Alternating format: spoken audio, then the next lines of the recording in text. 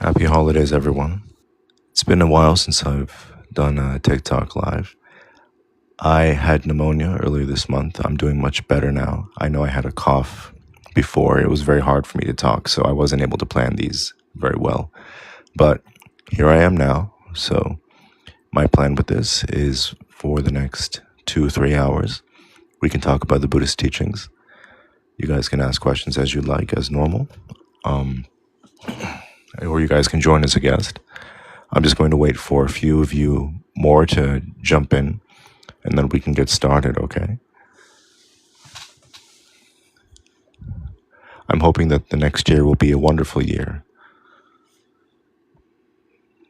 I see Venerable's here. Hi, Venerable. How are you doing?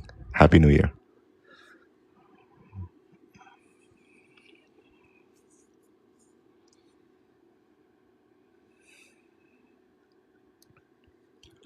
Namu Amida Butsu.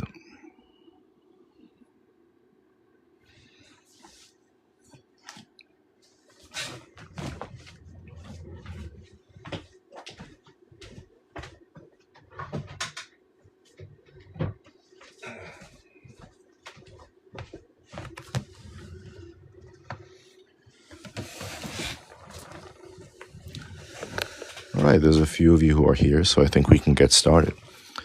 So as usual, what I usually start with is recitation of the 3 jewels. In Buddhism, the 3 jewels are refuge in the Buddha, Dharma, and Sangha. It's the basic step for anyone who wants to become a Buddhist. It's basically a reminder of what Buddhism is to you and that you are devoting yourself to those teachings. I'll be reciting them in English and then in Japanese, all right? So feel free to put your hands together in Gosho, and let's take refuge in the 3 jewels.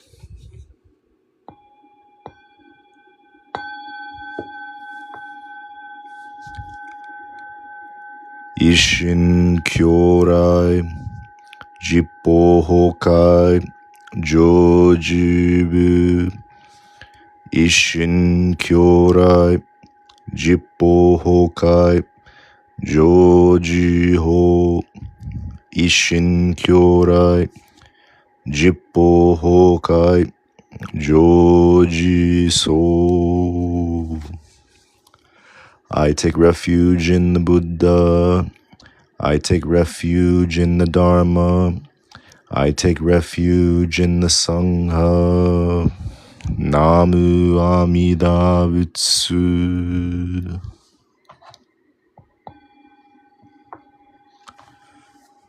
Namu Amida Butsu.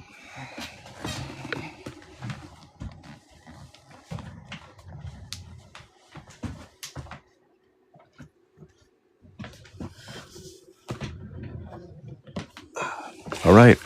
Good evening, everybody. I'm Kurosaki. You're Kurosaki Buddhist. I'm going to answer your questions about Buddhism, all right? So feel free to comment any questions or you can join as a guest. So let's get started. Venerable says everything is good, just resting now from this morning's long recitations. I'm sure they were very long, yes. That's good that you're doing good, Venerable. Bloody Butterfly 55 said, hello, how are you tonight? I'm doing good. Namo Buddhaya. Becca said, Ichigo. Yes, Ichigo's right there. Sharing Yengzom, good morning from Bhutan. Good morning. Namo Buddhaya. Crow said, are related. I'm not sure what that means. Venerable said, Tashi Darek. Crow, Namo Amitofo. That's great. Somewhere the seal emoji said your voice is so fine.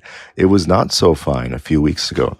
I had pneumonia a few weeks ago, and I tried to do a TikTok live, and it mostly consisted of me coughing all the time. So I'm very happy that my voice is back to normal.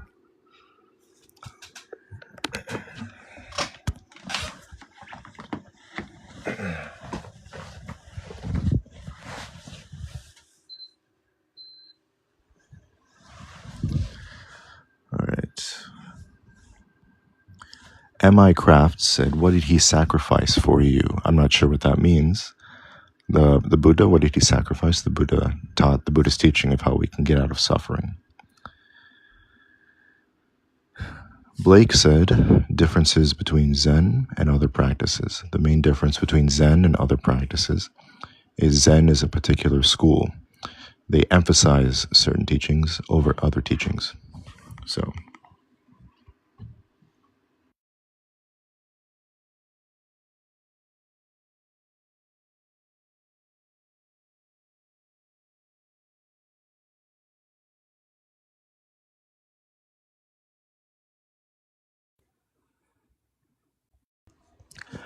Rio, do you want to answer questions for a second? I have to do something real quick. Sure, that is fine.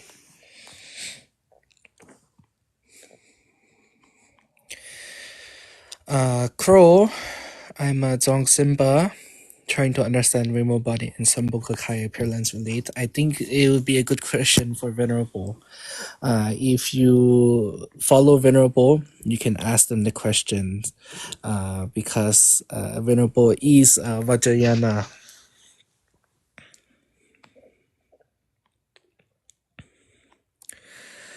Joseph, is Buddhism the least religious of the world religions? I would say no. Queen Vieta, how do you keep your emotion in check and lead with understanding? Practice a mindfulness. You have to practice a mindfulness by your actions caused by body, speech, and mind. Fish stick. So you believe there is no God or heaven or hell. In the Buddhism, there is heaven and there is also hell. However, Buddhism does not put the emphasis on worshipping a creator deity.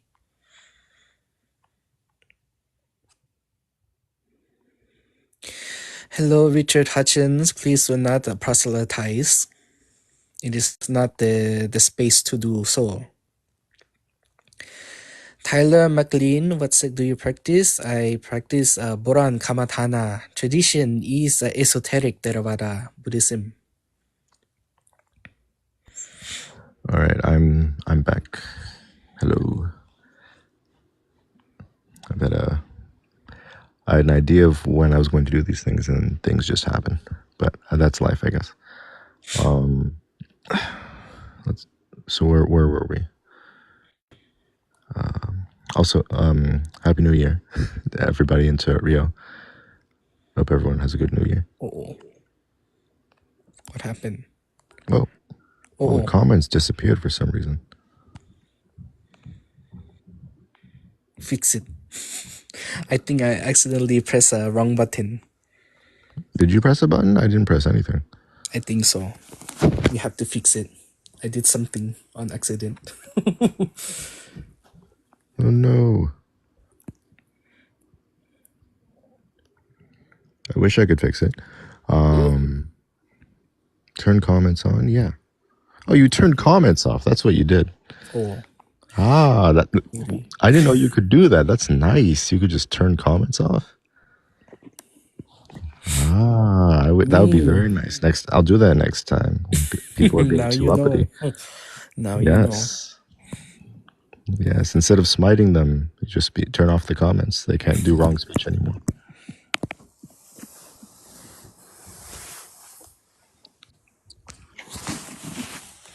All right. So let's dive right into this. I'm just gonna do short answers because I end up giving too long answers and then people don't get their answers.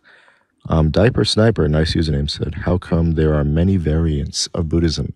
It's because it depends on the capacities of the practitioners. So there are different schools depending on what you want to focus on. So you do the one that you can do. Someone said you could put the chat in a timeout. That's funny. Hae said, why are you Buddhist? I'm Buddhist because it makes sense and it works. Someone said John 14:6. I don't know what that means. I'm not going to look it up. Someone asked Rio what he practices. I think I heard you answering that. Blake, what would you classify yourself as? I'm a Pure Land Buddhist in the Jodo Shu school. Bethel said, I need power. You should probably get some help with that. Joseph said, "Is Buddhism the least religious of the world religions?" Buddhism is the least intolerant of the world religions because Buddhism is something you need to accept for yourself. It's not something that you force on other people because if you force it on other people, that doesn't mean they're going to practice it correctly. You can't force somebody to change their mind and authentically change it in a way that benefits them. Maybe they'll give you lip service, which happens usually in history, where people just claim something to make the other person stop bothering them. But you can't force people to authentically change as better people. They have to learn, and you have to want to learn. So Buddhism is definitely different from other religions in that regard.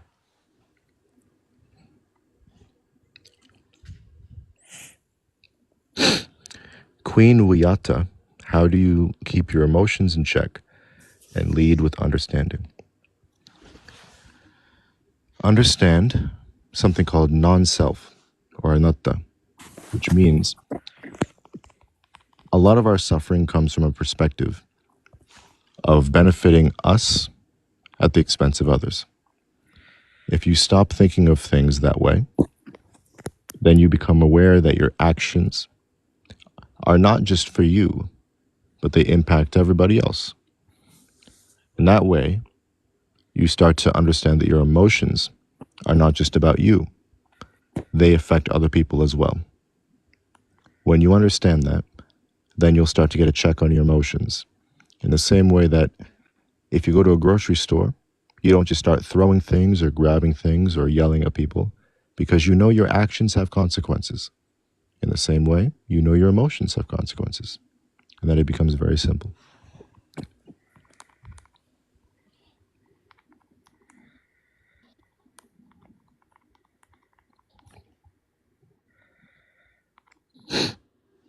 Namu Amida Butsu.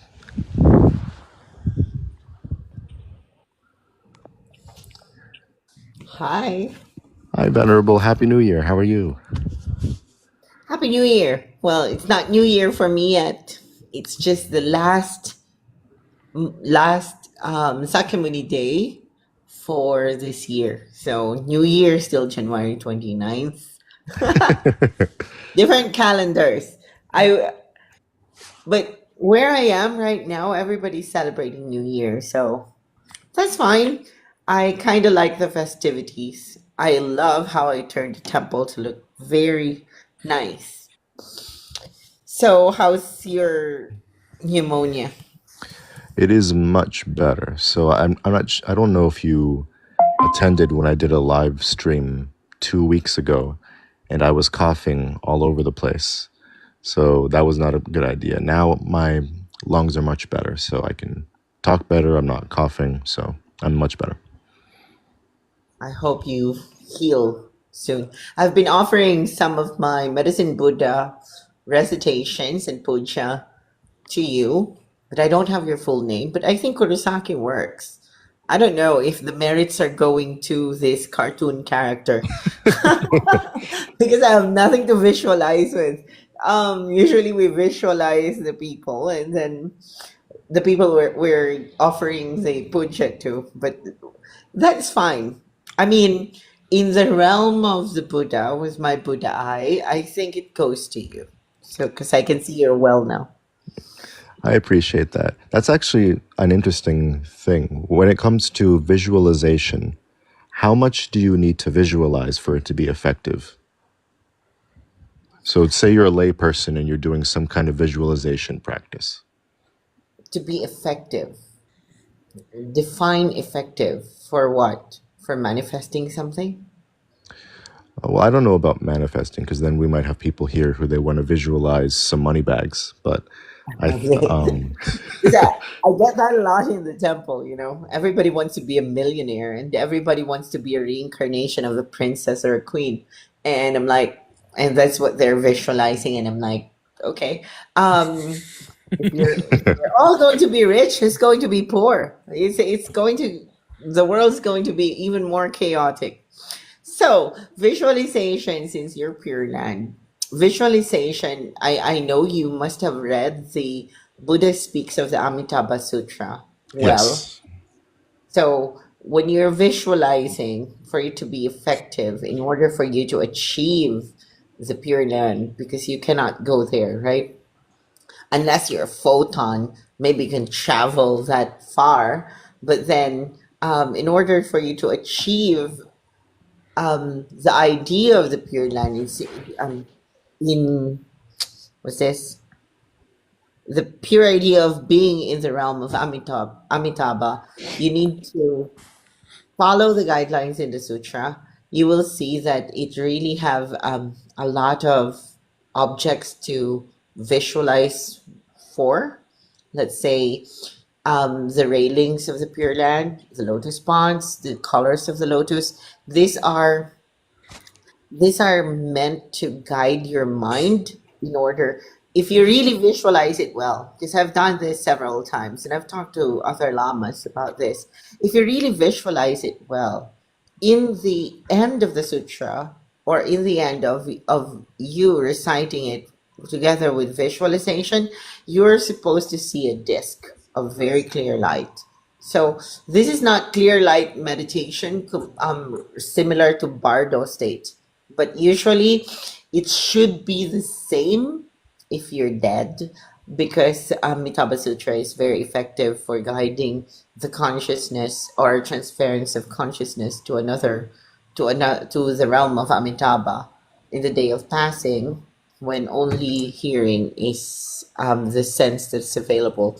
So, in order for it to be effective, read sutras. I always tell people, especially Westerners, find the sutra translation in your language. Don't just keep on reciting it in so many different languages, like you're not really understanding what it is, it's not going to make it dent your ego or shatter your ego.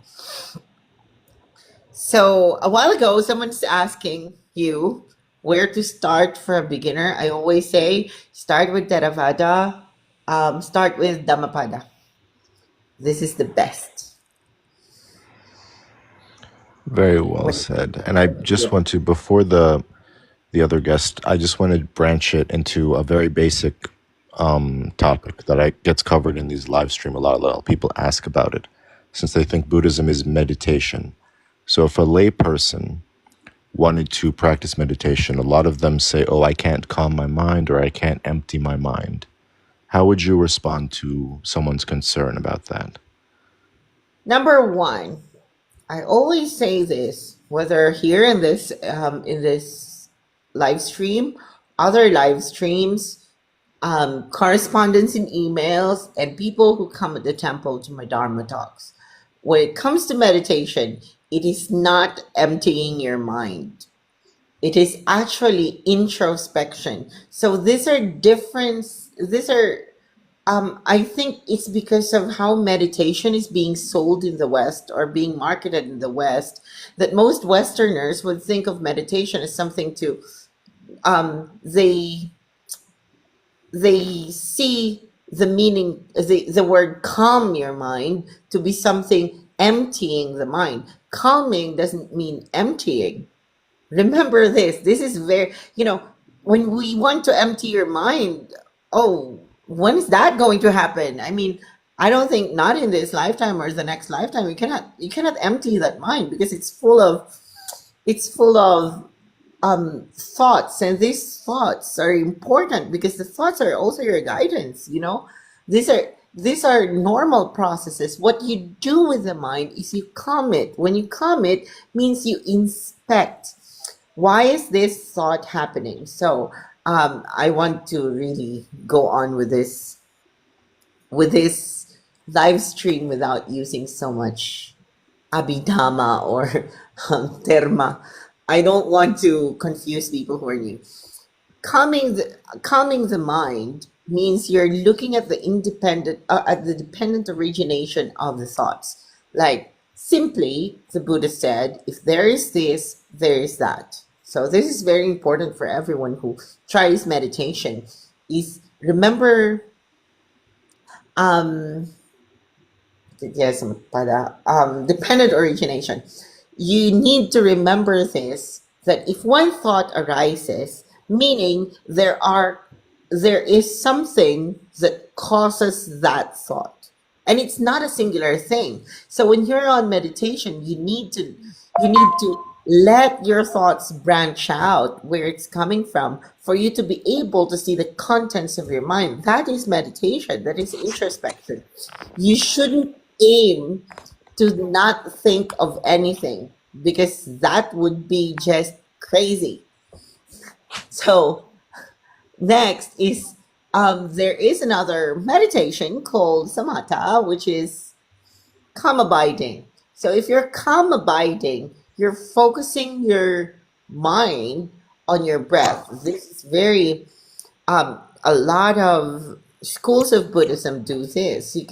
Some do chanting, or you can chant three different ways. You can chant loudly, you can chant like almost soft voice, but not whispering. Don't whisper it, because whisper takes a lot of energy from your diaphragm. You will faint. And then the third is just chant with your mind as you breath. So with every breath, you chant with your mind. So these are different kinds of meditation. Meaning, we're not saying that you're going to replace the thoughts. Let's say you're thinking of eating dinner, but you still want to meditate. You cannot replace that, right? Over and over again, your mind will keep on thinking about, I don't know what you eat. Whether you're vegetarian or you want to eat lobsters, and you're thinking of lobsters, and then you're remembering you're meditating. You're thinking, from lobsters, now you're thinking of how salty you want the food to be. Now, there's another thought. It will keep on branching out. You just let it branch out while abiding to the calmness. And then, if it branch out, go back to your recitation in the mind. Like if you're Theravada and you want to just say Buddha, it's okay. If you're Pure Land, you want to just say Amitofo, it's okay. Whatever you feel like, you just come back to the calmness. Now, Vipassana, on the other hand, is insight. When we talk about insight, it takes it usually samatha brings insight. It cannot be. So Vipassana, if you want to gain insight about something, then that is really trying to it calms the mind so that it naturally goes back to its state of calmness, its purity, and then you're going to gain natural wisdom from whatever it is you're meditating, or for whatever it is you're meditating. So yeah, so those are, don't empty your mind, please, people. Visualize something if you want. Different traditions have advanced and basic visualizations, but if you cannot visualize so much because you think you're scared of meeting demons and spirits in your head, just remember, do your refuge prayer so you know you're protected by the Buddha. There will be no demons in front of you if you open your eyes. It's all in the mind. It's just Mara in your head.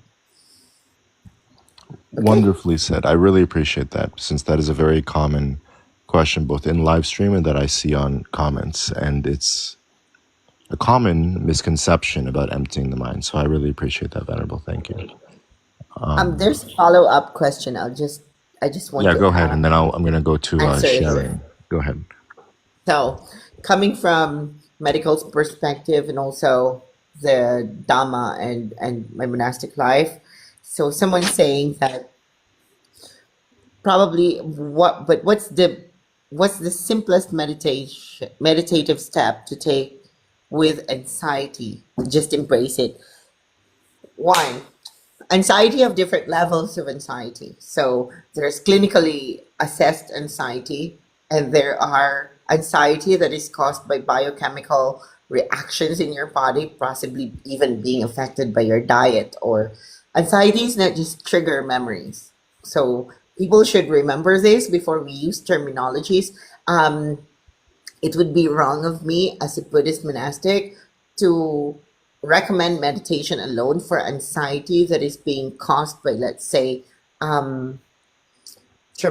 traumatic experience, whether this trauma is physical trauma or psychological trauma. So when it comes to anxiety and you're really suffering, or you're thinking you have unnecessary suffering because of anxiety, consult a doctor.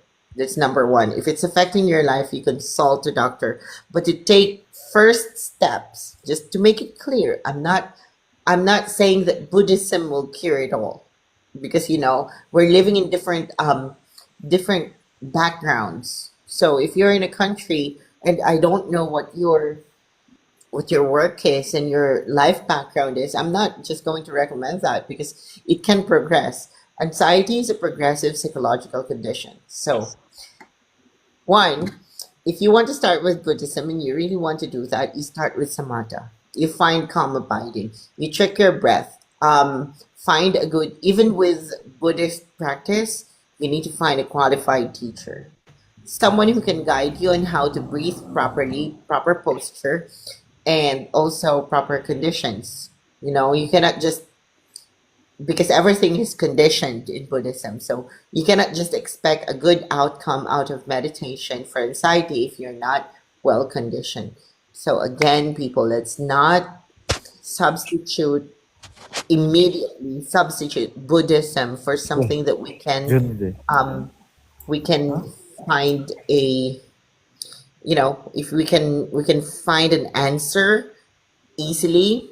Let's not take Buddhism to a mystical level that it will cure psychological illnesses right away, because there are a lot of good advanced programs out there, medically speaking. Very well said. Well said. I want to go to Sharing here. How are you doing?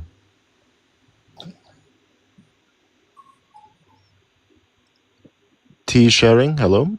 The guest is here. For a bit. T Sharing Yangzom 247, hello? Sharing said that they will ask the question via comment, but not by Okay. voice. I remember you now, yes. You did that last time where you joined, but then you wanted to communicate through comment. It's okay. I would just ask, so just make sure your microphone is muted just in case there's background noise. But you can do through the comment, just make sure your microphone is muted. Let's see. A All right. Wild says no psychology. And we're going to go to comment real quick. Rio will go to a comment real quick, and then we're going to go to Scarlett. No, psychology is as delusional as any other kind of narrative. Very interesting. What is that, a response to something, or that was just a random comment? I think they were responding to Venerable. Yeah. Psychology, it's funny. I think in the West specifically, psychology is assumed to just be psychology, but it is a theory, a social science. It is a theory of the mind. So there is such a thing as Buddhist psychology and Western psychology, Eastern psychology, etc. These are all different theories of how we understand the mind. So there's something to learn from all different types of psychological analysis. And the Buddhist teaching is not only psychological analysis, it's also understanding the mind and the universe and all dharmas. So you can definitely learn from Western psychology, but the Buddhist teaching will go into a deeper level than just psychology. And I think that's something to keep in mind. And Buddhist psychology is also a course, by the way. Some people think that me being a Rinpoche, we are just picked from the crowd, like like gems picked out of a pile of pebbles. No, actually, in order for me to achieve this, I need to unlearn many things, and I need to enroll in a proper college. So it's not just the retreats, people. We're really studying just to get the Geshe level or a Kenpo level. It takes about 5 to 10 or even 15 years. So it's like taking another doctorate degree. It's tiring for me, but love it. So, Venerable, I had just a quick question, because I know that Scarlett was waiting to ask a question, but I have a quick question for you on that topic before we go away from it. Because I've had people, not on here, on the Discords, chat places, who have asked about if they like a school and they want to become a priest and what requirements would be. And they asked about like educations and all of that. So when you went to get your education in Buddhism, was it that you went to a specific university and you had to enroll? Like I'm talking about that kind of like process kind of thing. Is it that somebody just needs to go to enroll in somewhere, or they need to have a recommendation? Well, sometimes you need to have a recommendation, but different flavors of Buddhism, different rules. So Pure Land have their own set of rules. For Theravada, you need to at least have you need to ordain as a Sramanera or a novice monk, and then usually these novice monks they even if you're not fully ordained yet, so you're just going to have a shaved head, no eyebrows. I don't have eyebrows right now. I did a repentance thing last time, so sorry if I look like an alien. Um, and then and then after that, you go back to your normal life, or if you want to continue. But usually, it would depend on the ajahn if they're going to give you quite a break if you're ready. It depends upon your readiness, and then you start taking lessons. So when you are in a monastery, we don't just chant. They're actually, at least in our end, there are actual blackboards and so many books. This caught me by surprise because I have Western education. So when I got there, I thought it's just like retreat. But they made me accomplish so many retreats before I can enter a proper school. In Kathmandu, I'm under the Gelug school or the Gelugpa. So when I was there, no, but it's so different from what I thought it would be. I thought it would be calm and no, it's an actual school. There are bullies. There are people fighting over spoons, and it's an actual university. Some people have you see robes like this, and then people think, oh, they're studying to become Buddhas. No, there are a lot of weird things happening in there. It's not perfect. It takes a while, and then after your basic education, you then study Buddhist philosophy. You can have your electives, and then you will study becoming a Kenpo or study becoming a Geshe. That's the only time that you can teach. And then if you're recognized as a Lama or a reincarnate, that would be the only time they're going to give you your proper name or your tantric name. You have different names. And then your robe changes as well. I still wear the maroon, but this one I wear if there are special occasions. So yeah, Okay. it's really a school proper. Very good. I wanted to clarify that since, as an aside, a lot of people might think, oh, if you become a monastic, it's just a 1, 2, 3, you shave your head and that's it. So it's very good for you to explain that it is number one, it's a commitment, and number two, there's a structure to it. And I think those two things are things that people might overlook when they think about monastics. Yes. And in respect, I still have the highest respect to the forest monks because after their basic monkhood education, they have exams, and then they venture to the forest to live alone. Um, and then they will try to discover this samadhi on their own. I really have great respect for them. So I really admire them. So when you lay people, when you see an orange robed person who looks dirty and almost um, so filthy, don't judge it. They're not. Don't compare it to the masters of Vajrayana and Pure Land that these monks are lower, because I've heard some people say that they because they have no temple. It's because of their choice. It's not because they have no temple, and their insights and wisdom is incomparable. So I'm not saying incomparable and better than Vajrayana. I don't want to be misquoted. I've been misquoted many times a few weeks ago. So I'm just saying that that tradition is worthy of preservation. Really good. Sadhu, sadhu.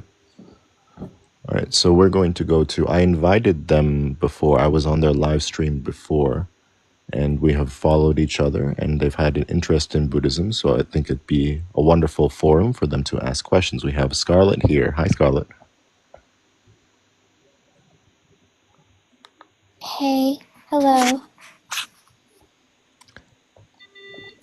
Can you Hi, guys hear me? I see your comment, and you can stay as long as you like, and however you can ask as many questions as you feel that you want to. So you have the floor. Thank you. It's been a while. How are you doing, Kurosaki? I'm doing good. I had pneumonia earlier this month, but I've recovered, so I'm doing quite all Oh right. no. I'm glad you're doing okay. Yes, and I wish that you will do okay as well. I hope so. Please bear with me if I'm a little slow at the moment. It's just due to everything going on. Take your time. I have had an interest in Buddhism.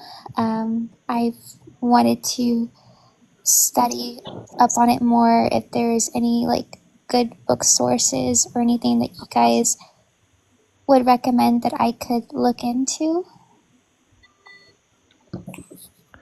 So for book sources, on my profile is a link tree, and there's a few links there to free Hello? PDFs. You can also find them if you just Google the name and free PDF on Google search. So the names of Okay. those books that I would recommend are Heart of the Buddha's Teaching by Thich Nhat Hanh. That's a book written by a very well-known monastic. He's passed away. He summarizes the Buddhist teachings in a very non-sectarian way. So he covers the basics, he covers Shravakayana, he covers a little bit of Mahayana. It's a very good book. It's called Heart of the Buddha's Teaching. So that's one book. Another book I recommend is for those who might be interested in Zen and meditation. It's called Zen Mind, Beginner's Mind. So you could find that also free PDF on Google, and it covers different kind of Zen meditation. And then a third recommendation that I make is Mindfulness in Plain English, and it's by Bhante Gunaratana. But you could just if you don't know how to spell that, it's just Mindfulness in Plain English, and it covers Buddhism from the Theravada view of Buddhism. So those are 3 books that I recommend that you can find for no charge at all online. Wonderful. Thank you for sharing those sources. I will look into them. I've actually have been looking more into like meditation, mindfulness, and grounding. I mean, it is something I already do currently in my practice, but I need to do more of that and more in-depth healing, especially with what has arose, because they think it's like a psychogenic form of seizure, which can stem or manifest from like trauma and stress. So I need to release a lot of that and heal it. I will look into those and probably start doing more meditation and reflection. I would encourage that. I'd also encourage, I don't want to comment too much on your situation because I want to give you privacy, but meditation works best when you can have the clearest mind for it. So if you can focus when you can, but don't stress yourself out when you meditate. Do what you can, and if it gets too much, then you can take a break, and then you can try it later on as well. So it's something where don't feel like you need to rush into it. You're not going to get enlightened tomorrow. Do what you can, practice what you can, and I'm sure that you will definitely get the benefits as you start to get into it. Thank you. Yeah, I had to learn a long time ago that it's not an overnight thing, that it does take time to work on. So I really appreciate that. Yes, yes. And I would recommend whatever meditation that you do. I'm knowing your situation. It's always good to just, if you can just focus on your breath and focus on it in a slow manner. Don't think about anything else. Don't worry about anything else. Just recognize your breathing. Right. And it seems a little silly, a little simple, but it can do a lot of wonders to help you become aware and to just calm down. So if you could just, you just recognize the feeling of your breath going into your nose and recognize the feeling of the breath leaving your nose. And you just recognize it. You don't need to say, I need to breathe. You don't need to say, I have to do this, I have to do that. You just feel, I'm breathing in and I'm breathing out. Right. And that can do great wonders. Wonderful. Thank you for sharing that. Also, thank you for having me up here. I do wish I could stay longer, but I Just a do have quick to one. go. I'm sorry. Just a quick one, since you're having epileptic seizures. Okay, so this is coming from Oh, not just a I don't monastic. mean, sorry, I don't mean to interrupt you. It's non-epileptic. It's not. Yeah, I said Oh, non-epileptic. okay. Sorry. Coming from medical training and also as a monastic, don't try do breathing techniques that are basic. Don't try, if you're going to go on Google or elsewhere, you might find breathing techniques that are tantric or esoteric practices. Don't attempt that, because it can become a it can contribute to more seizures. Okay. When you're visualizing, don't also do tantric visualizations yet. Start with basic. So basic breathing is just this is coming from the Buddha, okay? You do the in, out, out. So focus your breath on the breathe with your nose. Focus your breath, focus your mind on the moisture of the breath inside the nostrils. And as it passes through, just um just think or focus your mind on saying in. And when your lungs are full, you breathe it out immediately and you say just out, out, out, out. Nothing else. Just focus on the breathing. Um, don't try to attempt the breathing technique, especially this is this is widely practiced in Himalayas, something called Tumo or Vajrayana techniques of breathing. Don't do that. And also whatever you find in Google, just focus on the basic breathing taught by the Buddha. Just focus on the rise and fall of the breath. That will help with a seizure. So I hope that helps. And I Thank hope you you. really take my recommendation and my Yes. suggestion by heart, because I don't want you to have any form of seizure, epileptic or non-epileptic. It shouldn't happen. Yeah, they're So not fun. I really do appreciate that. I will keep that in mind and do that going forward. correct. Okay. Bless you. Bless May you you. find happiness. May you find your path. Thank you. You as well. And I hope everyone here has a prosperous new year. To you as well. I'll dedicate all merits of chanting to you, Scarlett. I wish you well, and I wish you going into a good new year. Thank you. Thank you. I really appreciate that. I will head off here now. Good All night. right. Good night. Thank you. Namu Amida Butsu. So to just to help Rio with the current with the comments, somebody said that the Buddha was Hindu by birth. So I would like to quote the Buddha as well when he was talking to a Brahmin.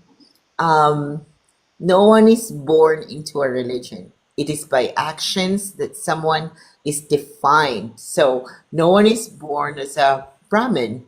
It is by actions that one is called a Brahmin. So the Buddha is not born as a Hindu.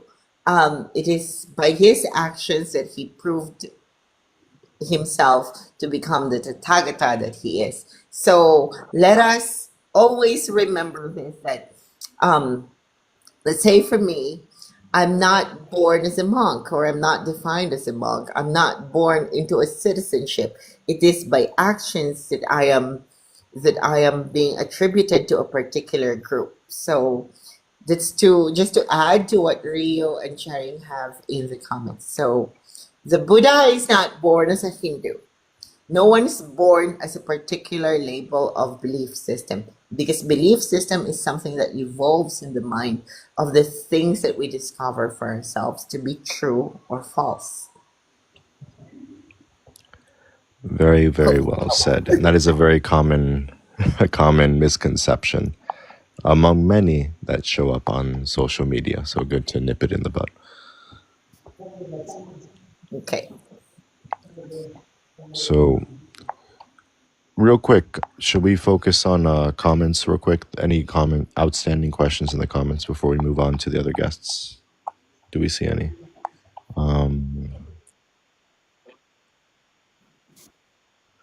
I Yes. see. I Very was excited to stricken. ask. I was stricken by my disease, and now everyone has flooded in. um, I see Namo Buddhaya. That's good. Anan Gurang 39 Namo Buddhaya. That's good to put. Oh, I have a New Year's resolution. Next year, if I join your lives and I find these Christians and Muslims still commenting, I'm going to answer them now. Before I always shy away. Now I'm going to answer them from how I studied Hebrew literature. They should look forward to that then, to a good educating. All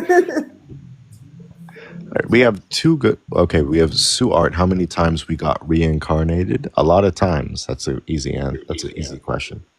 And then One Love said, "What is Dharma?" So I'm actually bad with this question because I always have the very basic thing of Dharma. Dharma is the way, the teaching of the Buddha, and the other one is the one that I always get tripped up on. So for Rio and Enigma, so it's different phenomena, right? Is dharmas, like dharmas plural?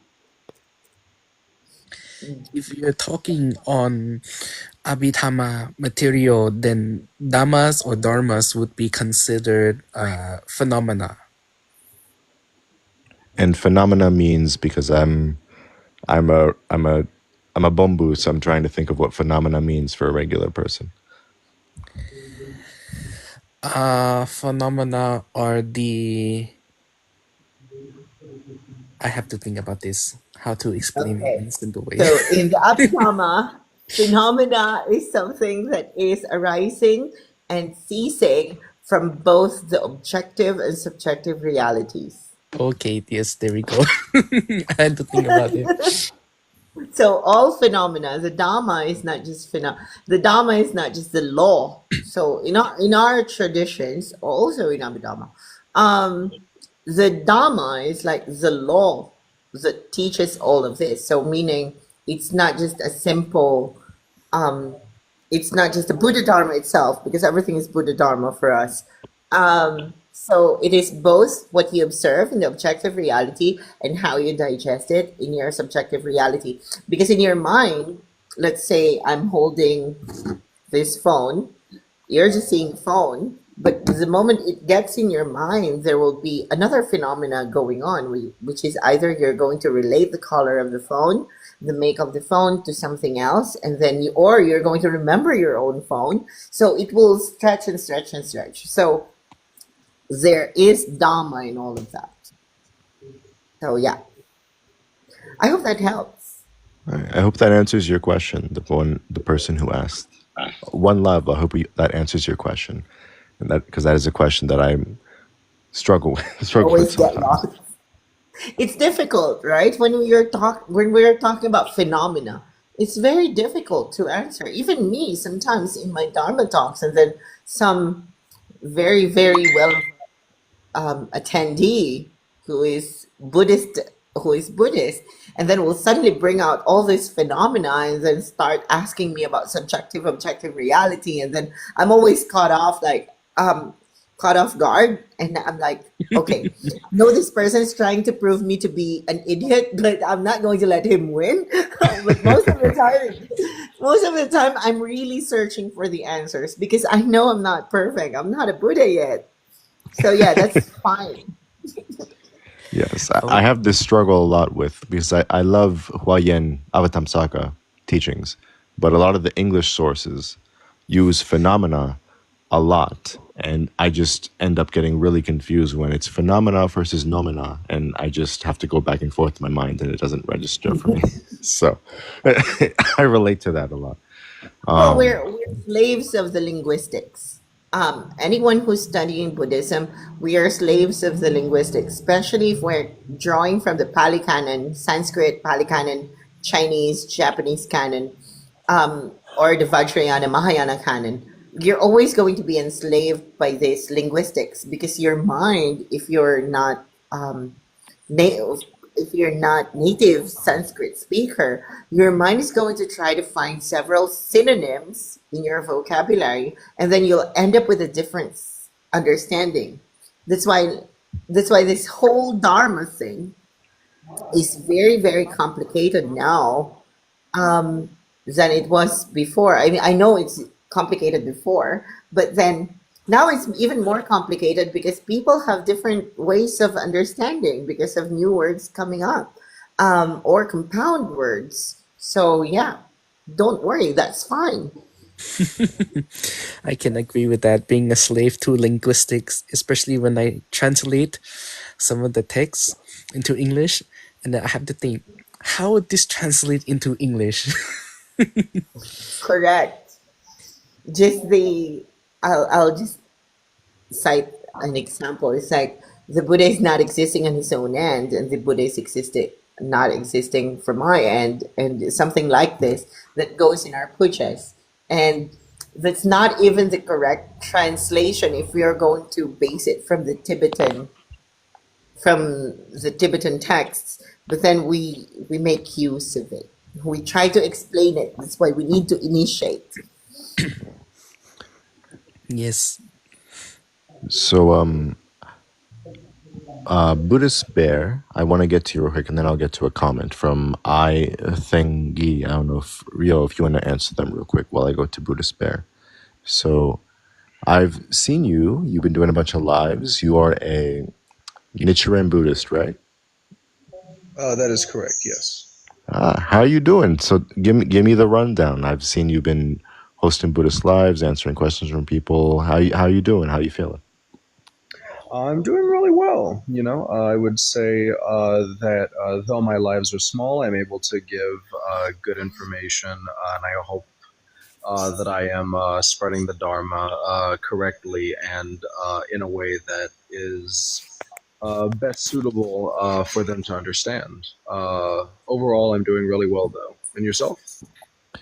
I'm doing good. I've had this page for, I lose track of time now, but for a bit, and I know that, speaking as someone also who hosts the Buddhist lives, I know that it's a learning curve of the different kind of questions that you get. So I'm wondering, because I only, you do a lot of stuff in the middle of the day, and that's usually when I'm working or when I'm busy, so I don't see it all the time.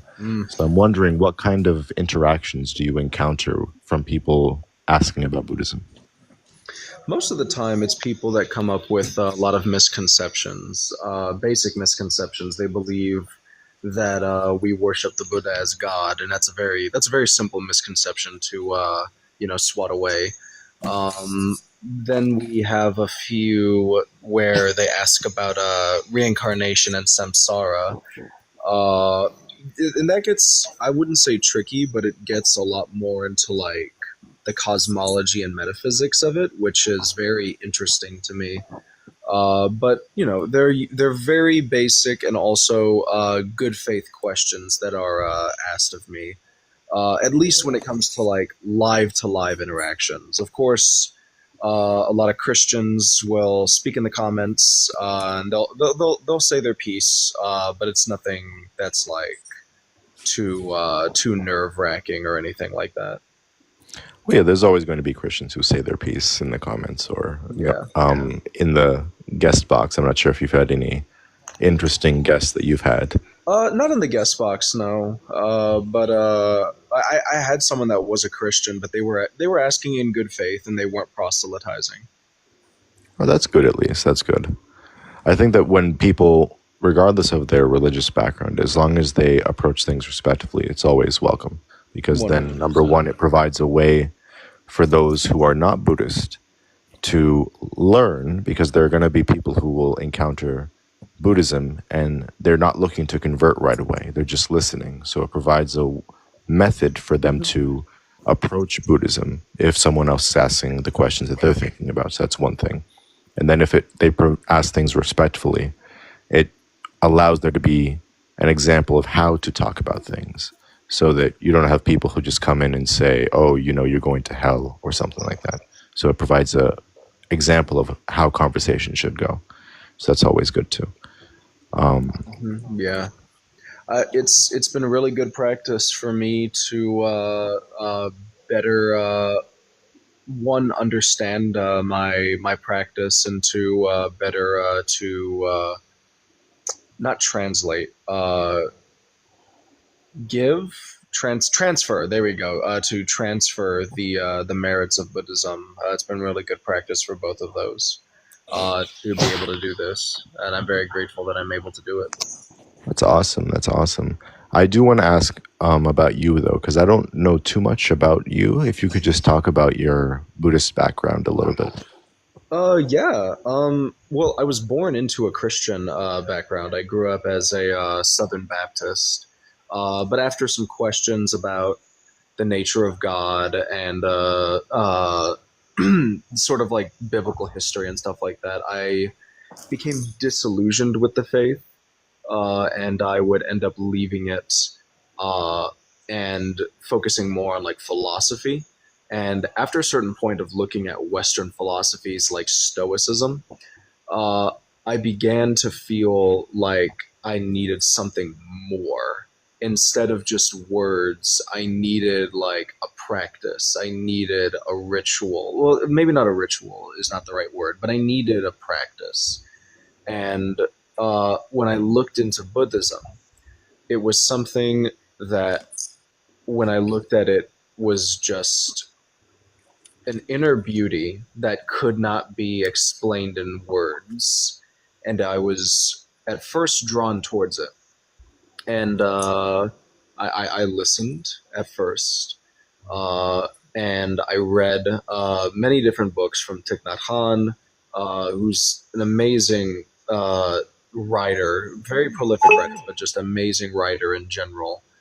Very happy that we got to have him in this world for as long as we did. And after reading, after listening, and after attending my very first Dharma talk at a local Dharma center in my city, I became very. I was welcomed, and I realized that the path that worked for me was not Christianity or pure atheism. It was Buddhism, and it was reading and studying the Lotus Sutra, and it was something that allowed me to finally feel as if I am doing something good, that I am doing something that is compassionate and is allowing me to be kind and compassionate in this world, with proper practice and proper meditation and proper concentration. And that's why I'm currently practicing the way that I do, by studying the Lotus Sutra and learning to be a bodhisattva.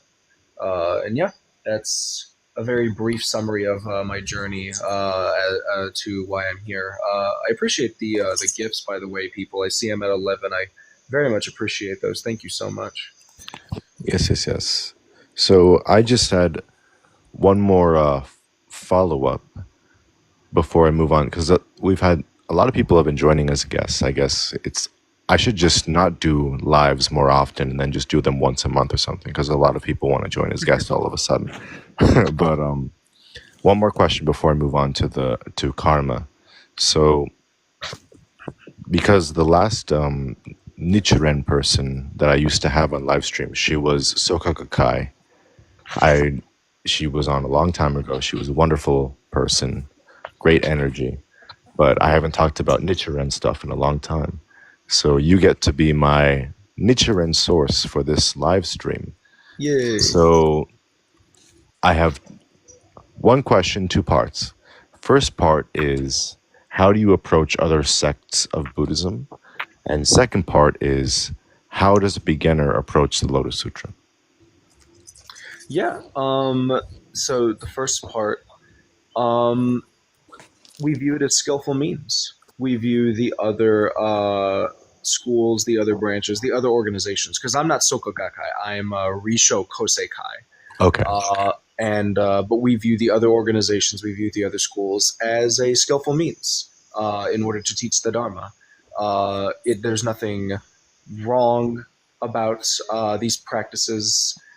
It's all a part of the greater path that is Buddhism, that is leading us towards nirvana. And it's just in a way that we are able to understand. It is a way that we are able to practice, and it's what works for us. It's all a part of the great skillful means of the Buddha. And it's why there are so many different schools, is because he was able to teach many different ways and many different skillful means. So we view them all as equal and all a part of the path. The second part, if you could reiterate the question again, the second part. Yeah, sure. What was the name of the school again? Risho Kosei Kai. It's a much smaller one, but it's still. Can you put it into the comments just for people who might be interested in it? Because I've only heard of Nichiren Shoshu and Sokaku Kai, so I'm unfamiliar with different types of yes. stuff. Yeah. So I can answer the second one, and then I can go into like what Risho Kosei Kai is. Yeah, sure. So the second question is, as a layperson, how would you recommend a beginner to look at the Lotus Sutra? The Lotus Sutra is something that is very impactful, and it is something where it is necessary for you to have another person present with you to be able to help you go through it, right? Like one of the verses in the Lotus Sutra is, only a Buddha together with another Buddha can the ultimate reality of all things be fathomed. And I sort of hold to that ideal in studying the Lotus Sutra as well. A teacher is necessary. Now, it's not like you have to have a physical person there. Our organization's first president offered a sort of guidebook that can be bought along with it, called Buddhism for Today. And they admit that it's just his interpretation. It's not the interpretation, it's just his interpretation.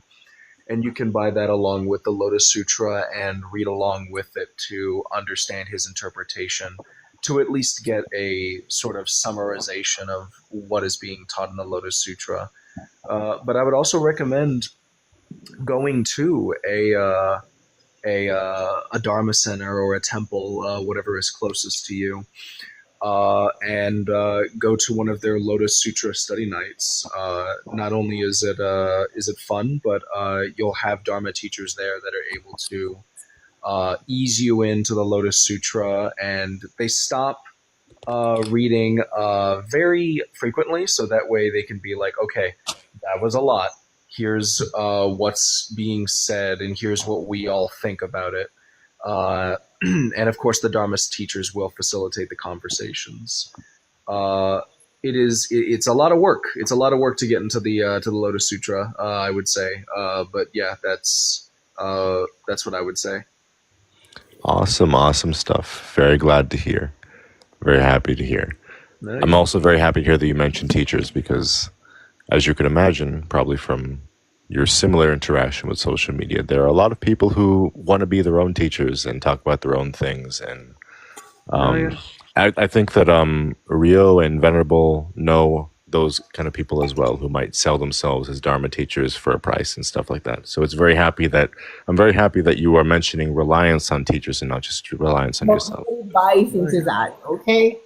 Everybody who's on the live, please don't buy into like a $3 intro to Buddhism. That's, excuse my word, crap. You can have an intro to Buddhism if through ChatGPT or whatever, and probably their manuscripts are made by ChatGPT or something that they got from Google. So don't buy into that. I'm not saying because we monastics are experts, but there are many means of teaching, and sometimes they might be evangelizing and forcing these things onto you, and you're not prepared for it. Remember that especially in Mahayana, so now I'm switching from Vajrayana to being a Mahayanist. The nature, the Tathagata nature, or the Tathagata Gadpa is already within you, just needed to be realized, and not something to be attained from external objects that you're going to add to yourself, and then suddenly you are a Buddha. It's not like that. You're not adding all this dharma that I'm teaching, all this dharma that's being taught by teachers, qualified teachers, um, right out there, are things to make you realize, not things to attach to you. So always remember that when picking a teacher. Is your teacher making you realize, or is your teacher adding more information to you than what is necessary? Because eventually that will lead to unnecessary suffering. And I would Yeah. hate people who are following, and also a master, especially in Pure Land, whatever Pure Land, Nichiren, or whatever you're following. A master is not a master that you need to obey, like a master who have um, dominion over the temple and everyone. Like I am a master, but the reason I'm a master is because I am a master of arts of Buddhism. So it's like master's degree, not master that you need to bow and then you're all my subjects now. The master title or sifu, that kind of title is being added to someone who finished a master's degree. But I think in this crazy world that we live in, everybody just suddenly becomes a master. A lot here in TikTok. It infuriates me sometimes, like because they Yeah. don't know what they're talking about. I would also recommend, because of the lovely gift of the internet that we have, a lot of YouTube channels do exist. Teachers such as the Venerable Guan Cheng is viewable on YouTube, and I actually see Kurosake clips a lot of his YouTube videos and puts it on his channel, which is really nice. Thich Nhat Hanh. Venerable is very good. Yes, Venerable Guancheng and International Buddhist Society, I recommend to everybody. And they are a functional temple. They do a lot of charity work, so I'm going to plug them, even though I'm not affiliated with them, because they do a lot. They host charities in Guatemala and Central America, for example, to help with homelessness and victims of crime and trafficking. They're a very, very internationally connected temple, so I highly recommend Guancheng's temple. Yes, no, it's really good. Yeah, the beauty of the internet, and what the Dharma and how the Dharma is being able to be spread globally now.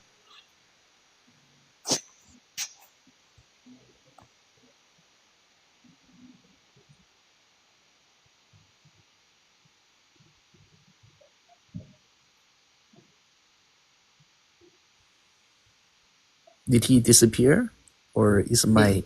We all He's this. on mute for. He's on mute.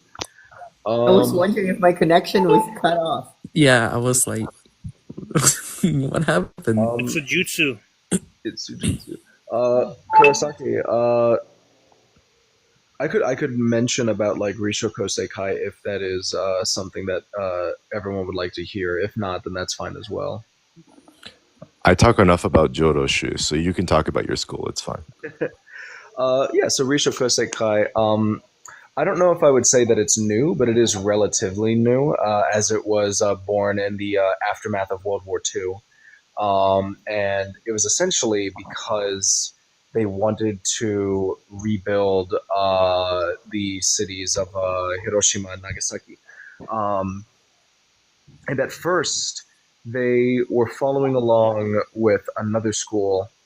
The name escapes me, but it was Nichiren.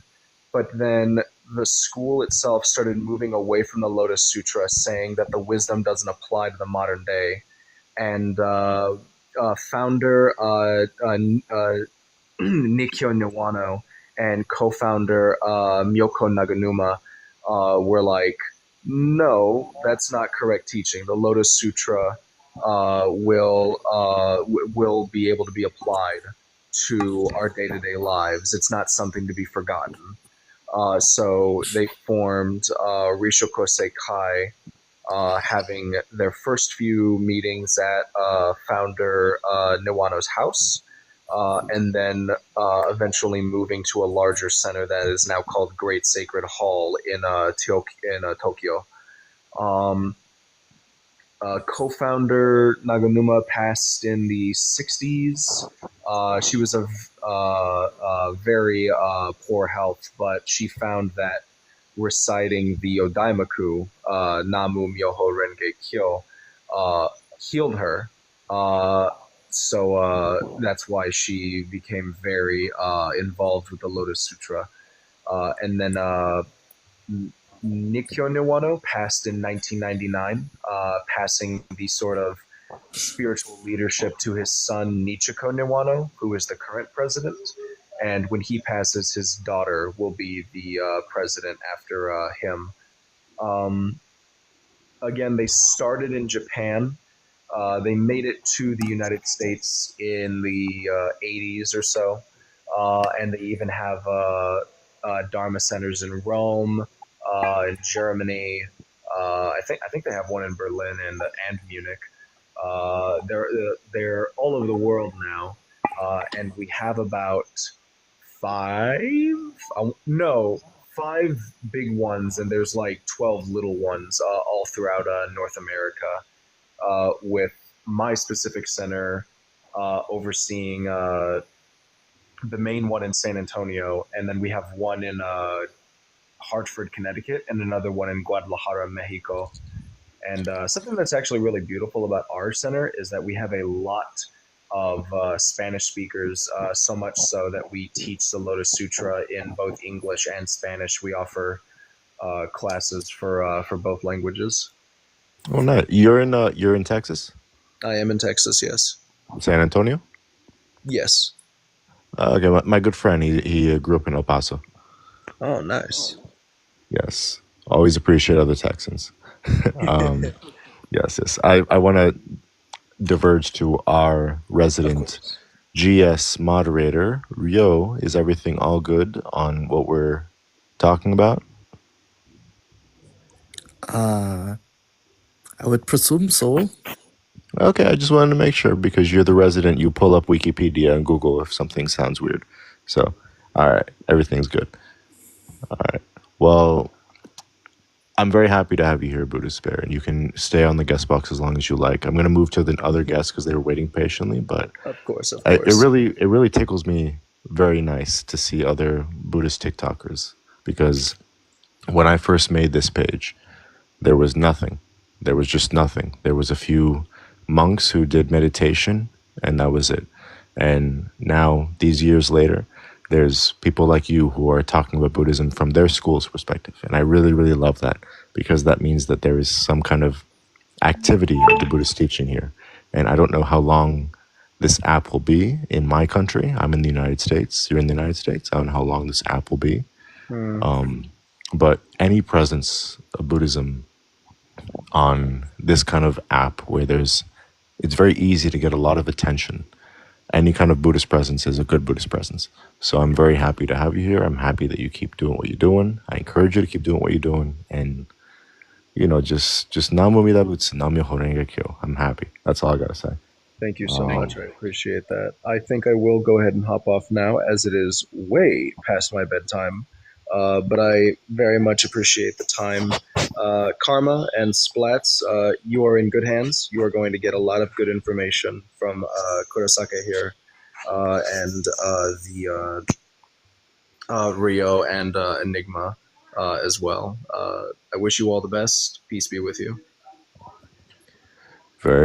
Same to you. Happy New Year. I wish you the best and I wish you a good night.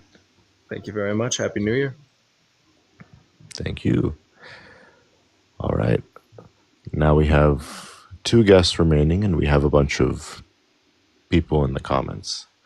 I think that let's answer a comment real quick. I really appreciate the 2 guests who are waiting here so patiently, but let's look at the comments real quick. One of the guests has a question, I think. Is it? No. They're responding to somebody else. Let's just go to Karma Shelthrim. Hello.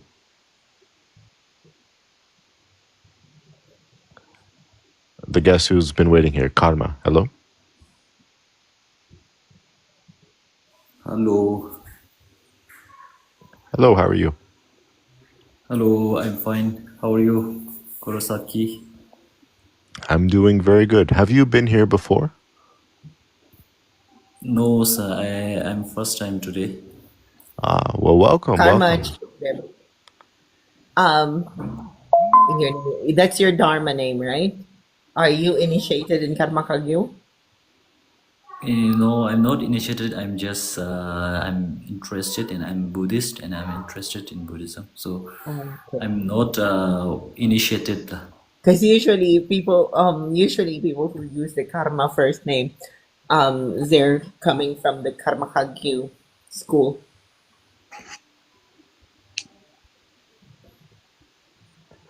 Are you from a Buddhist country, Karma? I'm from Buddhist country. Yes, yes. Oh, okay. What country? I'm from Bhutan. Ah, another Bhutanese. Welcome, welcome, welcome. I'm always happy to have Thank people You from have you. so Bhutan many here. Bhutanese now. Thank you. Thank you. Yes, happy to have you here. Did you have any thoughts or any questions, comment? You have the whole floor, whatever you want to say. Uh, I have a question that it's been always in my mind. My question is, what is really meant by enlightenment? So this is the question. It's in a simple way. What is Very meant by deep. enlightenment? Ultimately and literally. Who wants to go first? So, who's going to I, answer that? I'd like to have a crack at that one, if I may. All right, let's go down the line. We'll have guest here because you've been here before, Splats. We'll have you, and then we'll have Venerable, and then we'll have Rio, and then we'll have me. How about that?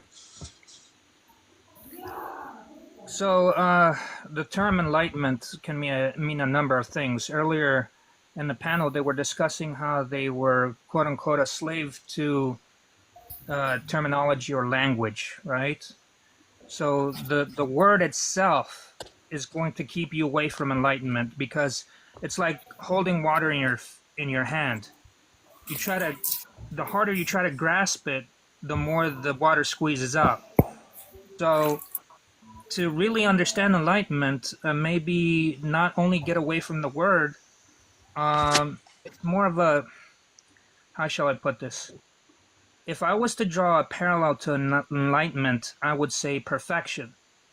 But when you understand that everything is supposed to be imperfect, that the knowledge of imperfection, your acceptance of imperfection leads you to perfection, then if you apply the same technique to enlightenment, you'll be as close as you possibly can be, I think.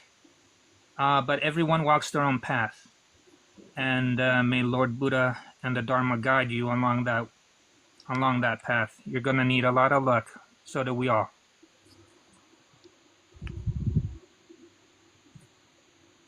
All right, thank you for that, Splats Loki. Now, Venerable. Okay, thank you. Thank you. I'm going to short answer or long answer? Okay.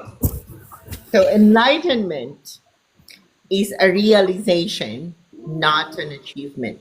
This is very important to be understood by everyone. So when I say realization, that means I'm going to be sticking to the enlightenment of Buddhism, okay? In the context of Buddhism, and not enlightenment as it is marketed in different kinds of offshoots of Buddhism or other New World religions. So enlightenment is when all this blur in your mind finally settles, and then you realize something, which is the Tathagata Garbha. Then you become enlightened. So enlightenment is again not an achievement. You don't need to go to monasteries and read all the books that was written by all the masters and the 84,000 sutras out there. Enlightenment can be achieved in a single lifetime. In our tradition, enlightenment can be achieved in a single lifetime. If not, then in other lifetimes, what happens is that you're just trying to unlearn So you're trying to unlearn every single bit of delusion. But when all of that falls off, then you are enlightened. So everybody is a Buddha. So this is to tie it together with what was being discussed a while ago about Lotus Sutra. So Lotus Sutra is not a main text in Vajrayana, but it is Mahayana. So we are also Mahayana, and we're also Theravada being Vajrayana. So enlightenment in Lotus Sutra is something that is universal. The universal access to enlightenment is discussed in Lotus Sutra that everybody have within them, the Tathagata Garbha. And only way to achieve it is practicing two wings, the wisdom wing and the compassion wing. So that is enlightenment for me. Thank you for Thank you that, Venerable. so Thank you, much. thank you. And now we're going to let Rio give his take on enlightenment. So, if I may ask second question, if there's time. Oh, before your second question, Rio, did you want to give an opinion on enlightenment or no? I do not think so. Okay. And my only addition to it is enlightenment would be the goal of all Buddhists, and it's tied to ending samsara. That's all I would add to that. I suspect Rio is approaching Nirvana. But May I add something to enlightenment? Yeah. Are you a Buddhist? The person who just joined. I practice Buddhism. I studied it for a long time. All right, you can give your take, and then we can let Karma give their second question. So I think Buddhism isn't, I guess it is something to be achieved, but it's more of a state of being instead of an achievement. I mean, I guess you can call it the achievement of that state of being, you know?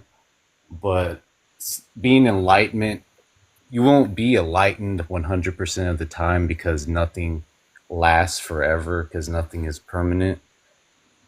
So pretty much the goal would be to learn how to have that state of enlightenment perpetually, you know? So I guess that's all I have to take on it.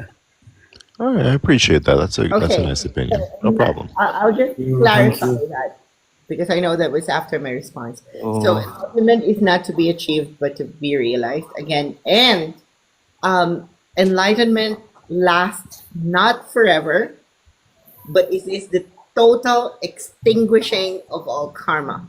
So meaning if you're enlightened, you're never going to be entering the cycle of birth and death. Now, I guess the problem here is when people try to understand what then is bodhisattvaship. Because there are bodhisattvas, mahasattvas, such as Avalokiteshvara, Siddhigarbha, Samantabhadra, Manjushri, who are still active in this realm of existence because they haven't achieved the Buddhahood. So, but they are enlightened beings. So, how does that happen? So, this is because of their vows. That's why they become great beings, but not necessarily, but they're not fully enlightened. So I want to mention to people who are new to Buddhism, the last response, there are things, if we stick to our bodhisattva vows, whatever we have gained will never be lost. This is mentioned in the Metta Sutta, meaning if you stick to your vows, whatever you have gained right now, you're not going to lose it because you're going to need it for your next incarnation. So, just to make it clear, that is how this whole system works. You're not it will be something that you carry in your next lifetime for sure. All right. So, Karma, what is your second question? thank you so much. And my second question is regarding reincarnation.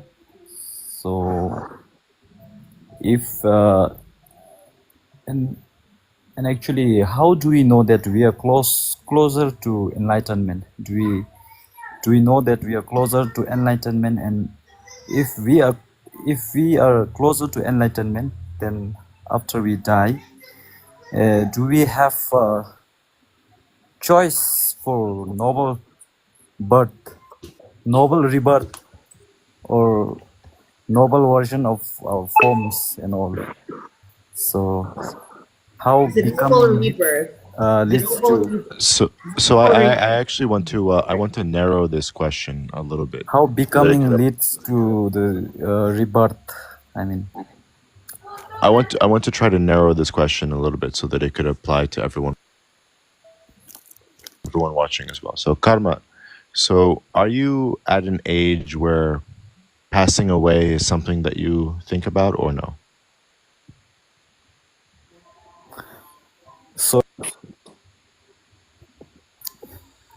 I didn't get you. Are you at an age where passing away is something on your mind or no? Yeah, it's sometimes it's I always keep in mind. So death is inevitable. So Okay, I so always remember that. just I understand your question, but I want to try to make it as broad as possible for everyone watching as well to kind of get a gist of it. So I would pose this question to all of us, to Venerable, to Rio. So for someone who is nearing the end of life, I guess to reframe the question, how would one worry about their next rebirth? If they are they going to achieve enlightenment in time, or are they going to try to seek a higher rebirth? What would be the Am I to calculus answer? for a layperson in that situation, I guess? I'll give it So to Rio no, first. my actually my question is not like that. Oh, okay, you can rephrase it. I'm sorry if I misdid your question. Go My ahead. question is, do we know that we are closer to enlightenment? And then if one passes away by achieving closer to enlightenment, so if that that do that person have awareness to choose his next rebirth? I mean, next noble version of form. I mean, if he gets rebirth, then Okay, I get it now. do that person have some kind of awareness to Get his choose question. I get next your form? question, Karma. So one answer. I'll answer this several ways.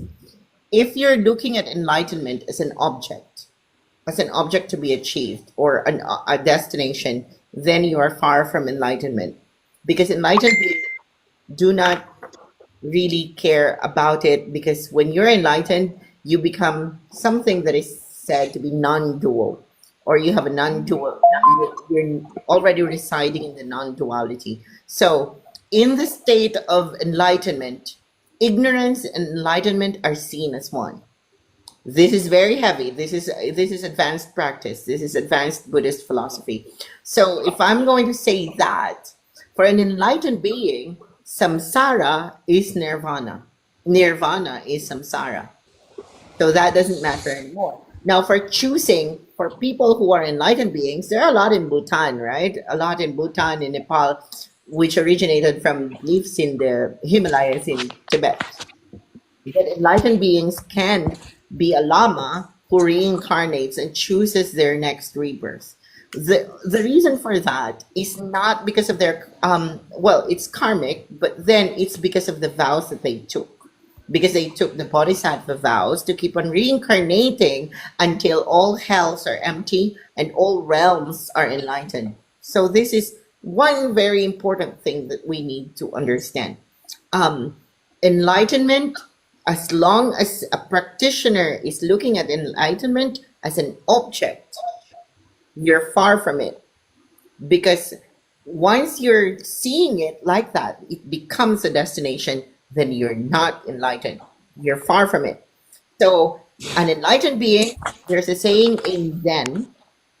I forgot who actually said it, but I keep on reading it. If you find a Buddha in the street, kill it. So Not this is literally. not literally, but if you find a Buddha, it means the reason for this is because the moment you think you are enlightened, kill that.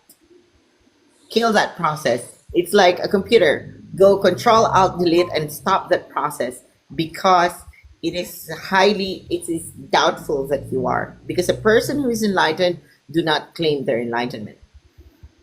Well, the Buddha did claim his enlightenment, but he taught. So, because he already really truly achieved the Tathagata Garbha, and it's already manifesting. So, for us, it's like that. Now, for the rebirth, let's not do any kind of practice, any kind of Buddhist practice, Christian practice, Muslim, whatever, any religious practice. Don't do it for the sake of the outcome of the merits. Because the moment you think of it like that, if I bow to Manjushri, if I bow to Samantabhadra, if I bow to Sakyamuni 100 million times, then I can achieve a noble rebirth. You're not going to achieve it because it's very objectified. Your merit making is very objectified. It has to be, your merits should be done not to add good karma and not thinking about erasing bad karma, but just doing it in neutrality because you don't want to add any more karma. In that way, it results to good karma. But the moment I see people do this all the time, I'll attend a puja. They'll attend my puja because if they attend my puja, then they're in an auspicious day. The merits of that will be transformed into 1,000,000, 10,000 million, or whatever times. If you're seeing an attendance to a puja or simple reading of a sutra to be like that, then it serves no purpose because you're seeing it as an object. Your subjective reality is seeing the practice as an object that will have further gains. This is not going to yield anything good. So my suggestion to everyone is always take your refuge and keep your bodhisattva vows if you are Mahayana. If you're not Mahayana, keep the 10 precepts. Or at least, no, not 10. It's difficult. Keep the 5 precepts. Keep the 5 precepts taught in the Pali Canon, and everything will just unfold. Whether you are born as a noble person or whether you're born into a different race or you're born in the lower lower family, it will be fine because as a bodhisattva there, you don't need luck. Your goal is to teach. This is powerful and important. So Thank you. two things. So Rio, do you want to answer this question? I think it's good enough what Venerable said. Very good. All right, good. Sadhu, sadhu. My second Thank is you, Venerable. my second is noticing a comment from Kaita Miss School, which I think is very important to address. It says, I have a question about Buddha statues. I believe that a Buddha statue has no real value. I feel that's an important question because it is actually a common misconception that Buddha statues are bad or heretical or something like that. So I think it's very important to address. So I want to ask Venerable and I want to ask Rio if you want to talk about Buddha statues, Buddha images as it relates to lay practice.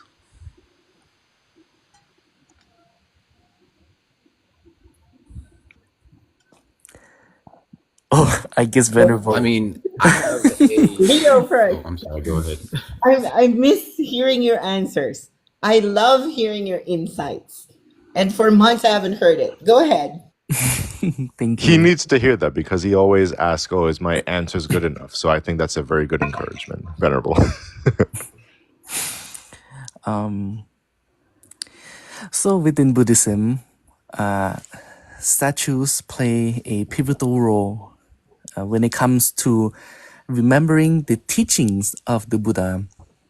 And these statues, they are representations of the Buddha's wisdom and his teachings.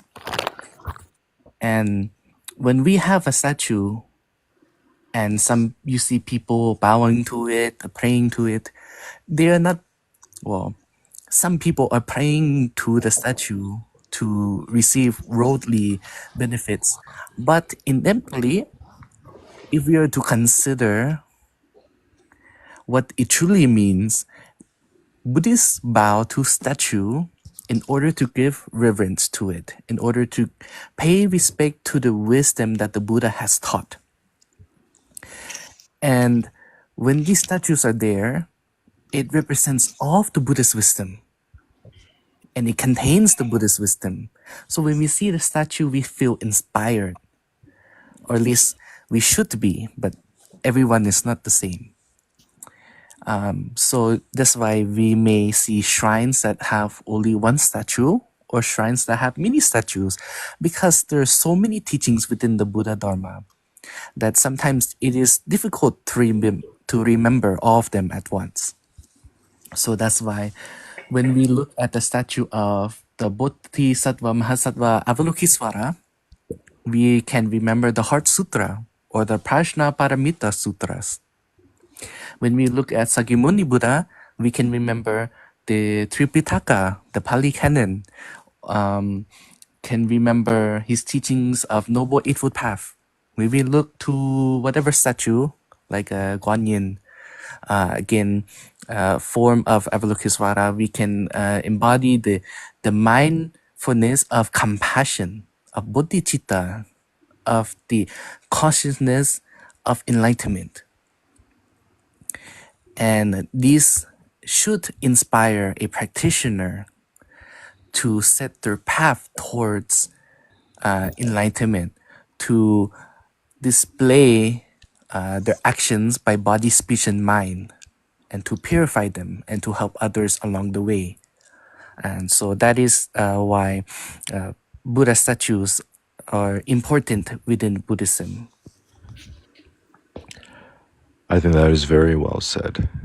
It is a common misconception that you should avoid statues or idols or images and all of those things. I shared my most recent post on my page is a clip from Bleach 1,000 Year Blood War, which anybody who is still listening at this point who watches Bleach, I commend you for staying this long despite just waiting to hear me talk about Bleach.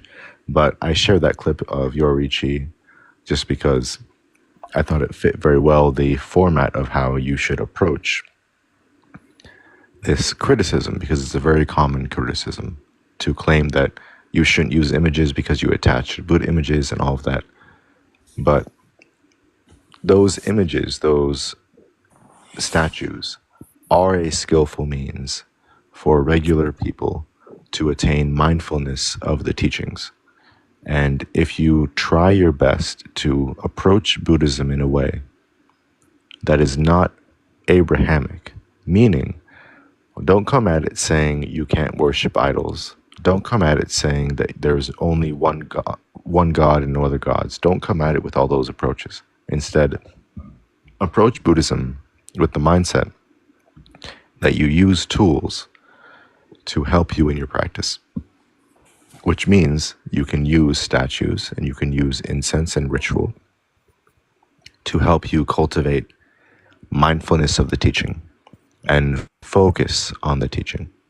And there's nothing wrong with that. You're not violating any hidden rule by bowing to a Buddha statue. When you begin to learn that and accustom yourself to that, things become much easier. So that is a very important thing to keep in mind, especially because there is a lot of, you can Google this, there is a lot of misinformation out there that says the Buddha doesn't want you to worship him, or the Buddha is only a man. And that is unfortunately wrong information that is not in alignment with the actual practice of Buddhism.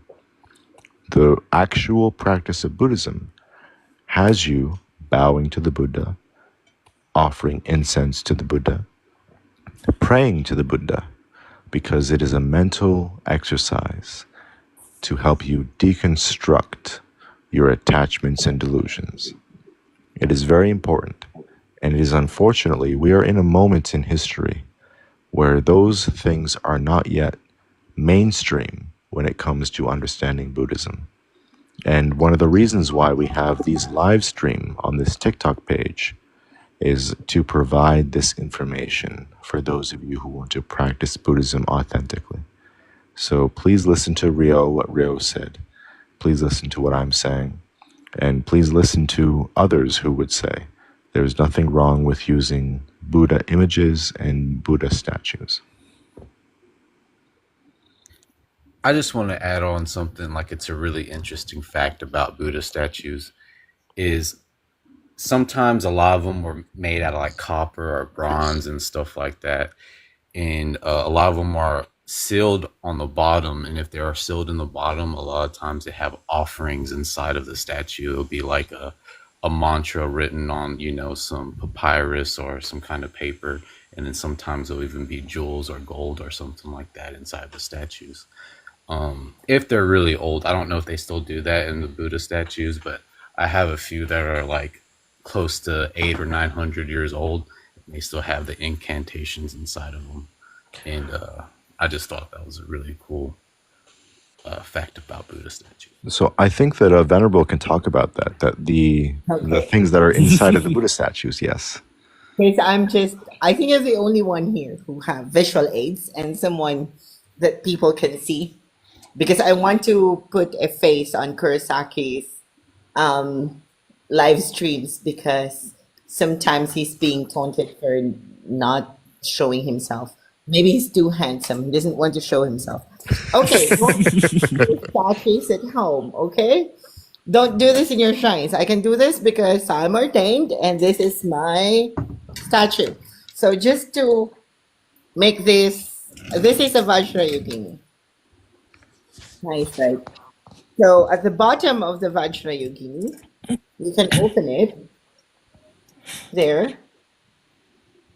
If you're not ordained, please don't touch statues in temples or in other people's shrines. So the reason there is something at the bottom is because we consecrate it with that and we put the Dharmakaya relic mantra rolled into paper, rolled together with an incense. And also we put the several auspicious herbs or medicines and several auspicious grains. So that is Vajrayana. So now let's go back to why bow to Buddha images. Vajrayogini is not a Buddha, but we do bow to Vajrayogini for a practice. And this is very scary for many people because, one look at it, you would say like, oh, it's a cult. Because why is it a fierce young woman as a statue with eating clam shell and then stepping on men? For feminists, they would love this. But for people, but it looks scary. But the reason for this in Vajrayana, especially for people who would go to temples and then see a big, almost a beast-like statue that is in black, we call him Mahakala, is because these statues are fragments of your mind. So the reason for that is because Vajrayogini is part of you. It's one aspect of you. And Vajrayogini practice can purify that aspect of you for you to conquer your delusions.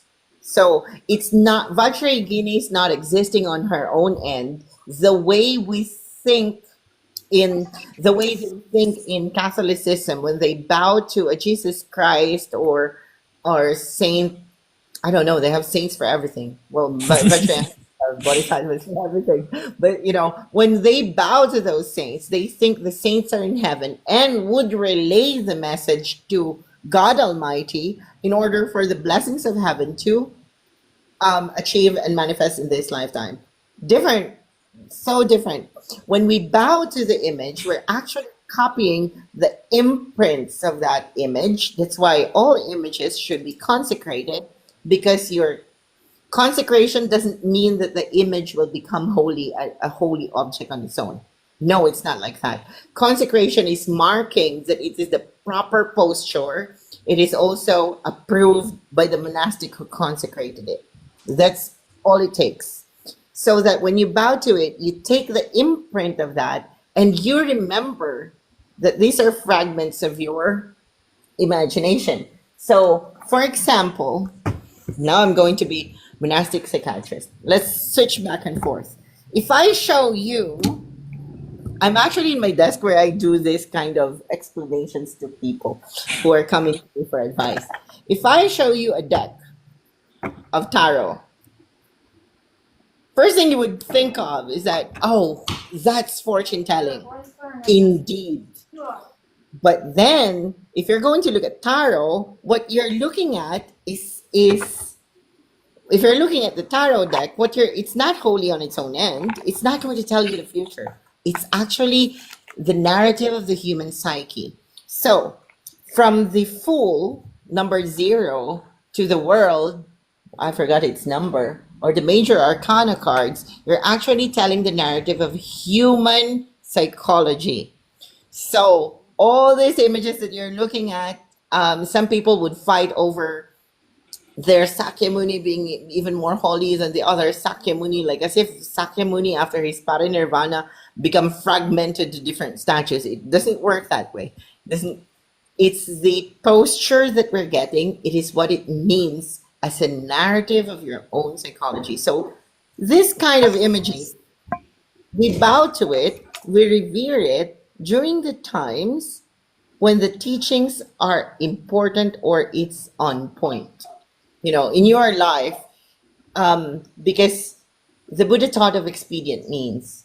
So in someone's life, when they're dealing with psychological disorders and they're dealing with so much anger, you cannot give them something peaceful because that would be off-putting. Sometimes you need to give them something that reflects that emotion, reflects their subjective reality. You need to give them an object where they can mirror that, but then eventually it leads to the Buddha Dharma.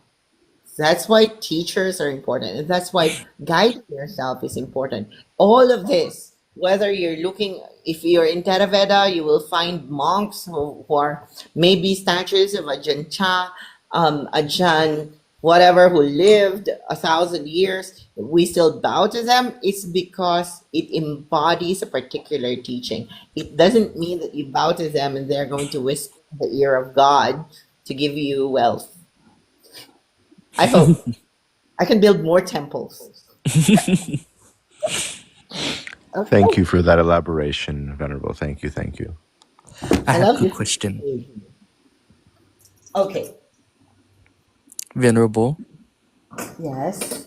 My question is, I know you were talking about the consecration of a statue when you said you were putting like the Dhammakaya inscription inside of the statue. It's very interesting because in my tradition, we would do something similar, but we would get like the shape or form of a heart, and we put the inscription of the verses of the Dhammakaya in that heart, and we put it inside of a statue, and we cover it with gemstones. I think also in your tradition you have like the bronze plates that you roll. Yeah, the yanchara sheets. You put it there or you wear it. So it's similar. There are so many similarities. Beautiful. Yes. I have so many. Of course, I live in a temple. Of course, I have so many statues. I was about to say, yeah, I have a 30-foot statue. And I haven't fully consecrated because I need more Dharmakaya relics to be rolled. I don't have enough time to make 1 million. If only I was near you, I would help you. Yeah. It's okay. You're already helping by this. It inspires me sometimes. Oh, thank you. I hope what I've said cleared that up. And a while ago, you were asking about Drikung and Karma Kagyu. So um, it's both a Kagyu school, but different. It's like two universities, but different presidents. Two different universities who are almost practicing the same. So Karma Kagyu is led by the Karmapa, and Drikung is by the Drikung lineage. I don't know who their current leader is. There are so many. Sometimes I'm even confused. Yes, because sometimes when people mention like a certain teacher, I'm like, oh, I never heard of this teacher before, and I have to look at the lineage. I'm like, oh my goodness. Yeah, I'm so even in especially in Bhutan, there's so many lamas. In Nepal, so many lamas, and I can't keep up with all the lineages. I can't even keep up with my own lineage in Venom. It's like every day there's someone being recognized again and again Yeah. and again. I don't know, but these are not rankings, so they're just Rinpoches, like all of us. We are all Rinpoches, or not the Rinpoche lineage, but Rinpoche as someone who has the quality of a pure mind. So that's it. So I have to go, but I'm going to do a quick reading. Wait, because that's what I promised Kurosaki for the year end. So before we end the year, I'm going to give a little blessing to everyone. You're going to like this reel. It is Ratana Sutta. So the discourse and jewels. So everybody wants to be lucky next year. So I'm going to take, I hope Kurosaki allows me, I'm going to take about 10 minutes. I'm going to read it and then do a little explanation and then give out my bodhicitta and wishes for auspices and then say goodbye and see you next year. Do what you need to do, Venerable. Thank you. Okay, I'm going to do this in English. So whatever beings assembled here, whether on earth or in the sky, may all beings be happy and listen attentively to what is said. Therefore, all beings listen closely. Show loving kindness to the human race. Day and night they bring offerings, so you should diligently protect them. Whatever treasure exists here and beyond, or whatever precious jewel is in the heavens, none is equal to the Tathagata. In the Buddha is the precious jewel. By this truth, may you achieve happiness. The sensation, this passion, and the deathless and sublime, attained by the meditative sage, there is nothing equal to that state. In the Dhamma is the precious jewel. By this truth, may there be happiness. The concentration which the Supreme Buddha extolled is known as absorption with immediate results. There is no equal to that concentration. In the Dhamma is this precious jewel. By this truth, may there be happiness. Those 8 individuals praised by the virtues, these 4 pairs of the noble Sangha, offerings to them yield great merit. In the Sangha is the precious jewel. By this truth, may there be happiness. With steadfast minds applying themselves diligently, these wise ones follow the Buddha's teachings. They have attained to the deathless, enjoying freedom. In the Sangha is the precious jewel. By this truth, may there be well-being. As a firm post planted in the earth stands unmoved by the 4 winds, so I declare is a person of virtue, who deeply understands the noble truths. In the Sangha is the precious jewel. By this truth may there be happiness. Those who comprehend the noble truths, well taught by the one of profound wisdom, though they may be heedless, they do not take an 8th existence. In the Sangha is the precious jewel.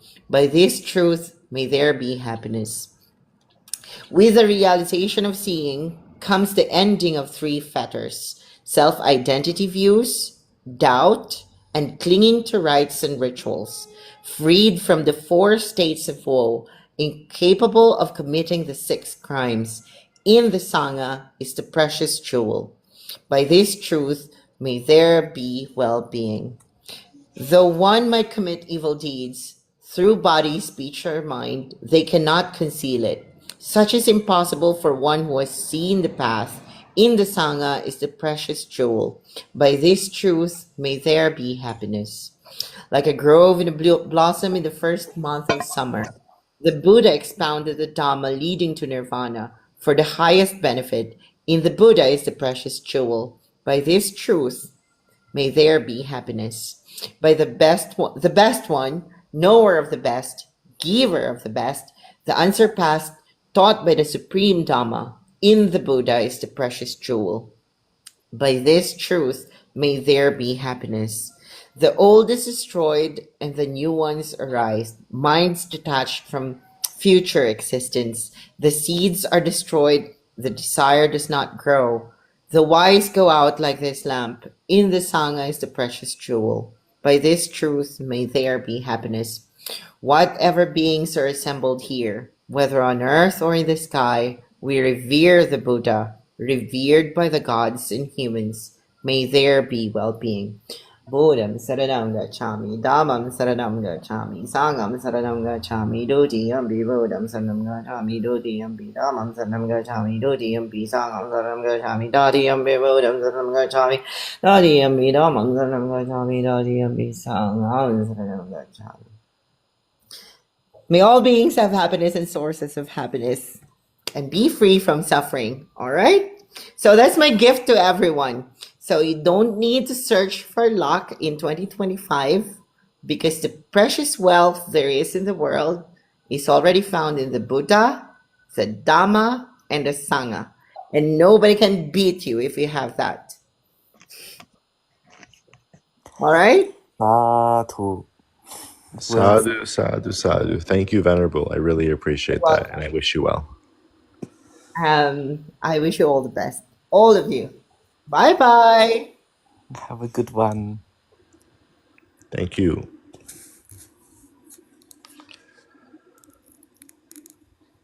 All right.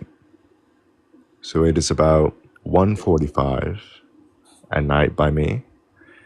I am not busy tomorrow, so I can endure being up, but I will do my best because I know a lot of you have busy days, so maybe I'll do for another 15 minutes. We'll see how long we do. So, and Rio, as always, you can always drop off at any time. So let's keep going and let's move on. We have Splats Loki. You spoke previously. I guess I'll just go in order. So Splats Loki, and then we can go to Trico Madness, and then the other person with the minion profile picture. So Splats Loki, do you have anything that you want to talk about? Anything you want to say? Yeah, I have a question, but before I ask this question, I want to address something that Karma said. Karma, are you still with us? Yeah, You could just I'm bring here. up what they said, yeah. Yes, I'm here. Okay. Now, this is just my opinion. I'm a layman. I'm not an ordained monk. But you mentioned coming to the end of your life, reincarnation, and being recognizing when you're close to enlightenment, and asked how you could attain a noble incarnation in your next life. I sense concern. I sense almost fear. I'm going to oversimplify, and I'm going to do it on purpose so that you can see that it's not complicated. When I was a child, I liked candy. I didn't like vegetables. When I grew up, I found that candy was very bad for my health, and I learned to enjoy vegetables. When we pass from this world, we're going to discover that we have new likes. We're going to experience new things. That's going to teach us new things. So, Same way I left behind my childhood into adulthood, when I go into the next world, I'm going to leave everything in this life behind. All of it. The good and the bad. So there's nothing to worry about. New. It's going to be different. And I can almost guarantee you you're going to enjoy it. Now, as far as a noble incarnation, I cannot fly. Even insects can fly. I'm sure it's very enjoyable.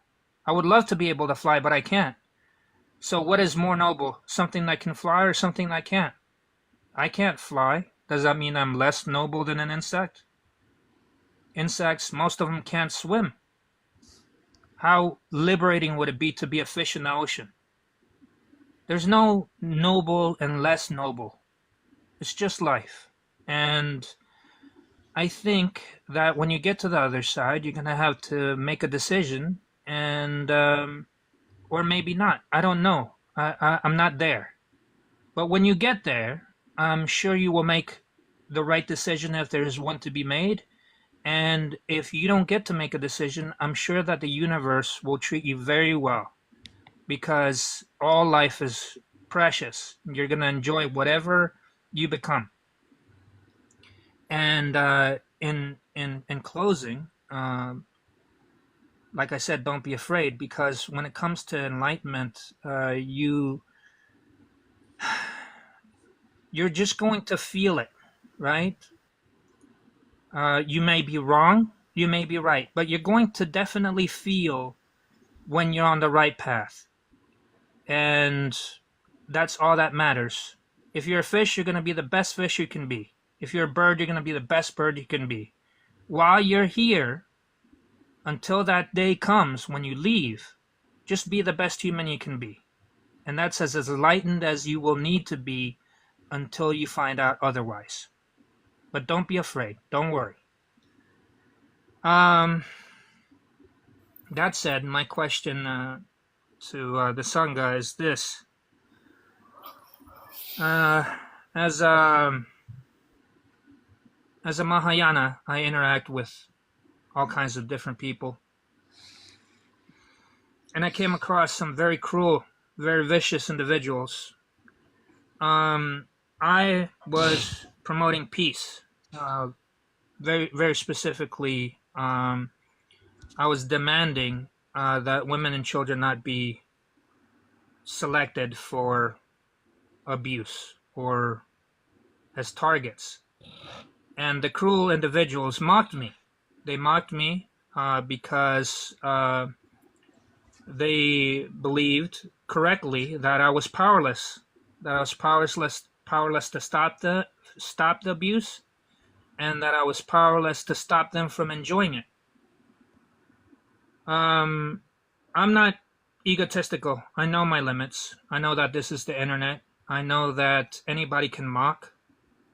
But I was angered. I was angered by their cruelty. I was angered by the fact that they would take the time to promote it. And not only to promote it, but to derive satisfaction and joy from those negative things. And in my anger, I wanted to punish them, like an animal with rabies, or a very wicked child. Just teach them a lesson and manners, or something to that effect. And obviously, that is just my humanity. That was my sadness. And that is obviously natural, but it is not what I've been taught. My question then becomes, where is the dividing line? Where does the preservation of your peace and the preservation of the safety of others, where is that line drawn?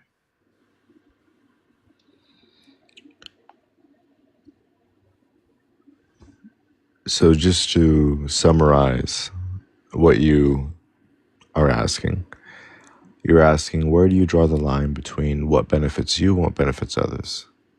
Correct? No. Where do I leave behind the noble path or my own peace or peace in general to make sure that others are safe, like a policeman or a guard?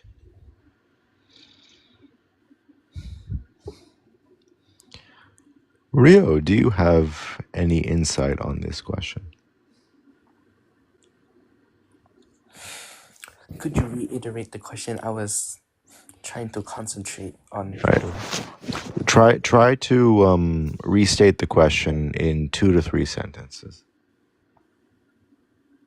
Right. Supposing I'm a warrior monk, a Shaolin. I have my bow staff with me, and in front of me, a woman or a child is being abused. Do I stop being peaceful in order to defend the woman and the child, to make sure that they're safe? Do I punish the criminal, even though that is not a peaceful thing to do? If we are to look at the conduct of a bodhisattva, the Buddha specifically teaches that peacefulness does not always mean being stagnant. It does not always mean being still when others are harmed. It is not pacifist. Buddhism is not a pacifist religion. It is a peaceful religion, but there are many things in Buddhism that we strive to achieve for that may not exactly be pacifist. And with this being said, in regards to Shaolin, they have monastics taking the bodhisattva vows. And these monastics work upon the conduct of a bodhisattva by harboring compassion through bodhicitta, through consciousness of enlightenment. And if we were to say hypothetically, in this situation, the monk will most likely help the mother and the child from being abused, because that is the conduct of reducing suffering for other living sentient beings. So, to answer your question, Buddhism is not always pacifist. We can be peaceful about it, but it does not mean that people can trample over others without saying or being challenged, you know? So if you see someone that is in need of help, help them. That is the conduct of compassion, of bodhicitta. That is all. I agree.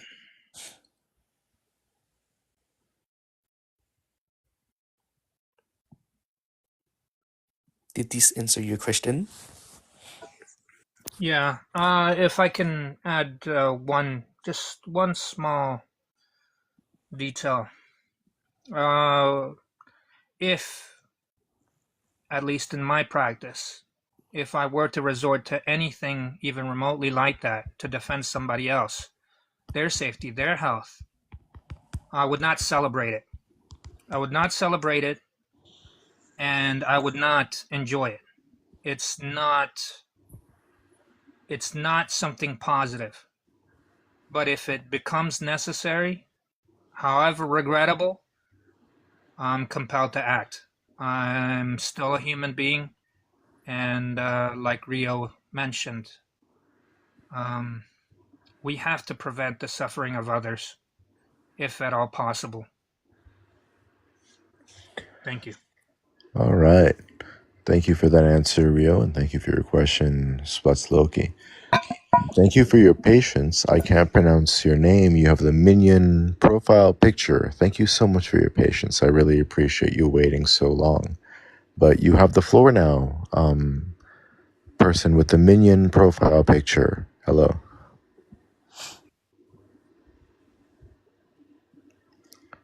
A guest with the minions as their profile picture. Hello. I can't pronounce Russian, so I can't say your username.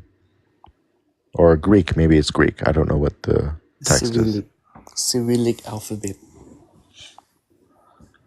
is used by many languages. So I sent you an invite to unmute. It's your turn. Hello. Just a small comment for Let's the wait a host. second for the other guests to try to respond, though, because they've been waiting a long time. So let's try to give them a chance. Sometimes these TikTok lives can be difficult. So let's see. Well, you'll see. It's just a throwaway comment. The reason I haven't muted already is because my phone is malfunctioning. I just thought I'd throw that out there. Again, I sent you a invite to unmute your microphone. Person with the minion profile pictures. The guest who has a profile picture of minions.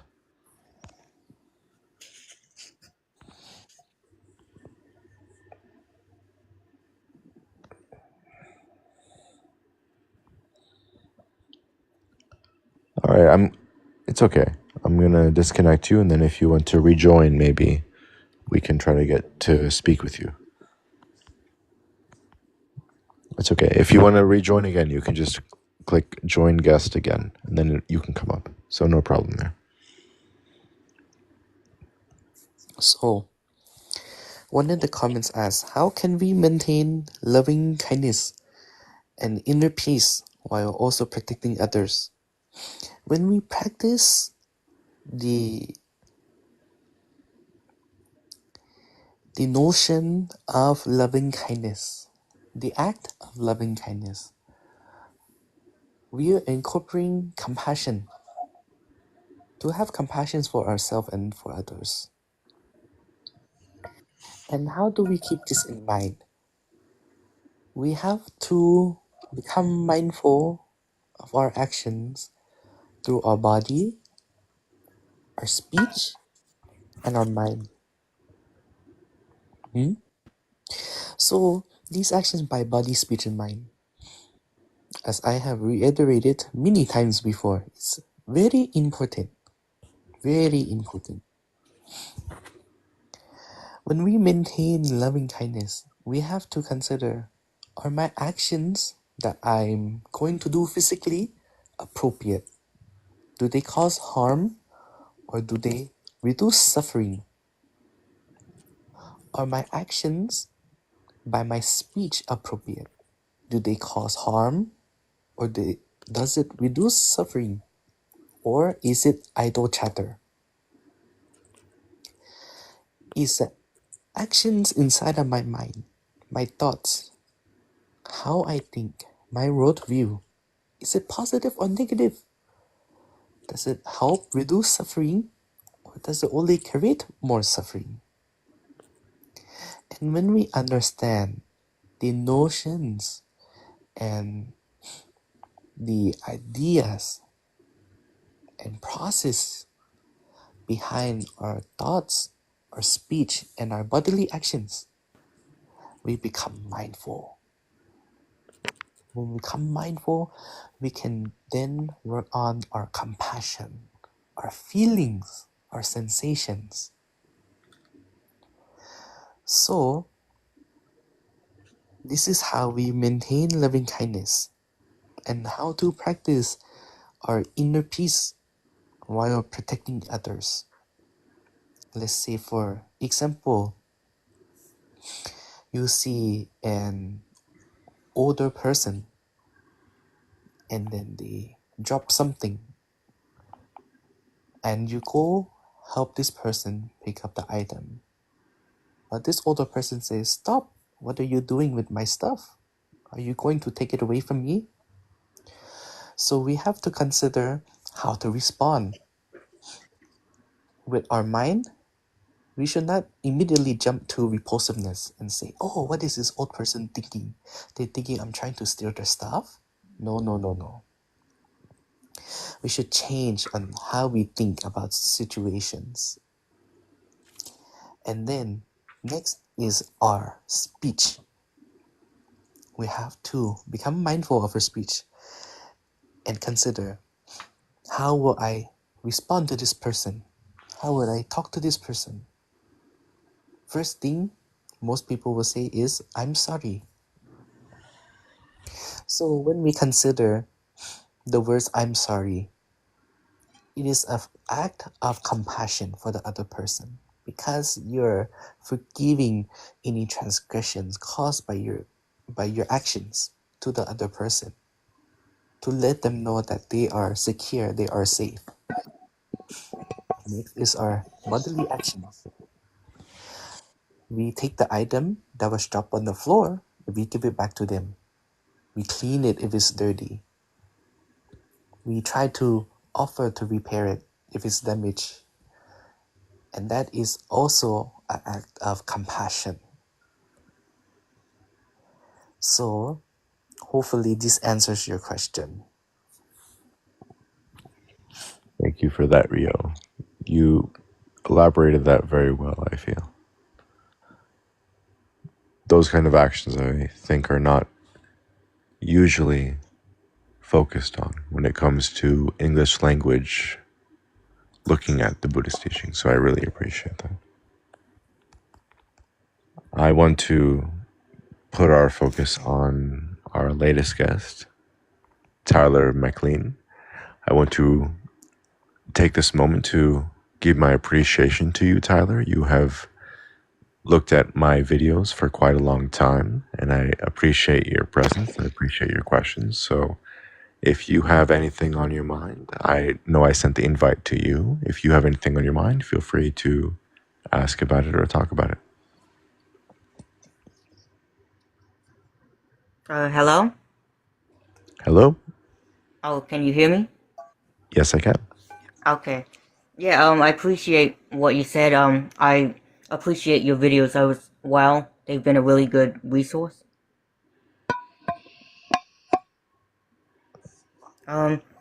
I guess for me, if I were to ask anything, I think, like, I'm still pretty new to Buddhism. I only started really looking into it and practicing, like, this year.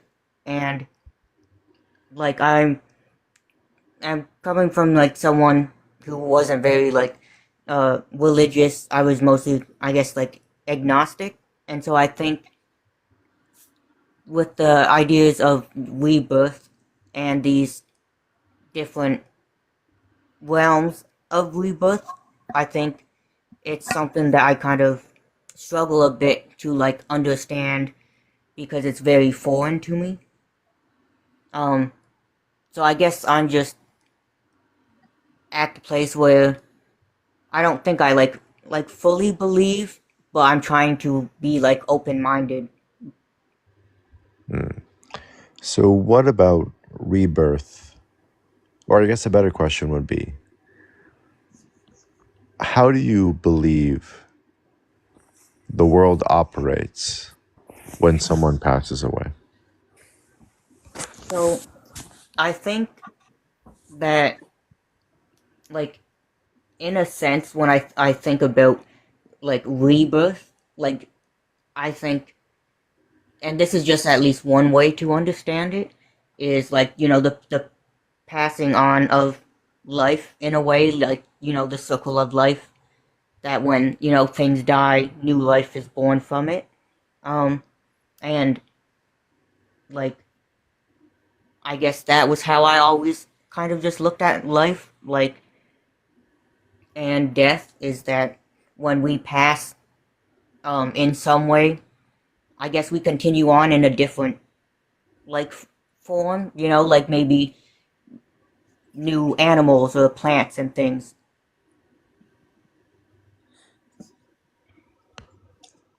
So, Like, if that makes sense. no, yeah, that definitely makes sense. I think that a lot of people when they go through their daily life, they don't think about these things, which is okay. Most people go through their life dealing with their family, dealing with their jobs, and they don't think about what will happen when I die. That isn't a normal question that people ask. It is a question that Buddhism tries to answer, though, and it forms something called right view. Right view is the first step of the Noble Eightfold Path. So this is not something that is Mahayana specific or Pure Land specific. It's something that is universal throughout Buddhism. So universal throughout Buddhism is right view. And part of that right view is the idea that birth and death are a cause of suffering. Birth and death is this idea of rebirth, the idea that we go through the arising, the creation of form, and then the extinction of that form. But our karma still continues and creates new forms.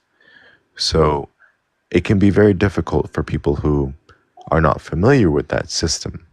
There are many who grow up in Buddhist countries, and even those who grow up in non-Buddhist countries, who find this idea normal.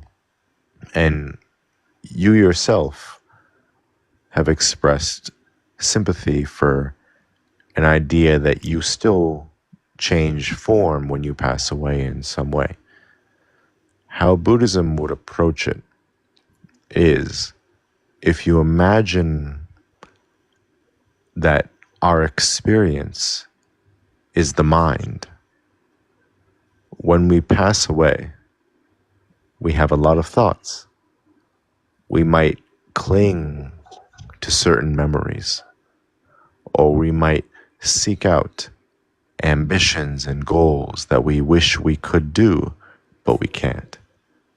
And as a result, our mind becomes agitated. And as a result, if you can imagine, just like someone in water who's drowning, they're going to seek out oxygen. In the same way, the mind is going to seek out what it wants, even though the form is decaying. So, long story short, rebirth occurs when the mind seeks out. And so this body will decay, but the mind will continue to seek out, and that leads to the next rebirth. Buddhism doesn't say that's a good thing. Buddhism says that's something we should correct with the Buddhist teaching, which is what differs Buddhism from other religions. So a way to approach rebirth from a Buddhist perspective is, our minds get us into a lot of trouble. So what we should do is train our minds to overcome this dilemma. That's how a Buddhist would approach rebirth. And that's how you would cultivate right view in the Noble Eightfold Path. Does that make sense? Yeah, that's a really good explanation. Very, very good. Rio, did you want to contribute anything from Theravada perspective on that?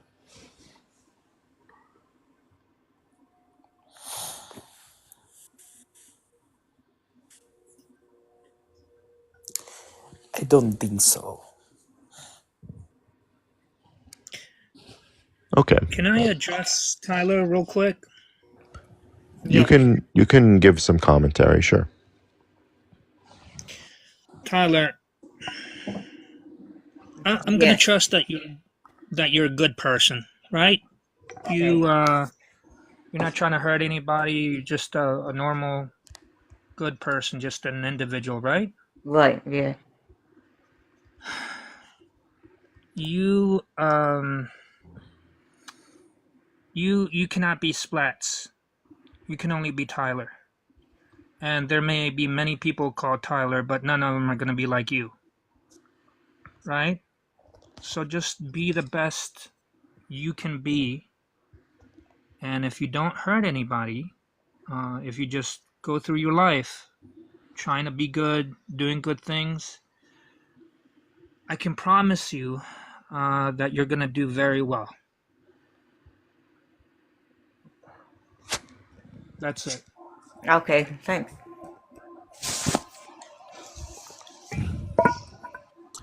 I really do appreciate you, Tyler. You're someone who I recognize from comments. You ask a lot of good questions and give good commentary. So I really appreciate you coming on here because I know that there's that guest limit. Before I move on to the next guest, I want to give you an opportunity if you have anything that you want to ask, because I know that I make videos very sparingly. So if you have anything on your mind, or if you even want to just share anything, go right ahead. Yeah, I guess the way that I've just been approaching learning and practicing Buddhism so far has just been with an open mind, and I think right now that, while I might be unsure like what I think about certain things and concepts, that it's sort of a learning process. And I think you mentioned in one of your live streams, I think, that Buddhism is kind of like an education. And so I guess, like, sometimes I guess maybe I was just looking for like some reassurance that, like, it's okay to not know exactly how you feel about everything, and that it just takes time, I guess. I can definitely reassure you on that. So those of you in GS in the Discord, you can close your ears for a second. I'm going to be unorthodox for a second. I think that it's 100%. It's 100% okay to not be confident in the Buddhist teachings. It's 100% okay to not know what you're doing. It's 100% okay to have a viewpoint that isn't 100% in line with the Buddhist teaching. And the reason for that is only you can know if you believe in that teaching. Only you are accountable for that. There will be other people who will tell you this is this, that is that, but only you can acknowledge if you believe in that thing. And nobody else can come find you and dictate to you what to do or what to say or what to think. You are responsible for that teaching. So if it takes you some time to learn karma or rebirth or the Buddha was the enlightened one, anything in Buddhism, if it takes you time, it's okay. And I don't only want to reiterate that to you, but to anybody watching, because I'm very self-conscious, almost, if you want to call it that, about being exclusionary about the Buddhist teaching, because I don't think the Buddhist teaching is only for a certain group. The Buddhist teaching is for everybody, and I really want to emphasize that. If it seems like the Buddhist teaching is exclusionary, it's because it's only efficient if you do it correctly. Other religions, they want to gatekeep, they want to say you have to do it this way for this reason, whatever, and whatever. For the Buddhist teaching, the only reason you want to do it a certain way is so that you do it correctly, so you have the right result, which is very different from doing it for cultural reasons or traditional reasons or whatever reasons. You want to do the Buddhist teaching so you have the right result. And that's why I emphasize doing things a certain way. Because if you do the Buddhist teaching in the, la-di-da, whatever, mindfulness, I just want to feel happy way, you're not going to get the right results. You're not going to get what Buddhism is for. And I don't want that for you. I want you to get the right Buddhism. I want you to have the right Buddhist result, because that is what proves Buddhism, when you have results. So if I sound dogmatic or orthodox or whatever, it's because I want you to have the right results. So if you ever have trouble understanding something. It's okay. Learn. Be humble. Understand that, okay, maybe I don't get it, but I'll get it in the future. If you have that mindset, it'll be 100 times better than if you say, oh, everybody else is wrong, but I have it right. It's 100% better than some of the gurus that you find on here on social media who will say, oh, I have it all right, but everybody else is wrong. I have the early Buddhist teaching and everyone else has it wrong. If you approach it that way, you're just feeding your own ego. Me, I'm not here to say this is the Kurosaki way. I'm here to say this is Buddhism and I'm a regular person and here's the way to learn and do it at your own pace. So, long story short, if you don't understand something, take your time. If you don't know something, take your time. If you don't get it, take your time. And eventually, you'll learn. Rely on your teachers. Rely on your temple. Rely on your authorities. Not because they're better than you, but because all of us learn through example. So if there's anything I want to push to anybody watching this live stream, it's this. If you want to learn Buddhism, learn it at your own pace and from a reliable teacher. That's what I want to really hammer down to anybody watching these live streams, okay? I'm not your guru. I'm not enlightened. I'm not selling you something. I just want you to get the best benefit from the Buddhist teaching, which is this. You rely on a good teacher and do it at your own pace. You don't need to know everything tomorrow. Do what you can. So that's my answer to that. Thanks. I found that really helpful, so I appreciate that. Can I add just one small comment? Sure, go ahead. There's no cheat code. There's no cheat code, right? So, and when it comes to teachers, like some of the greatest teachers were from 100, 400, 500 years ago. They're gone. The only thing left is writings. I personally, I recommend writings for beginners just because the writings don't have good days and bad days. You know, it's just words on paper. So they have no requirements. They're not going to have good days. They're not going to have bad days. You get to interpret, right? What is important to you? What has meaning for you? And you can go at your own pace. There's no pressure. And it's kind of hard to get it wrong, especially if you get words from plenty, like more than one great teacher, right? That's why the writings have survived this long, is because they were really popular, because what they had to say was very valuable. So if you get to the point where you feel that you need like a living teacher, it's completely up to you whether or not you want to seek them out. But in the beginning, for beginners, there were very powerful teachers that were from long ago who are not with us any longer, and they were great for a reason.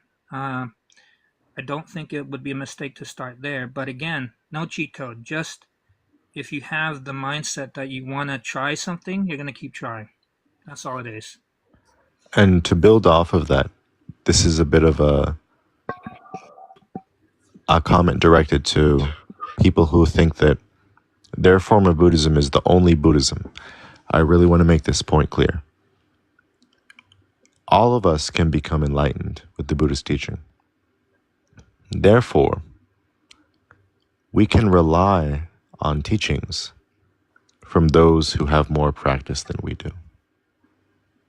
I want to repeat that. All of us can become enlightened with the Buddhist teachings. Therefore, we can rely on what other people do who are further along than us. So what does that mean? That means that if your mentor or if your guru says something, maybe it has some meaning, so you should care about it. It's not a one-person practice. You can rely on your teachers, you can rely on your school, you can rely on texts from people who are not Shakyamuni. You can rely on texts from Milarepa and Shantideva and Nagarjuna and all kinds of Dharma masters.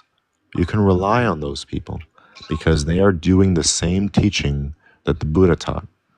And the Buddha taught that anybody can become enlightened. So if the people who follow that same teaching become enlightened, maybe their words have merit, no? So what I'm emphasizing here is don't think that you can only follow what is taught by the Buddha only.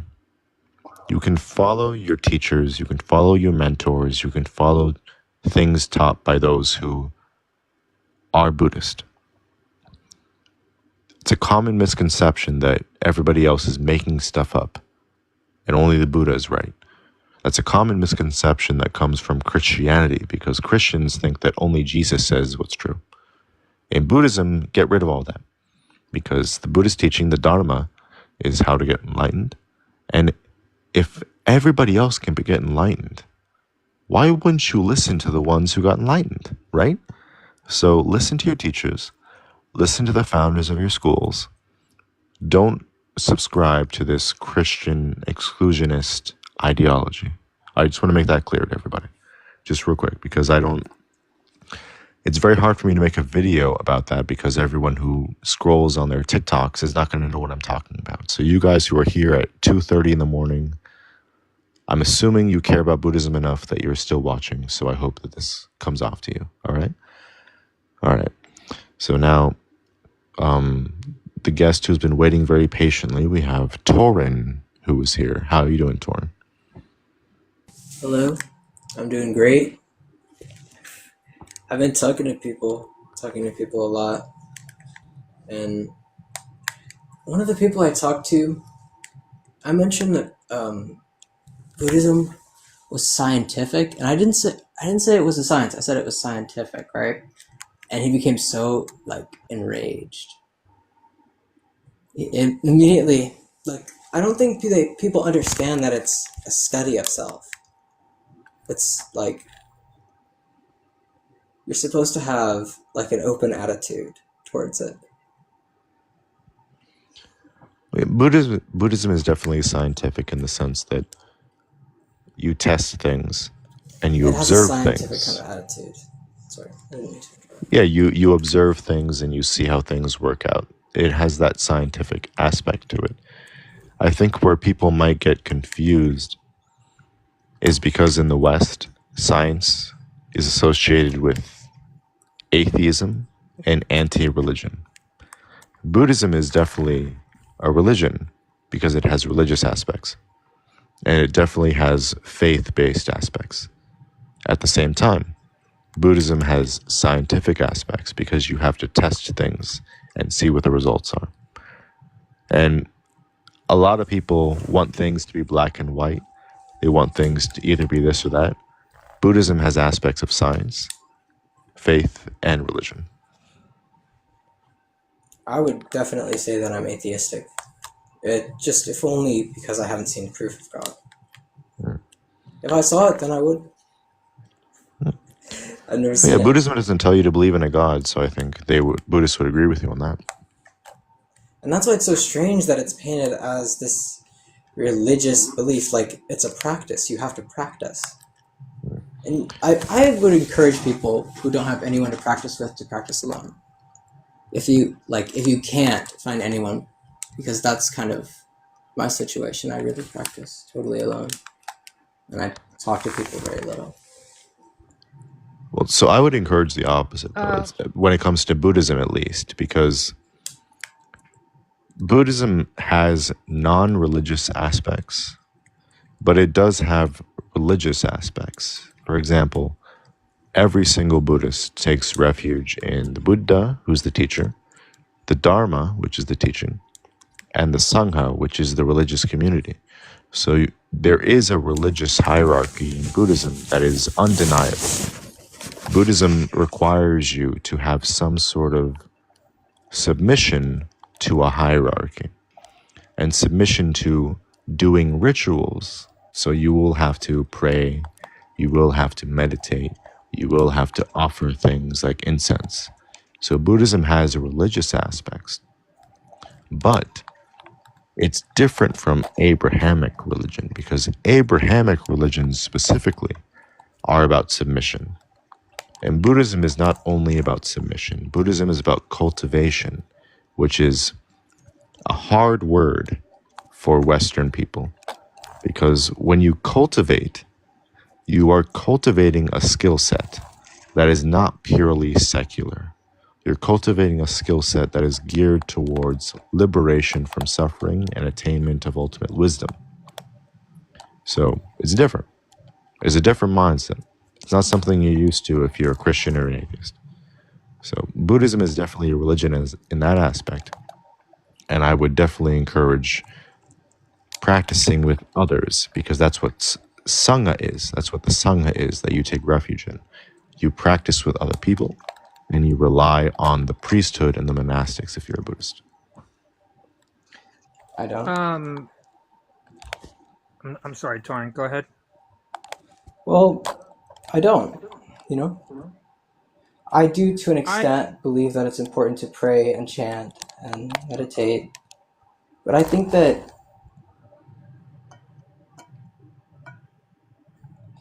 the Enlightenment understanding itself isn't that specific.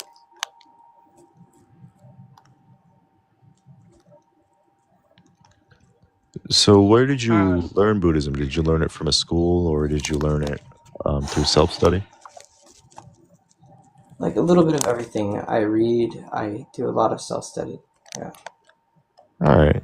I mean, there's nothing wrong with that. There are many different ways to immerse yourself with the Buddhist teaching. And this is a big difference between Buddhism and other religions, because if you're a Christian, someone's going to say you're doing it wrong. With Buddhism, it's that everyone's at their own pace, everyone's doing it the wrong way. The perspective I'm coming at it from is to get the maximum benefit of the Buddhist teaching is to establish, first of all, right view. Right view is taught in all schools of Buddhism, especially Theravada. Right view is a view that the Buddha was enlightened and that he delivered 4 noble truths. Among them is truths about metaphysical things, like that rebirth is a kind of suffering. So right view means that you need to adopt those beliefs, not permanently, but you adopt them as a hypothesis, saying, if I assume the Buddha was right, that we have reincarnation, if I assume that hypothesis, then let me test out these solutions. Let me test out the solution of right mindfulness and right concentration and right speech. Let me assume these hypotheses and test them out and see if they cure the problems of the hypothesis. So in that way, yeah, Buddhism has these scientific aspects because you have to test out hypotheses, but it also has religious aspects that you have to take things on faith. And that combination of the two is the practice of billions of people in the world. I'd like to mention a couple of things. Physics, right? Every action has an opposite and an equal and opposite reaction, right? It's almost like karma. It's almost like an exchange. Every good you do, it brings good. Every bad you do, it brings negative things, etc. So that's physics. And when it comes to my practice, I apply the Socratic method. I don't know if you want to look that up later or not, but basically, it's just a form of questioning, because we don't have the answers, right?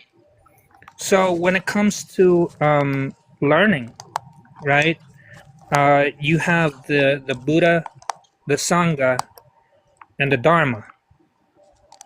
When I was a child, I saw monks in a temple, and they kept monkeys because monkeys were native to the area.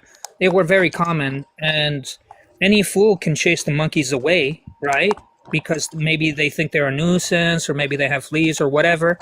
Doesn't matter. But a fool would basically deny nature or deny his surroundings. Instead, the monks let the monkeys into the temple, and they observed the monkeys. So one of the things that they did with the monkey is they would feed it fruit, and they took an orange and they put it inside a jar. Okay, so the monkey reaches into the jar and he grabs the fruit, and he can't extract his hand because now his hand is too big because it's holding the fruit. And so when the monkey learns to let go of the fruit and roll the fruit out, then he can get the fruit. What did they learn by observing that? That sometimes to gain something that you want, you have to actually let it go and approach it a different way. So it's not that the monkey was some kind of Buddhist sage master. It's that nature will teach you. That's part of the Dharma. Lord Buddha taught us. That's the Buddha. Nature can teach us. That's the Dharma, and the Sangha is your community. Now, myself, I find myself in a Christian nation. There are no temples here. There is no Sangha here. So basically, I find some Sangha online. I find Sangha in books, in scriptures, right? And I find Sangha in the Dharma as well, in animals. I observe them.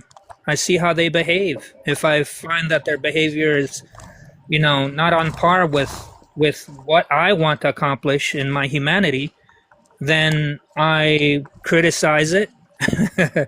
In my powerful human stance, I criticize it, and I try not to be negative like them. And if I find that even animals are capable of great things like love or compassion or being good parents, then I think that as humans, we can at the very least rise to that level without any excuses. So you will find lessons, or you will find knowledge where you seek it or where you observe it. And if life becomes your teacher, you're going to be learning the entire time you're on this planet. Right. Thank you for that. I want to acknowledge everyone who's watching. I know I've gone a bit over time. I was supposed to finish around 2 o'clock. It's now 2:35. Those of you who want to go to sleep, I do want to acknowledge you. I'm very awake right now, though, and I have free time in the morning, so I'm willing to continue this live stream for as long as it needs to go, but I want to acknowledge those who are going to sleep. So here's what I'm going to do. I'm going to do Nembutsu for those of you who want to go to sleep. And then for those of you who still want to continue, I'll be here for another however long until I go to sleep. Does that sound okay to everybody? Very considerate. Yeah. All right, so that's what I'm going to do. So let me get my ring bell, and then we can do that.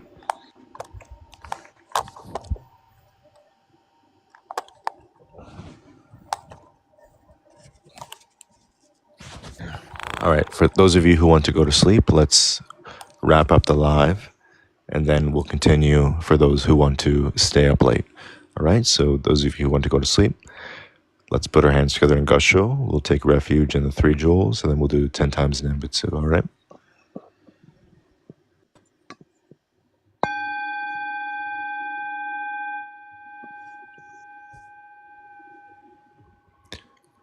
I take refuge in the Buddha. I take refuge in the Dharma. I take refuge in the Sangha. Now 10 times Nembutsu chanting. 9 times Namu-Amida Butsu. 1 time Namu-Amida Bu. 9 times Namu-Amida Bu. 1 time Namu-Amida Butsu.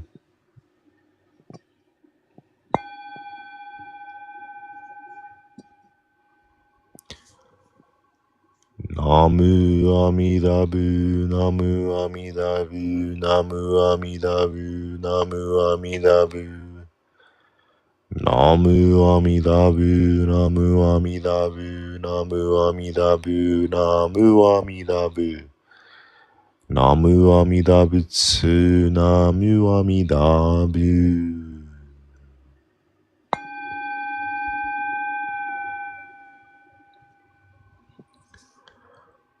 All right, for those of you who have work in the morning or have something to do in the morning, or those of you who are just tired, I wish you a new year. I wish you a good day tomorrow. And I hope that the merits of this live stream and the merits of all of our work and our chanting and everything can go to you so that you can have a good life. You and your family and your loved ones can have a good life. All right? May we all attain the Bodhi mind. For those of you who are going to continue staying here, there's no time limit. I'm very awake right now. I think it's because I had a soda earlier. And I'm going to be here for as long as I am awake. Those of you who are guests, you can feel free to stay. This can be the after hours of this live stream. So anyone who wants to go to sleep, Namu Amida Butsu. Anyone who wants to stay here, good evening. All right? So let's keep going. So let's keep going with Torin. What do you think of what we just talked about?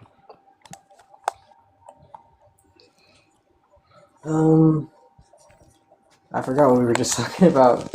What was it? Well, just about atheistic stuff versus the Buddhist teaching. Oh yeah, I think that's all really relative, and everyone has a different amount of discernment about the subject, like how much faith you need to support your practice. I really feel like,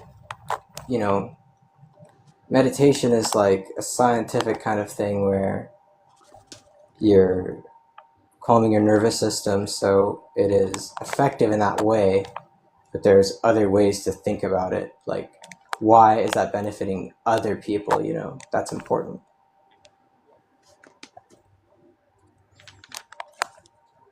Yeah, I think that's a fair point. Well, there are implied social contracts. I don't know who said that. I think it might have been Nietzsche. But essentially, if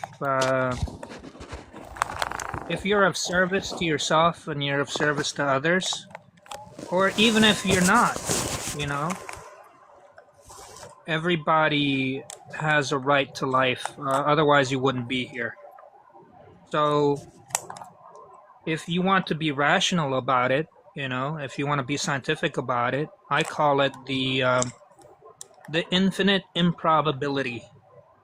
Like, what are the odds that you're here at all, right? You could have been born on Neptune, Pluto. You could have been born in 1900, 1700. Why were you here right at this moment, right at this second, right in this place, right at this time, right? And if there is no answer, then that's intellectually honest. We don't have all the answers. That is one of the claims that most religions make, is that they have all the answers. And I think in Buddhism, you're going to find that they have all the questions, right? So you find the questions that you want to ask and proceed from there. Use the scientific method, use the process of elimination, use the Socratic method, use Buddhism. Host, what is it, the combination of words you used? Something like useful tools or a means? Useful means? There is a specific Buddhist teaching called skillful means. What that is there are different ways to teach things depending on the audience. So different teachings that may seem contradictory will be given to different audiences so they can reach the same conclusion.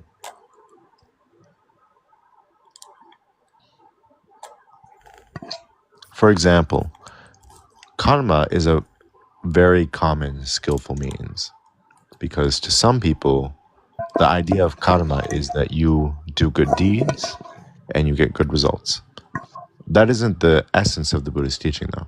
The essence of the Buddhist teaching is to attain enlightenment, but it is skillful means for others, because by cultivating karma, you are changing your mindset so that you become aware of your actions. And that is a great stepping stone to the Buddhist path. So different ideas of karma can be seen as a skillful means teaching. So if somebody Yeah, says that, oh, you should be more generous, or you should be more kind, you should abstain from stealing and all of that, those are all different skillful means to get yourself onto the Buddhist path, because they are ways for regular people to understand how to transform their mind to become more Buddhist. yeah. Like, how would you explain the reasoning for meditation to someone who is pathologically narcissistic? I would choose the scientific route not because it would be just because it would be easier for them to understand it and for them to buy into it, because once you're meditating, you're already doing it. It doesn't matter, like, if you have kind of a misunderstanding, because you'll eventually understand if you're dedicated. That's a very good example, because obviously in the Buddhist scriptures, they're not going to be like, oh, if somebody has narcissistic personality disorder, that's a disorder. That's something that was categorized in the modern time. But that is a good example where there is somebody who, because of their mental disposition, they will not be inclined to certain teachings. Therefore, you have to teach a different way so they can understand things. It's kind of like if you go on any other TikTok live that talks about religion, there's so many. Anybody watching, scroll, you're going to find a Christian TikTok live when they're talking about, oh, the Bible says this, the Bible says that. Some people are really, really inclined to textual authority. As a result, if you want to talk to them about Buddhism, maybe they will be more inclined to learn Buddhism if you rely on the texts, if you rely on like the Pali Canon, for example, which is a very sufficient textual source. And as a result, they're going to say, okay, all these written things are written down, so I really care about them, so I'm going to follow them. That's an example of skillful means. Buddhism is not all about what's written down. It's about what you do. But sometimes what's written down appeals to people. So therefore, you give people what works for them. So somebody who cares a lot about written texts, you give them the written texts, and they will rely on those written texts. Example for my Theravadan viewers, if you want to get the first stage of enlightenment, one of the ideas behind reaching that first stage of enlightenment is that you stop relying on statues and texts. Obviously, that's if you want to reach that first stage of enlightenment. If you're a regular person, you still need those texts and those images so that you can cultivate. So people who might say, oh, don't worship a Buddha statue because that's not Buddhist. You shouldn't tell people that, because maybe they need that, because that's their skillful means for them to learn Buddhism.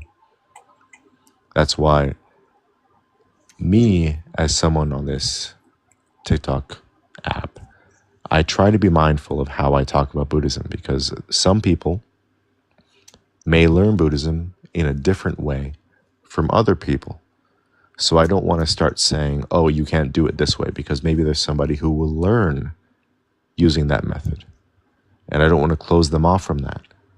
So this is why skillful means is very important, because everybody learns differently. Everybody has a different means of obtaining knowledge.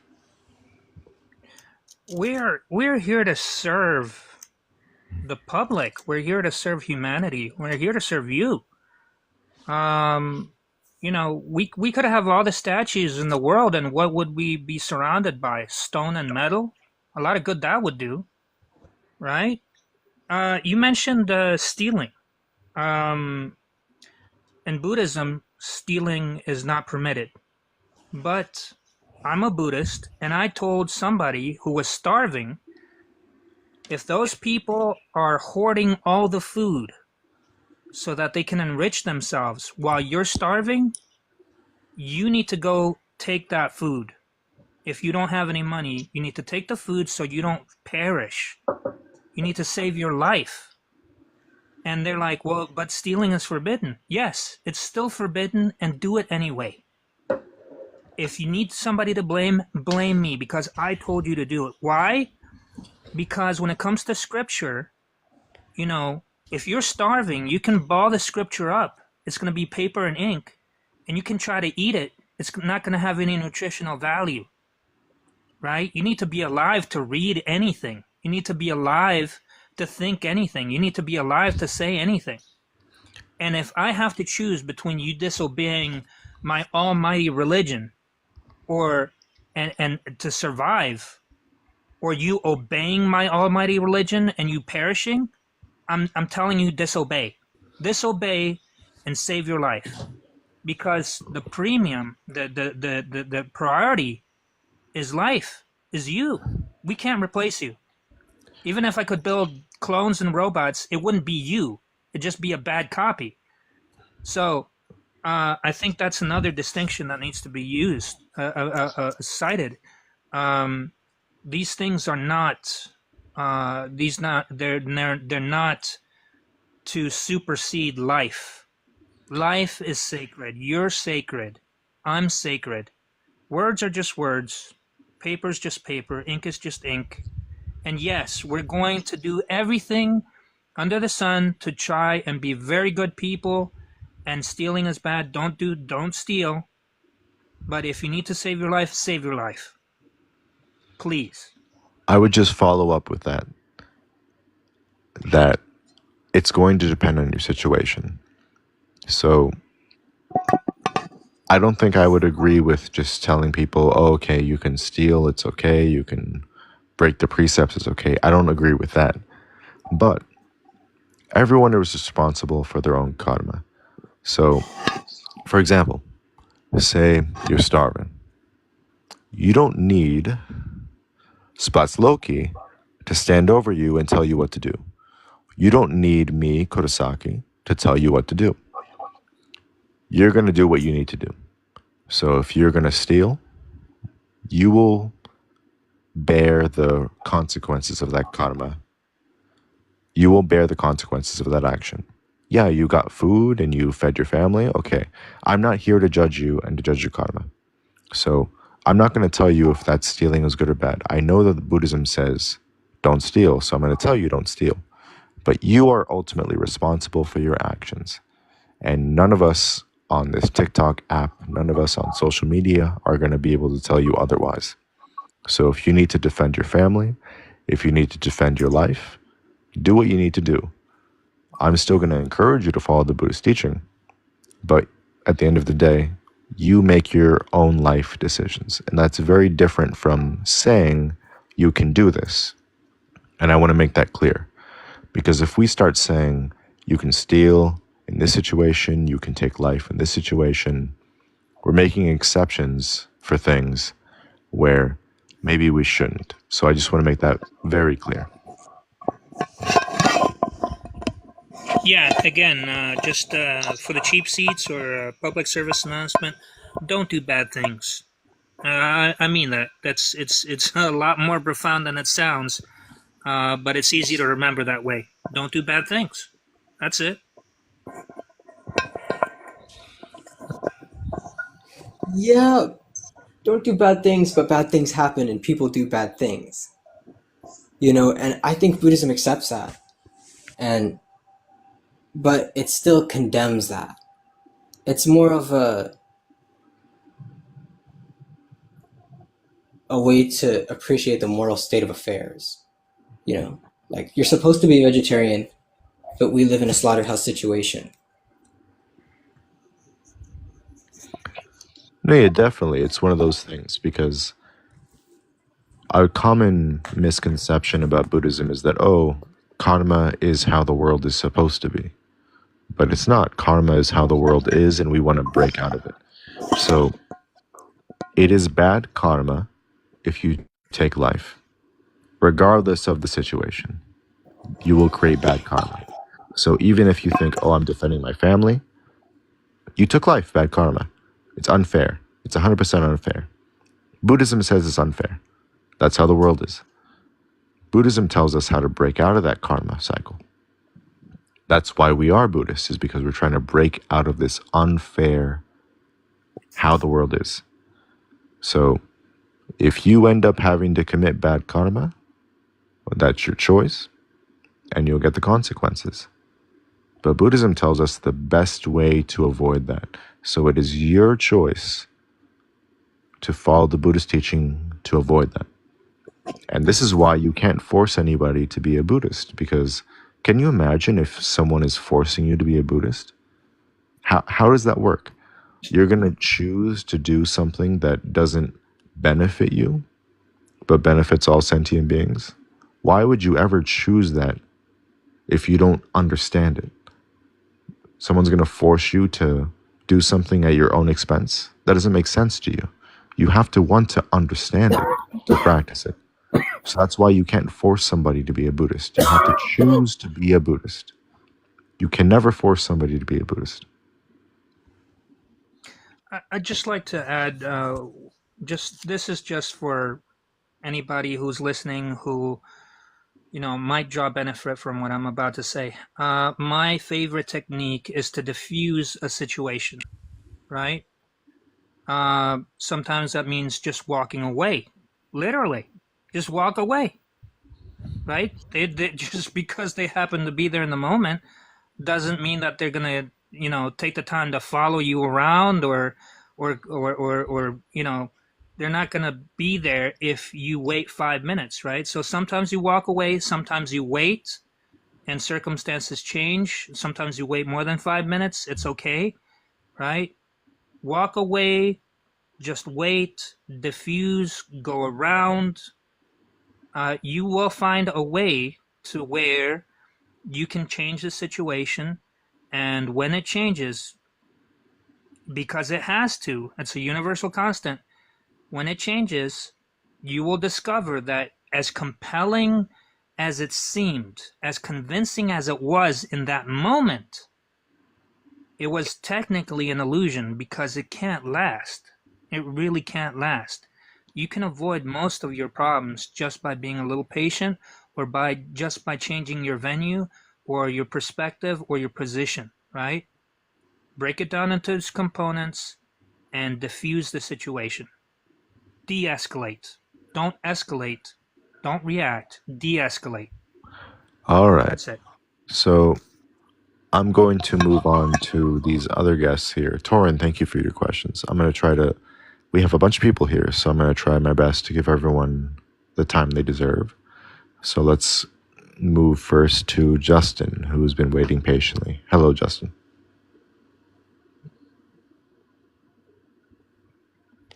Justin, you have a profile picture of masks. Hello?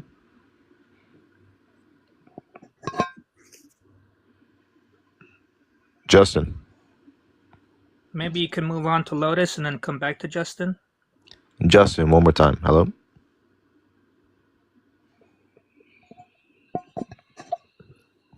All right, Justin. You can rejoin if you want to rejoin. Let's go to Lotus Skits. Hello? Amitofo, hello. I do have one question. if that's Amitofo, okay. hello. Go ahead. If can the Buddha, like Amitabha Buddha, can he reside in not like in a singular area? Obviously, he resides in the Pure Land, but if he can he come down to Earth as like not like a spirit? I don't know how to word this question. I'm sorry. Give us a parallel, an example. Let me answer this question as a Pure Land Buddhist. So, Lotus, are you talking about Amitabha coming down as a manifestation, or are you talking about him just feeling the presence of Amitabha? I don't know, like maybe maybe the presence of Amitabha, like in a specific area, like how, like, unless that's just only how it occurs if you Nianfo or Nembutsu. So you can definitely feel the presence of Amitabha by reciting the name or visualizing Amitabha. You can always feel the presence of Amitabha. One of my favorite depictions is a Japanese teacher. You might find this, you can definitely find this if you do the Wikipedia of Nyanfo. It's a depiction of a Japanese teacher, and he's speaking the Nembutsu, and out of his mouth are little statues of the Buddha. And that's a representation of how, with each representation of Nembutsu, the Buddha is emerging from their mouth. The Buddha is emerging with their voice. So the Buddha is always there whenever they speak the Nembutsu. Meaning, every time you recite Nembutsu, every time you recite Namo Amitofo, every time you recite Namo Amidabutsu, Amitabha Buddha is there. Without a question, without a doubt. So the presence of Amitabha Buddha is always there whenever you recite his name. I see. I do ask because one time it's okay if I share a experience I had with Amitabha. Go ahead. I was There's a specific area I like to go to, and I like to Nimbutsu there or Nianfo, depending on what I'm really feeling, and it's generally the same thing. But I like to Nimbutsu down there, and one time I had my eyes closed, and I was kind of zone. It was kind of like a zone out. You can feel all your things just kind of remove itself from around you, like they don't matter, except for this little pole. And there was just like this picture of Amitabha there. I remember I kind of saw that. It was like a deep meditation. And I don't know if I'm going crazy or not, but No. Yeah, no, I've seen that. yeah, and I thought this area might be something special for me. And I just wanted to clarify if I was going crazy or not. Yeah, No, you're not going crazy. It was like it definitely happened. It's hard to describe it to other people, but when they ask me, I can definitely say yes, it happened. It was very like. There's no point in describing it, but I mean, you should. Everything you experience is relatively real, like it happened to you, and you should appreciate it in that way. I appreciate that, guys. You know, there Every are time obvious limitations. Every time you experience Amitabha, you should think of that experience as being real. I'm trying to speak of this in a very specific way. If you're familiar with Pure Land teaching, I'm trying to answer this in a very specific way. Whenever you experience Amitabha, think of that experience as real and not illusionary. That's very, very important. It is a way to cultivate faith in the Pure Land and faith in Amitabha. When you start to think, oh, am I crazy? Am I this? The only time you should ever approach it that way is if it directs you away from faith in the Pure Land.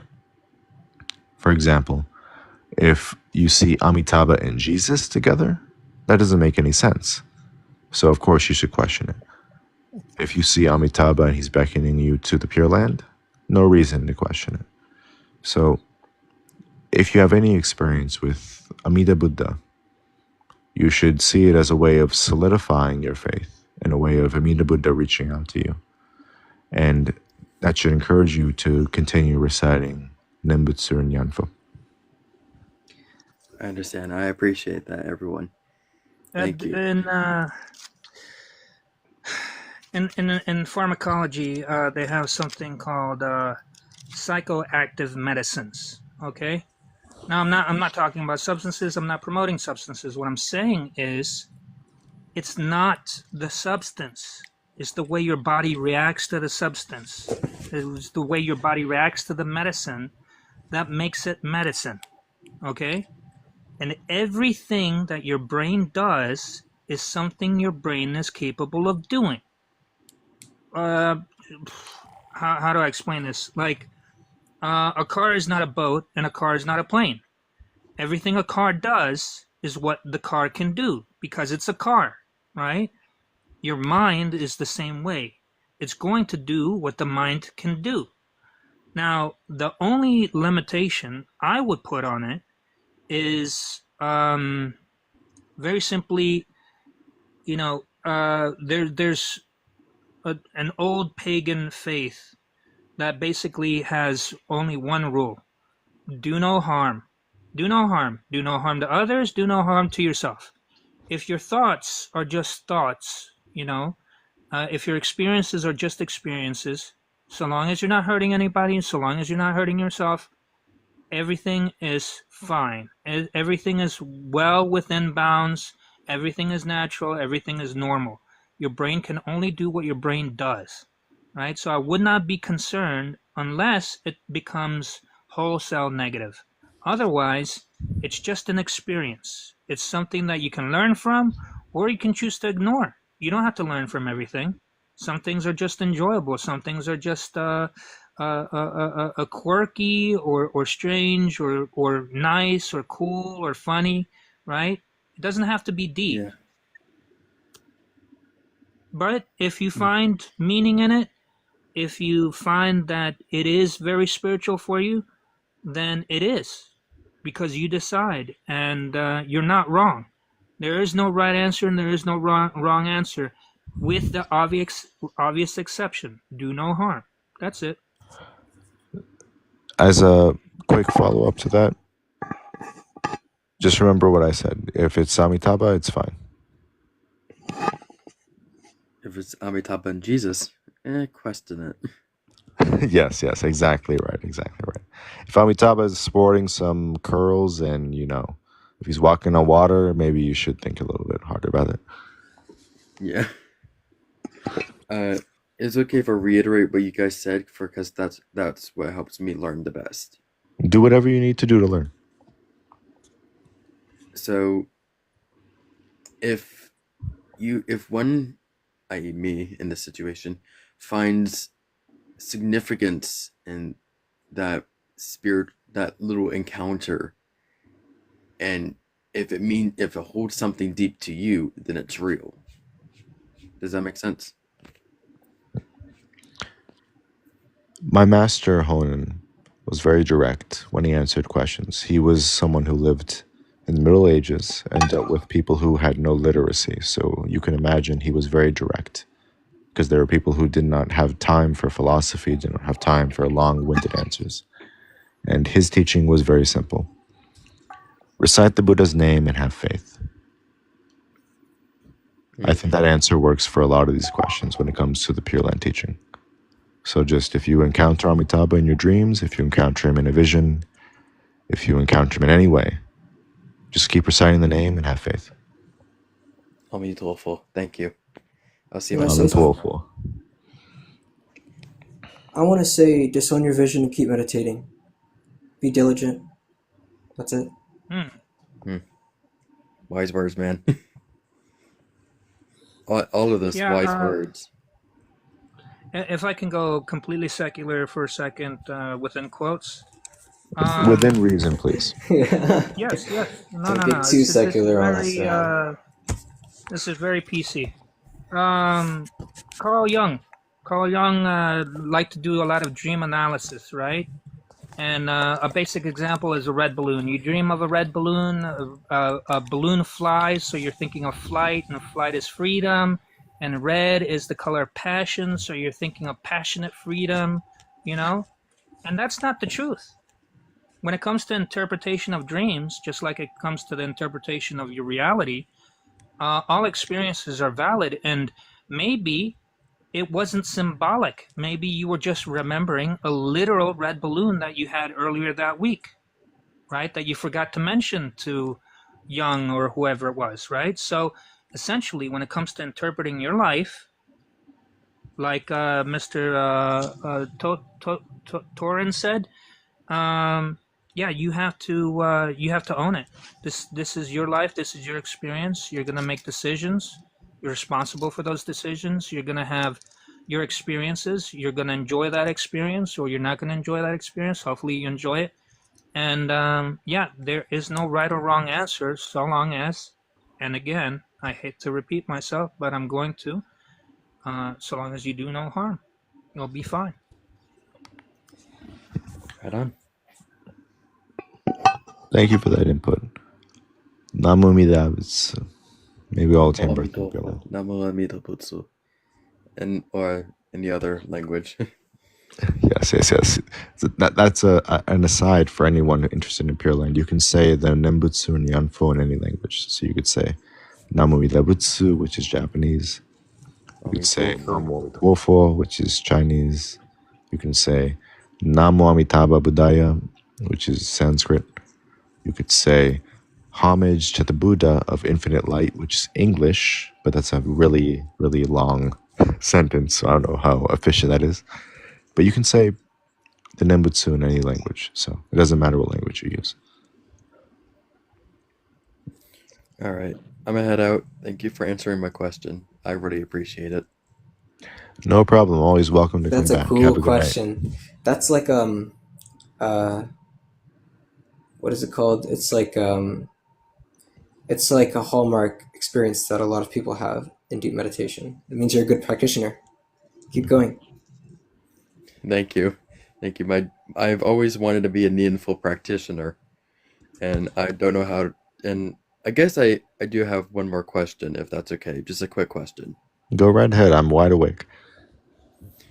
How does one become a meaningful practitioner, or in this case, a Nembutsu practitioner? Practice. How do you get to Carnegie Hall? Just get there.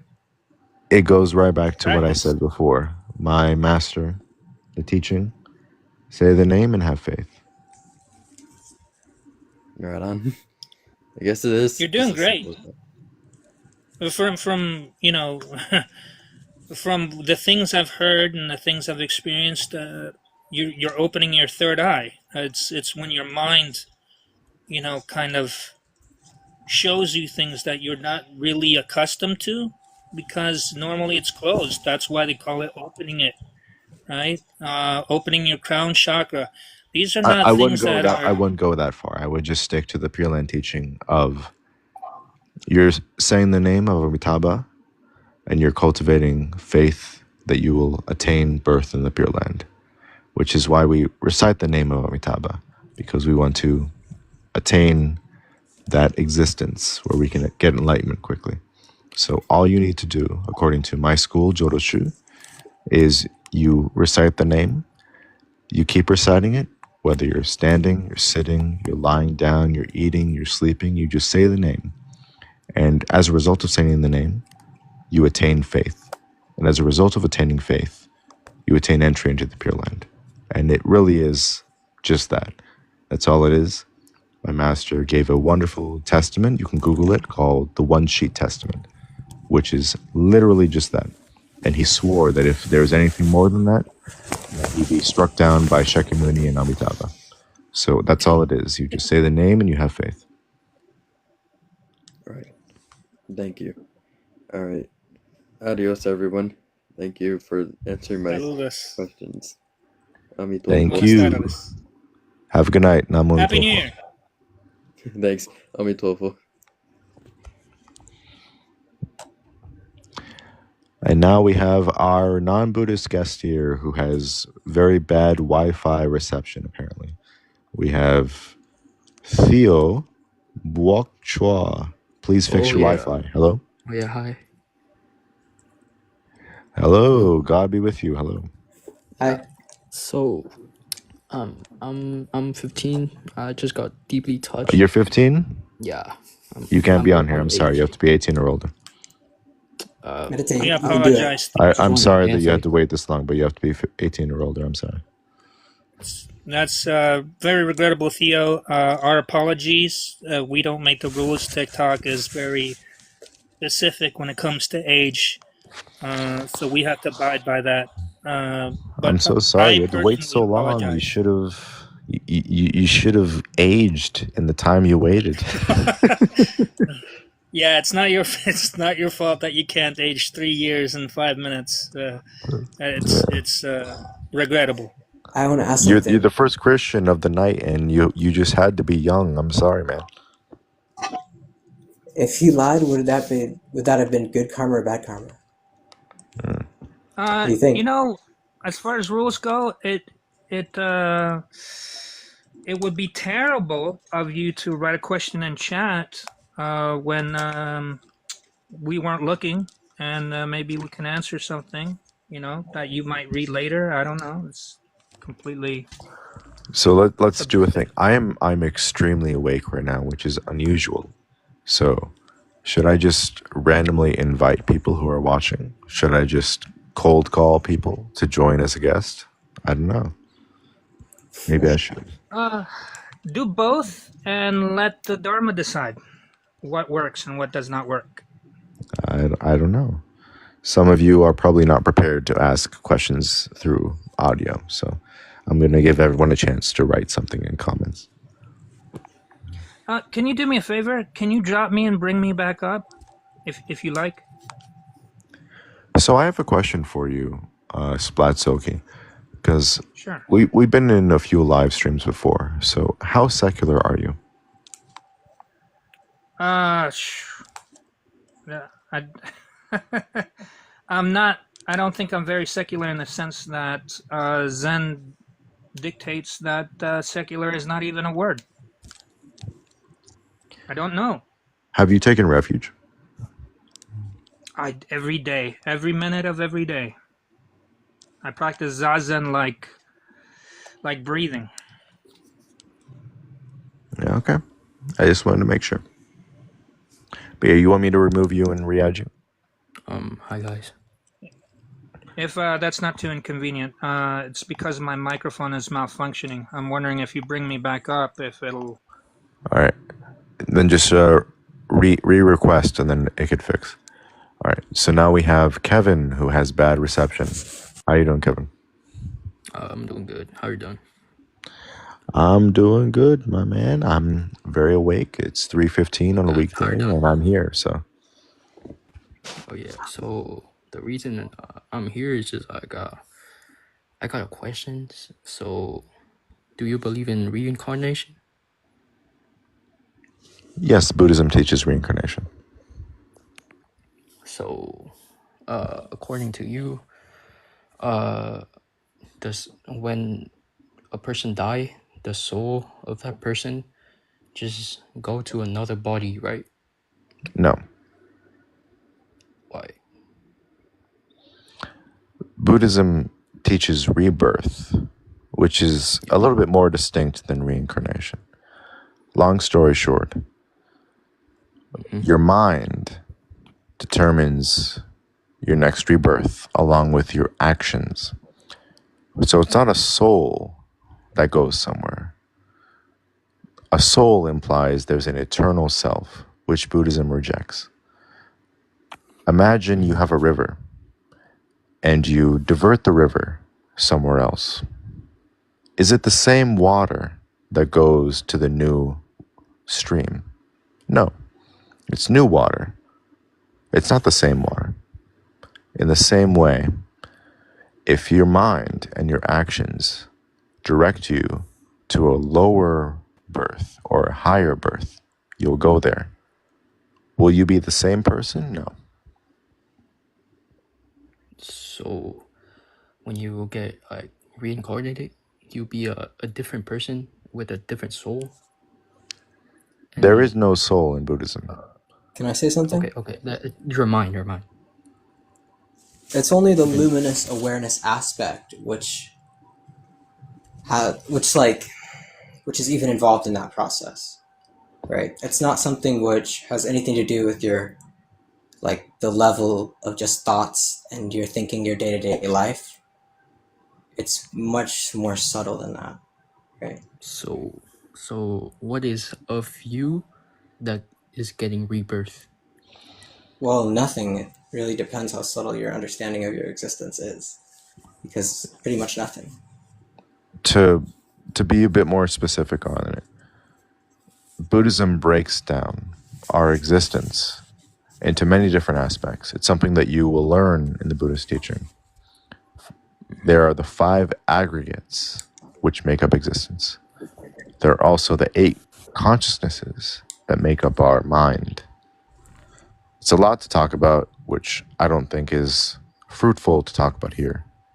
But basically, you live your life ends. What is the next life? It will be determined in the same way that if you put a bunch of gasoline on some wood, it will lead to a fire because that's the natural result. In the same way, if you do bad deeds, it will lead to a bad rebirth. If you do good deeds, it will lead to a good rebirth. If you practice the Buddhist teaching, you will exit rebirth.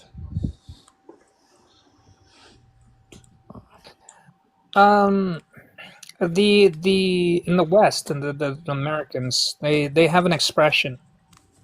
You will cross that bridge when you come to it, right? Yeah. So whatever you become, you will be it when you're there. That's unavoidable. So And whatever happens next after you become, that is also unavoidable. I would focus on being, and this is an oversimplification, but it's easy to remember.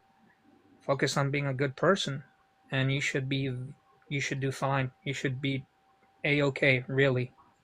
so when a human get born, where does that person come from? The mother, This is the food they this. ate, you know? Yeah, I Torian, go thought. ahead. Actually, you can go ahead, and then I can go after. It came from the world. It came from, like, consciousness just exists, right? Imagine leaves on a tree, right? The tree experiences the leaves as the producers of sunlight, but that's not necessarily true. And in the same way, we experience the mind as the producer of consciousness. There is not really a continuous self. Like, the child is made of physical elements, but the mind is not. But I thought you said the results of what you're doing is what you will become when you die. As To use an example from Venerable Guanchen, who was mentioned previously, a wonderful monastic of several decades. To use his example, if you think about rebirth this way, it will make things very clear. Think about a lamp and a light bulb. Mm-hmm. You put the light bulb in the lamp. The electricity keeps the light bulb running, but eventually the light bulb will die. It will run out of energy. That doesn't mean the electricity run out. It means the light bulb can't contain the energy anymore. So you have to replace the light bulb. You keep replacing the light bulb and replacing the light bulb. You keep having to use more and more electricity. That electricity is not the same thing. It's a constant flow of electricity. Like, think about that. Can you imagine? Can you say there's one electron and you say that's the electricity? No. It's a flow of energy going through the light bulb. And you keep having to replace and replace and replace the light bulb because it keeps dying and dying and dying and dying. In the same way, we have all these different bodies. They keep dying and dying and dying and dying. You have the electricity, but you can't isolate a single electricity and say that's you. You can't isolate a single energy and say that's me. It's constant energies that keep flowing and flowing and flowing and flowing and flowing through all these different bodies and bodies and bodies and bodies. Of course, your actions will influence your future. If you start, I don't know, you change the light bulb, you make it a spiral light bulb, You make it a big light bulb, a bunch of light bulbs. You make it a Christmas tree. It will influence the form. It will influence what happens to you. But the electricity is still the electricity. It's impermanent. It's constant flow, flow, flow. The light bulbs are still different forms and forms and forms and forms. Think of it that way. For our experience, we have all these different bodies and we have all these different energy that keep flowing and flowing and flowing and flowing. What can we do about it? We can decide to do good deeds or bad deeds. We can change how our energy interacts with the world. So Buddhism teaches us how we interact with the world. So, what's stopping me from doing bad? You You. are. Who else is going to stop you? You think God's going to come down and say, don't do that? You got to do your own God work. can both. What? You're And I think responsible. that a lot of people are really quick to ask, "Oh well, who is going to help me to be moral?" When you're doing bad things, you feel bad. It makes you feel like you've done something wrong. You have to figure it Yeah, out for you yourself. know. Yeah, a child would know. You You take got For to all the do your babies, blame. that's work. You exactly take all. You that's the take all the example I blame usually and you use. take all the credit. All the credit for the good and all the blame for the bad. It's all you. You get all of it. You think daddy or mommy's going to find you and say you're doing wrong? You got to be accountable for your own actions. I have a So, question.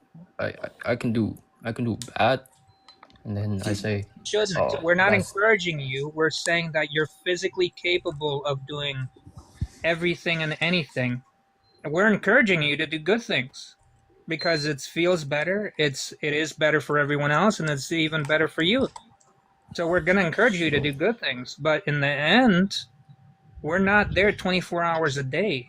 We're not police. We're not guards. Even the police and the army, they're not going to babysit you 24 hours a day. You're going to make decisions, and hopefully, those decisions will benefit you and humanity. But So, they're going to yeah, be your so decision. last comment before I move on to Billy. So, for Kevin, so yeah. you have responsibility for your actions. It's other religions, they say God is watching you. Buddhism says you got to do what you got to do. So, if you're drinking, stop drinking. You're responsible for that. If you choose to hurt other people, you're responsible for that. You have responsibility. It's a hard pill to swallow that you are responsible, that you are responsible for what happens. It's very easy for other religions to say we blame somebody else, but Buddhism says you're to blame. You got to do the work. You got to do the work. You got to do the work. That's Buddhism. So, Well, just common sense. actually, that's the truth. That's I agree with you on that sense. But I have a question. What came first, Hinduism or Buddhism came first? What was the first religion that invented this world? That Buddhism happened came before I was first. born. Hinduism emerged from a. Buddhism came first. They It was both a emerge from dharmic like religion, and Hinduism is a term for a bunch of different religions in India. The historical development is Buddhism came 2,600 years ago. Vedism or Brahmanism was a category of faiths around that time. Hinduism is what happened in the Middle Ages in India, where different Vedic faiths organized into cults.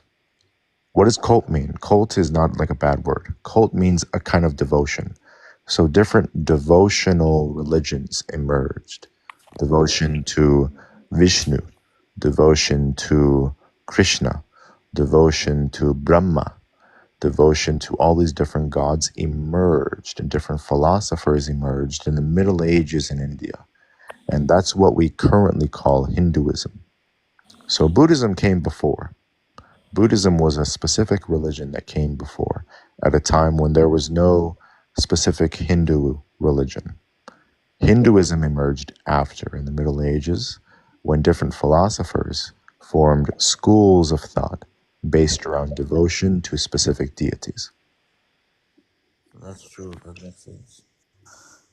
I think Kevin had one more question, but I want to address what Billy said.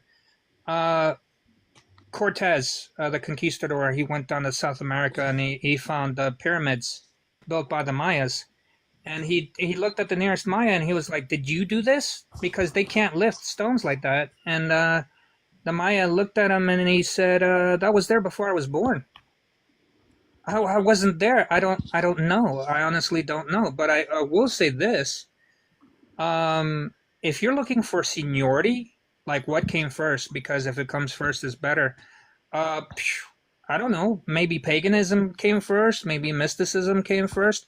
I don't know. I wasn't there, but I will say that if you put value on seniority, with all due respect to our ancestors, then I don't know. I think. What about Adam and Eve, though? Wasn't they the first people? So Adam and I'm Eve is something wow. from Abrahamic religion. Something very good to think about with different religions is that they don't always have the same ideas as you do. It's something to learn. So for billions and billions and billions of people, Adam and Eve was not a thing. They never learned about it, Adam and Eve. They never were taught about Adam and Eve. That was never a thing. That's only something for people in Europe and Middle East and Americas. For Asia and Africa, Adam and Eve is not a teaching. There was just life continues and ends and continues and ends.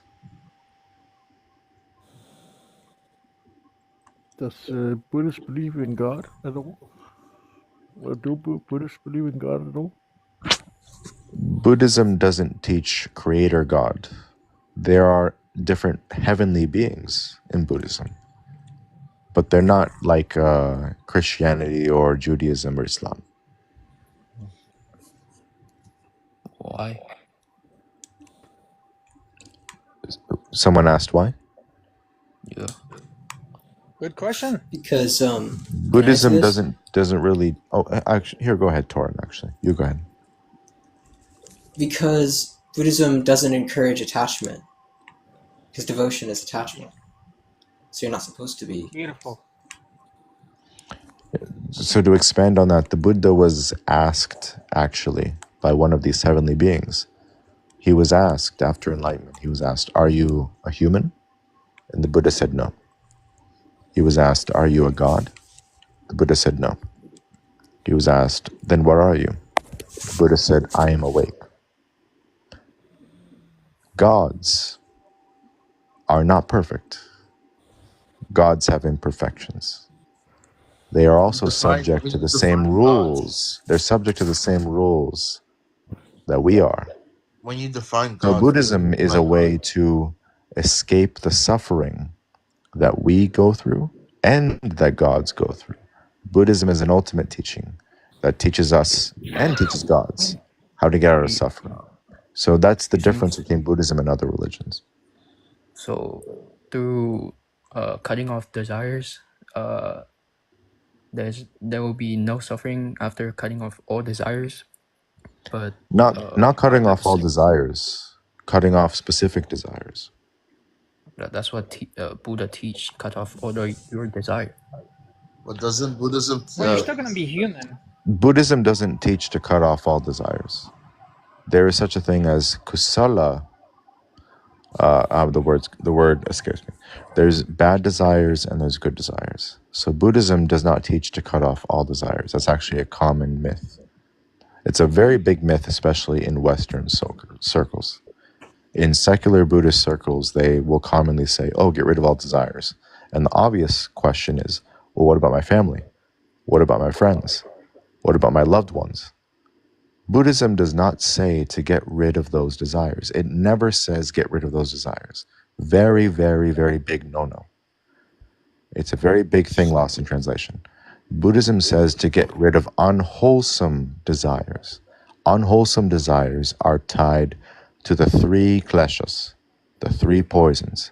The poisons of delusion, the poison of attachment, and the poison of greed. of anger, actually. So the poison of attachment, the poison of delusion, the poison of anger. So when you think about your desires, what do you desire? You desire food? Okay, you have to live. You desire your family to be safe? Okay. You desire your boyfriend or your girlfriend to be happy? Okay.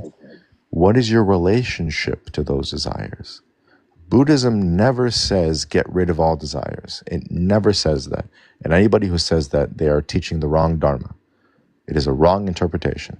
It's a very big wrong interpretation because you see it so often in Western circles, and it's a bad misinterpretation. And it's not me saying this, it's not Kurosaki saying this. If you look at the teachings of the Buddha in Theravada, in Mahayana, in Vajrayana, it does not say get rid of all desires. You still need to desire enlightenment. You still need to desire loving kindness. You still need to desire generosity. You still have desires, but you need to learn your relationship to your desires so that you can get rid of the bad ones. That is the Buddhist teaching.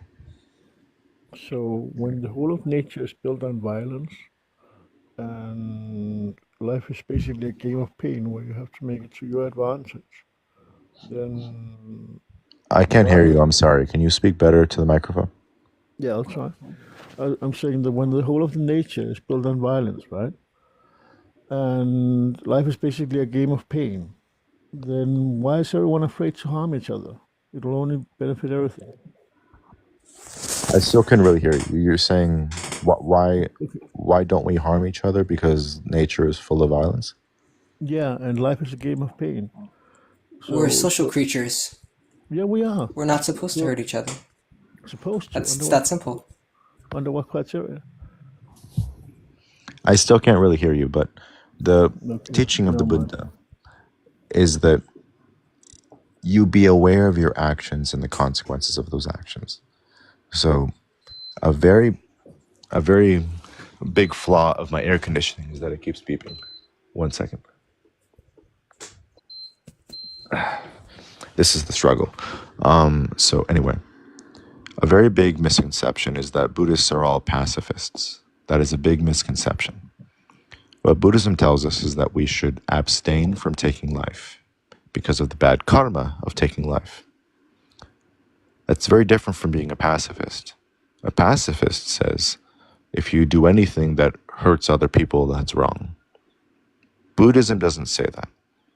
You would rather be aware of what your actions are and try to avoid the worst consequence. So if you say life is full of pain, so what do you do when life is full of pain? You pick the path of least pain. You have a family, protect your family. You have friends, protect your friends. You have a country, protect your country. But use the method that creates least pain. For example, it causes me a lot of pain that my air conditioning keeps beeping. So the path of least pain is for me to turn it off. You're attached to an air conditioner that makes no noise. Accept the noise. Your audience will forgive you. The wisdom of Splatsloki. I would like to add something. When it comes to the Christians, as somebody mentioned Adam and Eve. Adam and Eve had two children, Cain and Abel. And Cain and Abel didn't get along. Cain was the only one left, but somehow he got a wife. Where did the wife come from? And then the children of Cain went off into the land of the Edomites. If Adam and Eve only had two children, and they were the first two humans on the planet, who are the Edomites? I've asked everybody. I've asked Muslims, I've asked Christians, I've asked the Jewish people. Who are the Edomites? How can you go into the land of the Edomites if you're the first people on the planet? So no answer. I just wanted to point that out. It's very odd to me, and I've never gotten an answer. Somebody can DM me the answer later if you want, but I find it very strange. And I, as a Zenist, we have an expression. Before Zen, chop wood, and carry water. After Zen, chop wood and carry water. Life is going to be what life is. You're going to be who you are. And with or without Lord Buddha, with or without the Dharma, with or without the Sangha, you're going to be who you are, and life is going to be what it is. You're going to try to be a better person. You're going to take responsibility for your actions and your decisions. You're going to do good actions, and you're going to make good decisions, the best you can do. And nobody is going to expect any more of you, because this is what you are going to choose if you choose it. And that's it. So, I have a question. So, without a lawmaker like God, how can you define good and evil? You know, you inherently know. Like little babies but are good people. It's that yeah, simple. but I don't know why people don't I, call I, it I would this. actually push back on that, because that is a Confucian idea that we know good and evil. The Buddhist way is a little bit different. So the Buddhist way teaches us that as a result of our kleshas, as a result of our poisons, we attach to things that give us satisfaction, and we avert from things that give us dissatisfaction.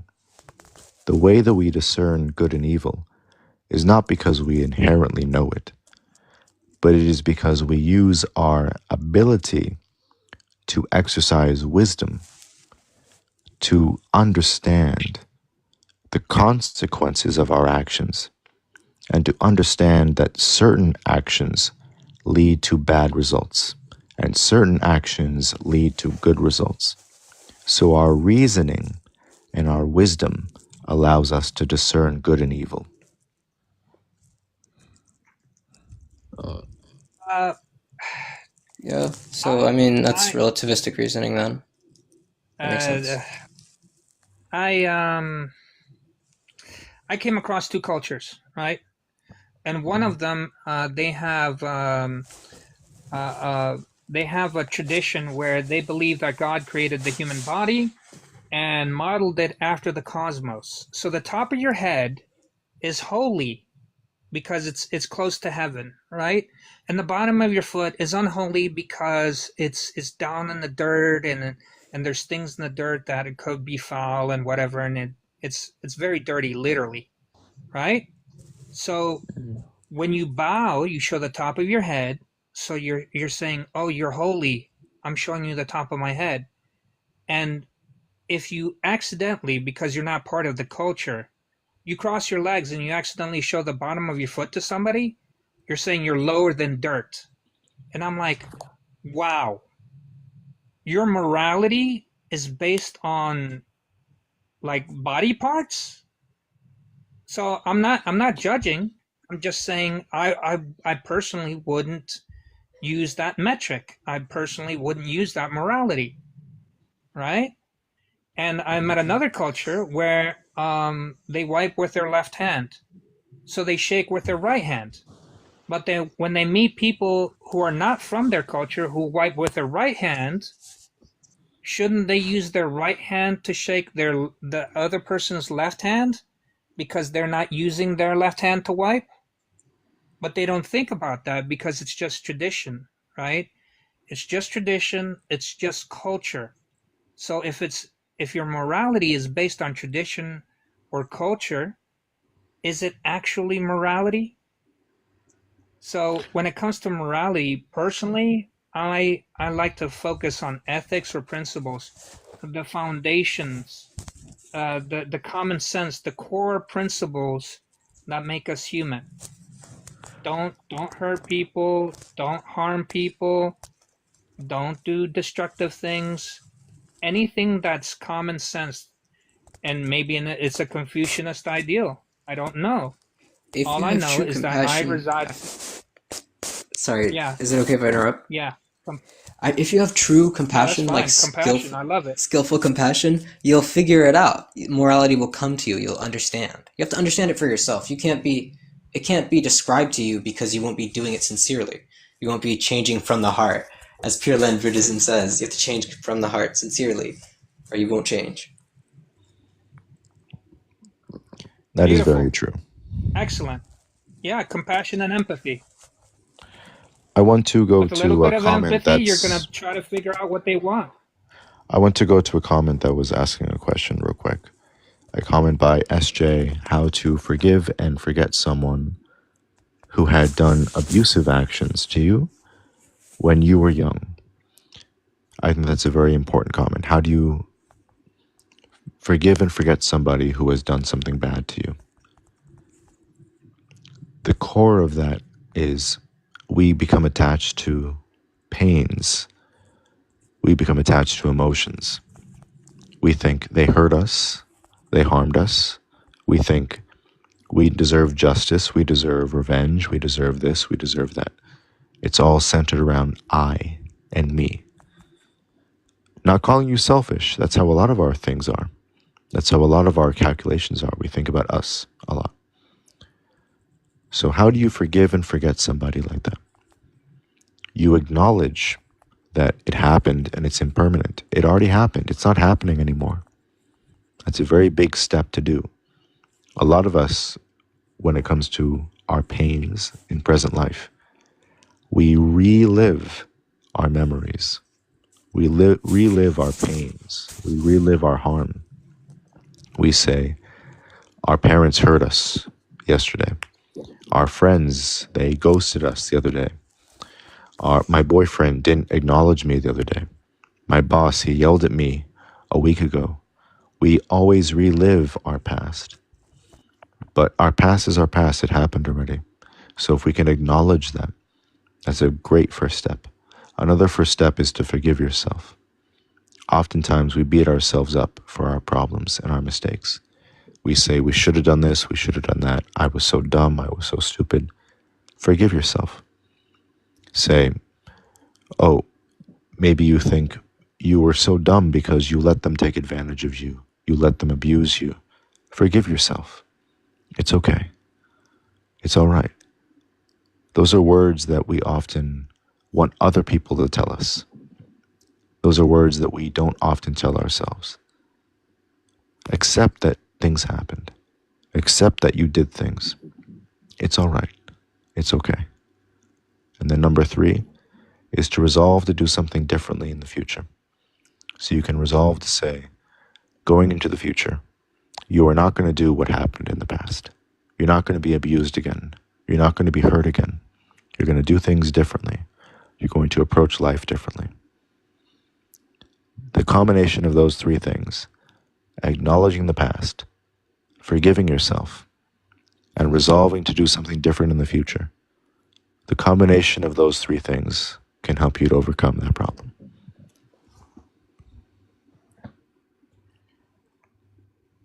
All right, guys. I gotta leave. Thank you then for answering my question though, and God bless you. Thank you for being here, Kevin. You have a good night. You too. Kevin, may you be accompanied by empathy, compassion, mercy, love, and luck. All right, so it is almost 4 o'clock. Venerable popped in to say, wow, this might be your longest live, which it might be, but I'm here, and I'm awake, and this is where I am. So I think I will be here a tiny bit longer. I do have you guys here still, so maybe...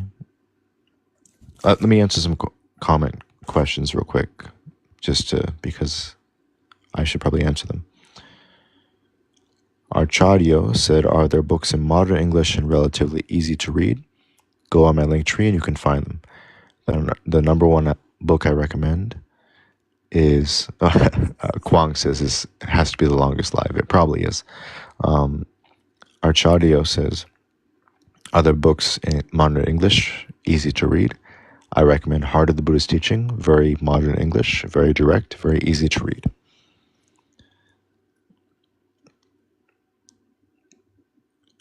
Let me just check the comments again for any other questions? I don't see any more. All right. So we have our guests here. We have Spots Loki, who is a Zen Buddhist self-practitioner. We have Torin. What school do you practice, Torin? Mahayana Buddhism, and I'm a Yogacara, consciousness only. Yogacara. Yes. Very good. Very good. Who's your favorite teacher in Yogacara?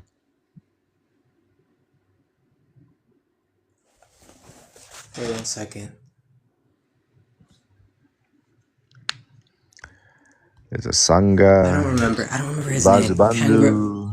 There's all the Huayan teachers in Yogacara. There's Zhuangzang, most famous teacher in Yogacara. Oh, not Japanese Yogacara. Well, no, Zhuangzang is Chinese. He's the, Journey to the West.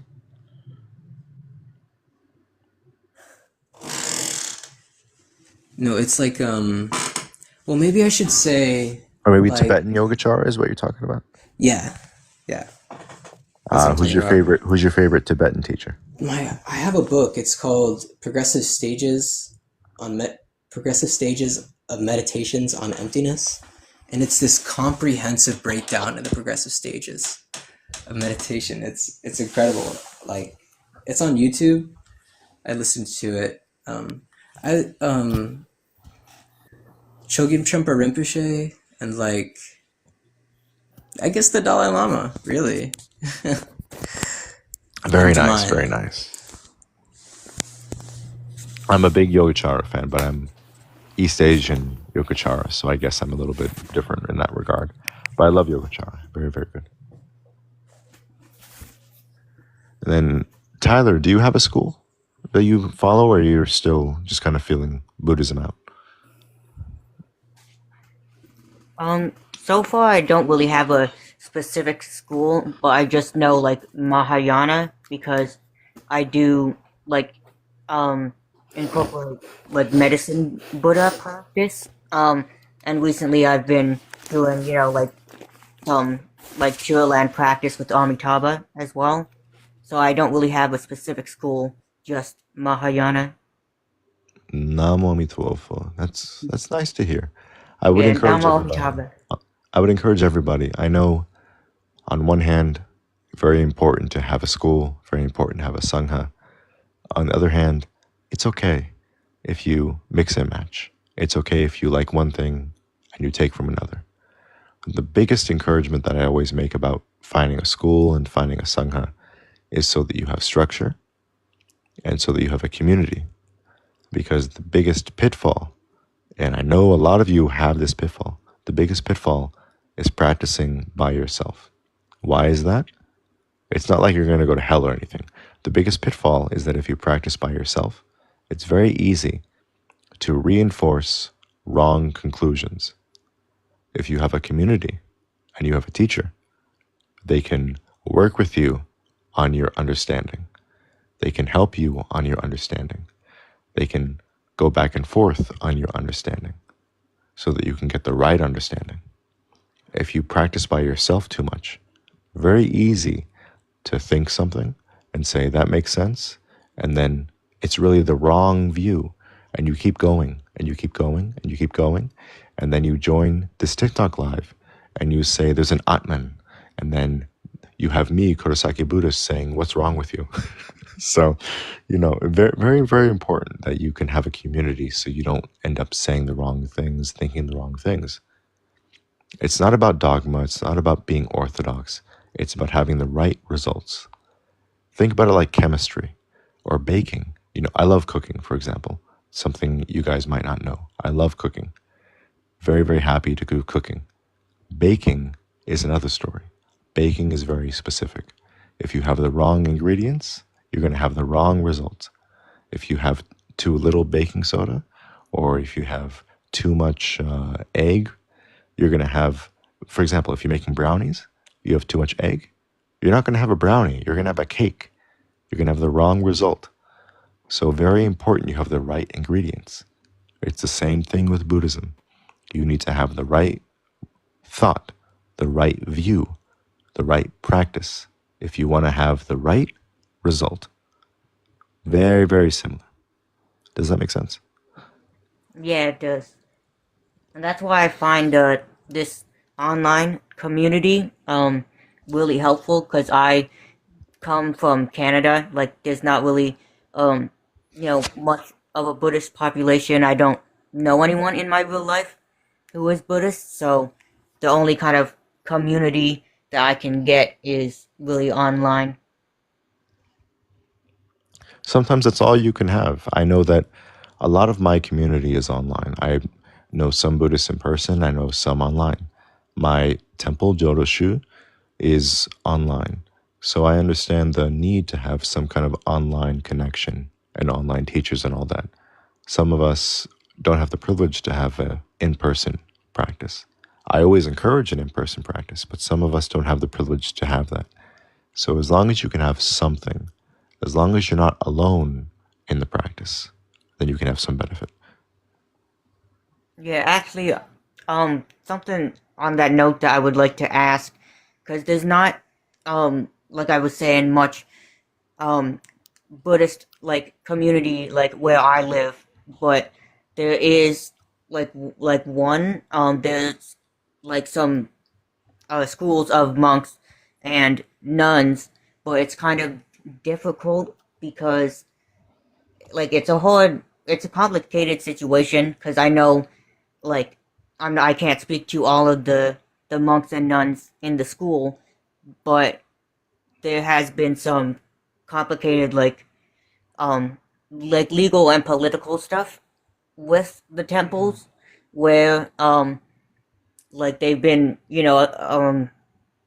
sort of like accused of some not so like great stuff, um and like, so it's kind of hard because they're the only sort of Buddhist community or like temples that are in my area, but then with some of the like stuff behind the scenes, it's a bit difficult, that like I don't know if that's something like that I want to support, I guess. I don't know if that makes any sense. Well, yeah, you do want to be very mindful of the communities that you engage with because you want to make sure that they are conductive to your progress on the Buddhist path. For example, in the very beginning of the live, near the beginning, one of the guests is Nichiren Buddhist, and his school of Buddhism is more tolerant of others. His school also has intolerant sects like Soka who may be very controlling.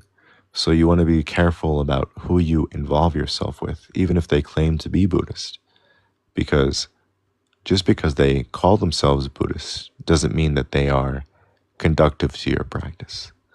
So it's good to be aware of who you practice with and be a little bit suspicious of who the teachers are and all of that, because you want to make sure that they are the right ones. Okay, I appreciate that. Yeah, that's good advice. Yes. As an aside, and just to do a little cleanse for anybody watching, in case you are affiliated with them, please do not associate with New Kadampa. So if there's any meditation center that is called New Kadampa, do not associate with them. They're a bad group. Just so you know. So, because there's a lot of them in the West. So please don't do anything with them. They are very bad. No further comment. Can I say something? Go ahead. No matter how specifically a teacher may teach you anything, you will still have to be the one to gain the understanding. So it doesn't matter how well someone teaches you. Even if someone is a terrible, horrible teacher, they don't understand for themselves. They personally will never be enlightened. They can enlighten you very easily if you just have an understanding, like an innate understanding in what they're trying to tell you. And then you practice and you develop a more precise way of interpreting that understanding. It's something that's inherent, but you reveal over time. That's very, very well I said. apologize if I'm stating the obvious, but in light of what Mr. Torrance said, even bad people can teach you how not to be. what not to do, right? If you learn the right lessons from what you're witnessing, even fools can be a teacher. Even a monkey with a jar can teach you something, right? Children can teach you, what innocence is, or what unbiased perspective is. Older people can teach you, what the wealth of experience is, right? You're going to learn from everything and anything. The conclusion is up to you. You need to make sure that you're in a good place mentally so that you don't come to the wrong conclusion. Like our host said, too many eggs, and you're gonna end up with a cake, right? Or and to the host, just real quick, just a slight riddle, if I may. Are we the whole or the sum of our parts? Are we the whole or the sum of our parts? Yeah. Hmm. Some people talk about reincarnation because they're thinking along the lines of a soul. Do I have a soul? Where is it? How wide is it? How tall is it? Is it thin? Is it skinny? Or is it fat? Does it sleep on the weekends? Am I my past? Am I my future? Am I what I learned? Is it what I didn't learn? Or am I my accomplishments? Or am I my failures?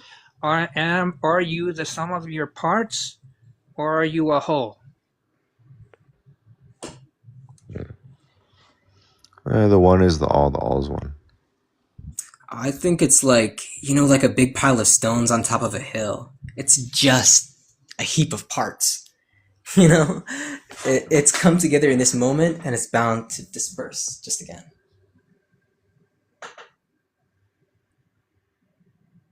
Very interesting poem. In an impermanence, we build a sandcastle, and then the tide comes in and the waves wash away the sandcastle. It doesn't mean you say, oh, well, the waves are going to come, so why build it at all? No. Build your sandcastle. Do what you do. Enjoy it while you're doing it. Enjoy the end result with understanding that it's not going to last. It doesn't mean you don't do it. It doesn't mean you don't enjoy it. It doesn't mean it's not worth doing. Do what you do. Just know that the end result may not be to your liking, or that time is just going to come along and sweep it away. This is life. You don't have control over the outcome. No matter how precise or amazing of a teacher you are, in contrast to the thing of even a fool could teach you, you can still teach someone really well, precisely in a great way, and then later you'll realize that you did nothing to really transmit the knowledge to them because they have a different way of understanding the world than you do. Exactly. And we could be wrong. I'm not. I don't know everything. Like I said earlier, one of the most honest intellectual positions you can ever have in your life is to say, I don't know. Just know what you know if you think you know. Don't know what you don't know. And know that both are appropriate. Everything has its time and in place. Just relax, man. Like, the most valuable piece of advice I ever got was wait and see. And it's a really common one, but it's like, it works every time. The teaching that sticks with me in everything that I do with Buddhism is from Shinran Shonin, who was the founder of Joroshu, and he was a disciple of the master of my school. The poem he gave was, although blind passions obscure my eyes and I cannot see, great compassion is untiring and illumines me always. The lesson of that poem being that all of us have our own imperfections. All of us are afflicted by different poisons, different kleshas, different attachments, different cravings. And yet, the power of the Buddha and the Dharma is untiring. It continuously is there for us to help us. And all we need to do is rely on it. And even with our blind eyes, we can keep walking the path to enlightenment. That's something very important to me. There's an old Chinese parable. I think it's Chinese, I'm not sure. There was an old man. He was a farmer, and he had a son. And one day, a wild horse wanders onto his property, and they capture the horse. And all the villagers said, "Oh, what good luck! Now you can saddle him, you can put a yoke on him, and he can help you plow your fields. You're blessed. You have such good luck." And the old farmer said, "Yeah, we'll see." And the next day, the son is trying to tame the horse, this wild horse. He's trying to tame the horse. He falls off the horse. He breaks his arm. And the villagers say, "Oh, that's terrible. That's terrible luck." And the old farmer says, "Yeah, we'll see." And then the next day, the government sends recruiters because the nation is about to go to war, and they're recruiting all the able-bodied young men from the village to go enlist. It's mandatory. It's obligatory.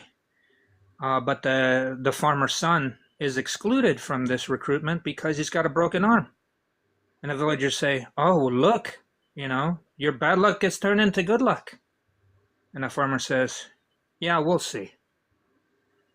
Good luck isn't always good luck, and bad luck isn't always bad luck.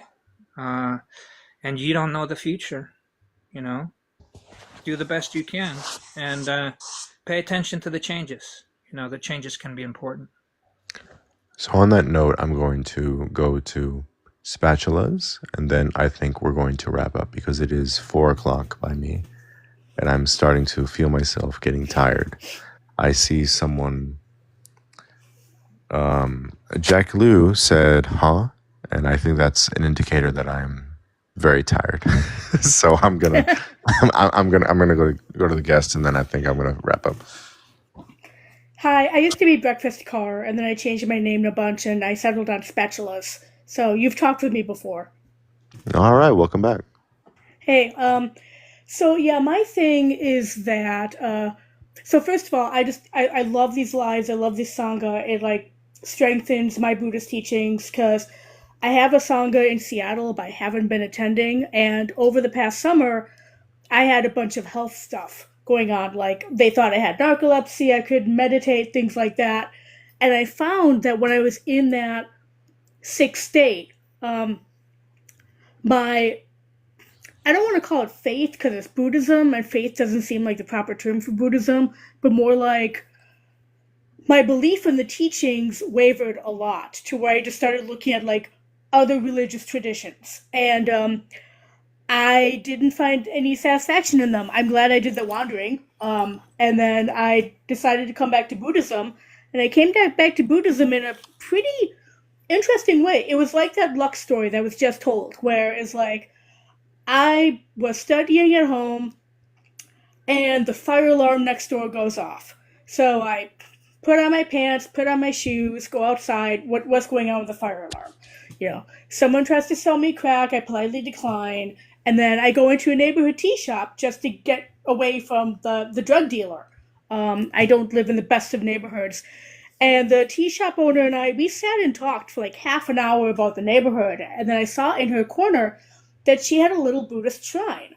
And I asked if I could, I said, "I'm Buddhist, may I give an incense offering?" And they're like, "Sure." So it was a really beautiful little thing where it was okay, I may not be able to do much, but I can do this. I can show up once in a while, buy a cup of tea, say hello, give a little offering, show compassion to people, show compassion to sentient beings, things like that. I feel like I need to take baby steps into Buddhism, because everything I look at Buddhism just seems so complex. Like, what am I doing? When I took Sangha, when I took Sound Refuge in the Tibetan tradition, it was pretty much like, you're a Buddhist, welcome.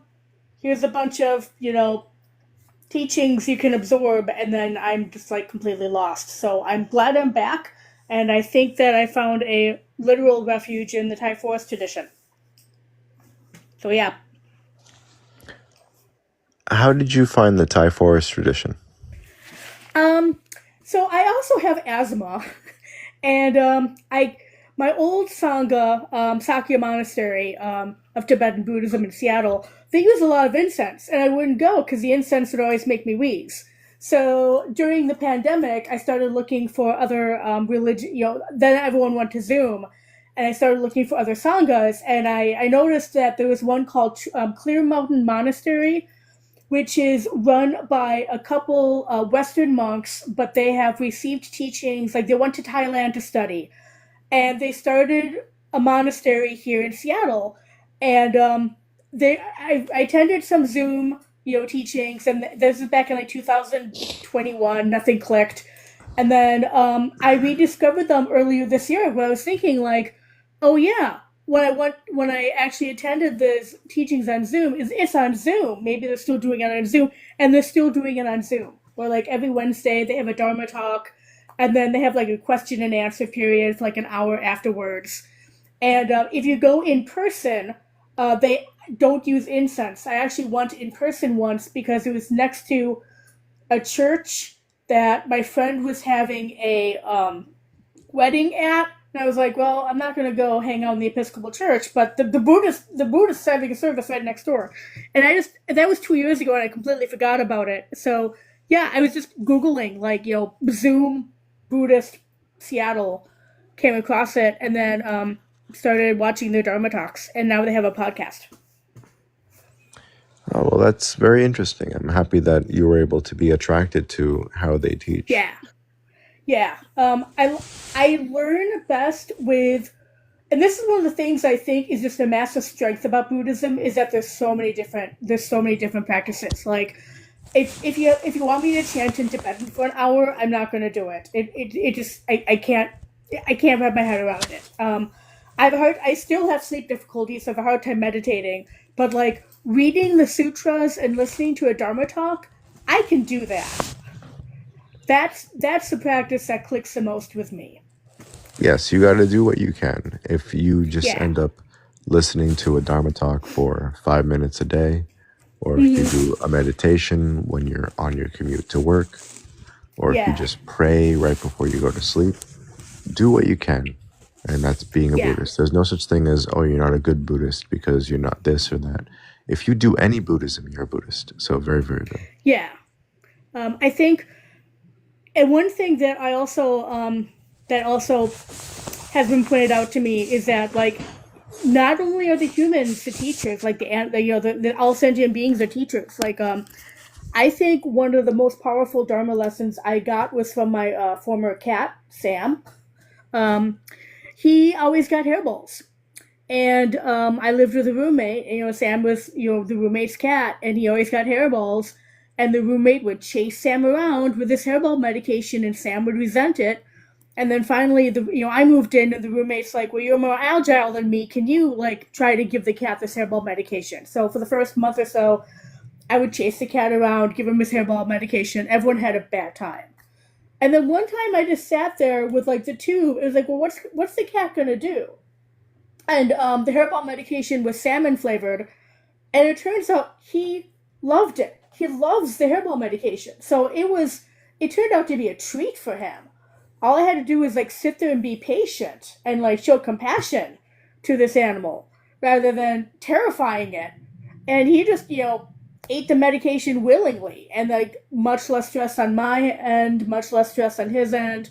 And I think about that all the time. The other cat, Mall Cop, never liked the medication, and we would have to chase him around. But Sam grew to like it. So yeah, I see Buddhist teaching in that. Excellent notion. Yeah, it's it's a thing of perspective. When you're a giant chasing around a cat, it's all well and good. When you're a cat being chased by a giant, it's not as fun. Yeah. Oh yeah. I mean, and so I mean, sometimes the cat likes to be chased. Like in my profile picture is my newest timeshare cat, Monster. He is a good boy, and he loves to be chased by me because he likes to roughhouse. He's very much a teenage male cat, and he needs someone to like wrestle with. And I'm that human. I'm Uncle Dwayne that comes over and plays with the cat. But yeah, it turned out that Sam liked this medication. We just had to listen to the cat. Have you ever seen the ox herding photos? I have not. No. It's an old series of Japanese paintings about herding an ox. Oh, nice. You should look it up. Okay, cool. And I should probably take off now, but I just wanted to share that and thank you so much for like listening to my little whine. Because I actually made vegetarian burritos filling with scrambled eggs, a serrano pepper, and a green pepper, and it's cooled, and now I have to fill the burritos and go to bed. When you mentioned the incense triggering your,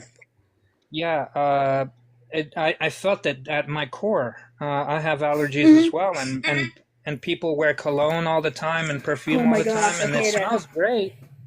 But it's really, for me, it's super overpowering, right? Yeah. And just a quick public service announcement: there's a reason why in hospitals you're not allowed to wear perfumes and colognes, because people do have allergies, you know. So just a little mindfulness, a little mindfulness, a little consideration, a little empathy, a little compassion goes so long, so far.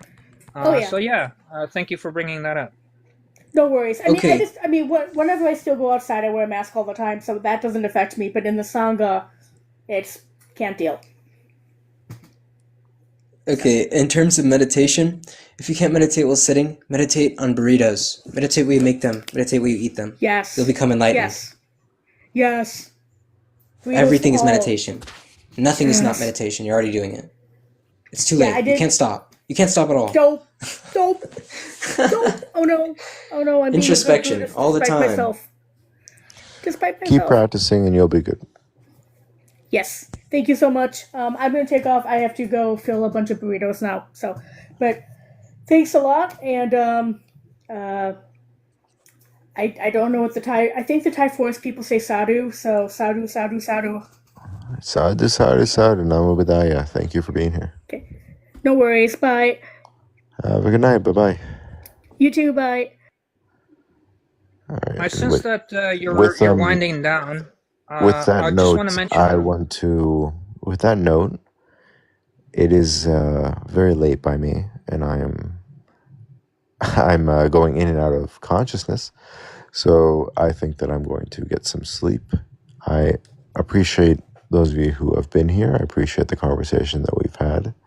But I think I'm going to end it now, this live stream. I can see there are somehow still 50 people here. Usually when I do these live streams this late, it drops down to like 15. So 50 of you are interested in the Dharma. So I want to just give a small shout out, not to me, but to the Buddhist teaching. So if you want to learn more about Buddhism, you can get a book by Bhikkhu Bodhi, which is called In the Buddha's Words. That's all of the Pali Canon with his commentary. If you want to read the Pali Canon more, you can also go to Sutta Central, and they have the Pali Canon for free. If you want to read the Mahayana Canon, I have links on my link tree, and you can read the Mahayana Canon for free, all the different Mahayana sutras. If you want to read the Pure Land Sutras, or if you want to read the Lotus Sutra, you can also find that for free. If you just Google search the sutra and write free PDF, you can find it for free. All right?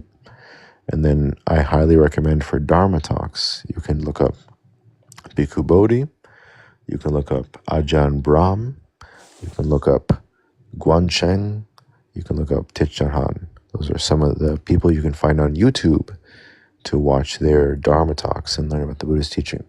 I do not recommend Alan Watts in any form. Do not watch Alan Watts. I do not recommend that. And monks on TikTok, the only one who's really good is Vuong Bak is the only really good TikTok monk. The other ones I'd be very wary of because they're not really reliable. So please, I'm not going to name them, but if they are wearing robes on TikTok and they're, I don't know, they're wearing their Beats headphones, you know, their $1,000 headphones, please steer clear of those monks, okay? Please don't deal with them.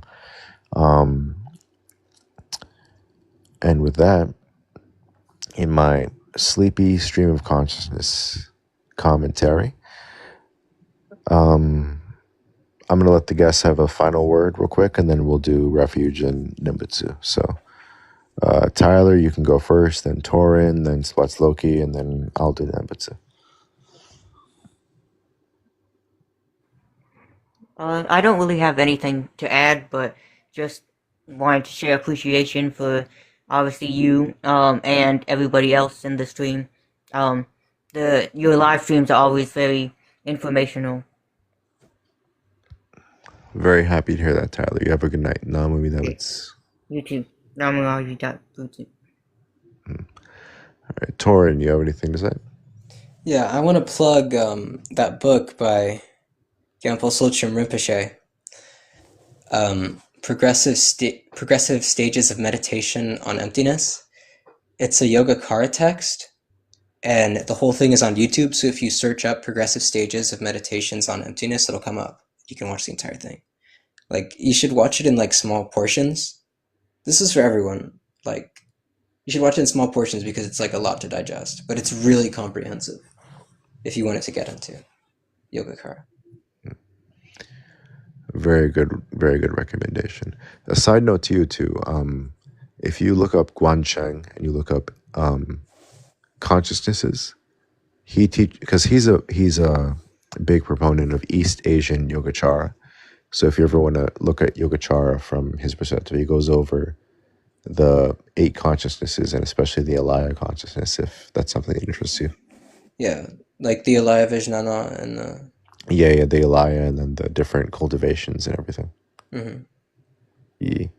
But yeah, I'm going to give you a follow back, Torin, because I appreciate you. Thank you. Yeah. People who follow me for a while already know I'm really tired by how I'm talking. But yeah, I appreciate you, Torin. Thank you. And then Splats, you can have the final word, and then I'm going to do closing. I appreciate that. In chat, I wrote the name of an author, Sai Ching Chung. I hope I didn't mispronounce that name because I hold him in great esteem. He's gone now. He's passed from this world. I think he was from Thailand originally. He took some very deep and complex concepts, and he really boiled them down with beautiful illustrations. He made it very, very simple.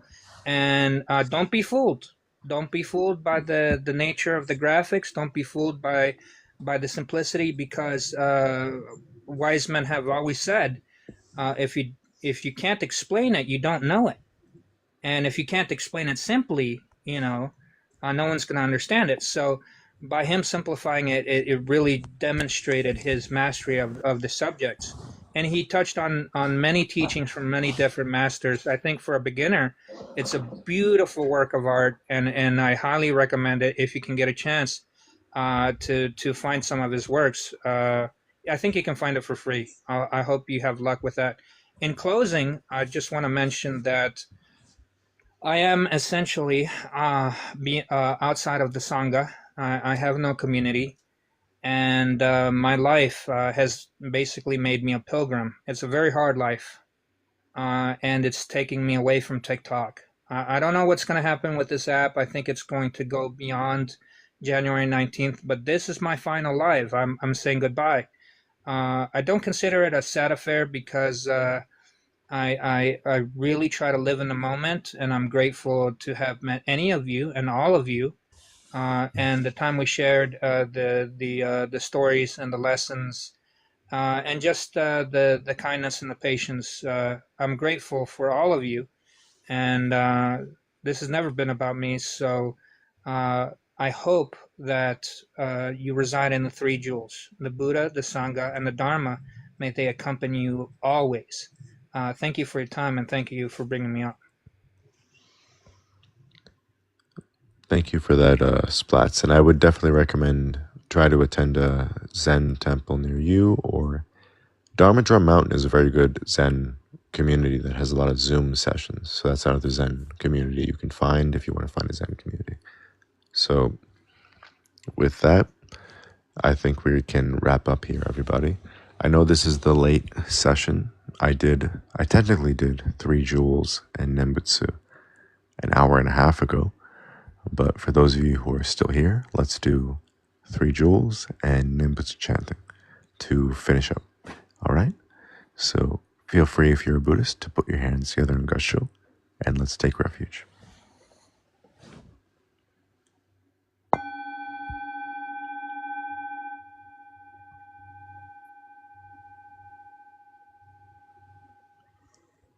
I take refuge in the Buddha.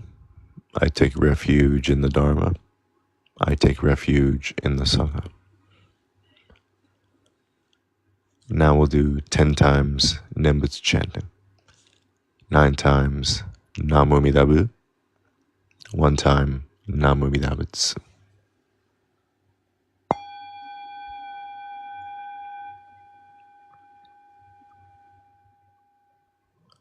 Namu Amida Butsu. Namu Amida Bu. Namu Amida Bu. Namu Amida Bu. Namu Amida Bu. Namu Amida Bu. Namu Amida Bu. Namu Amida Bu. Namu Amida Bu. Namu Amida Butsu. Namu Amida Bu.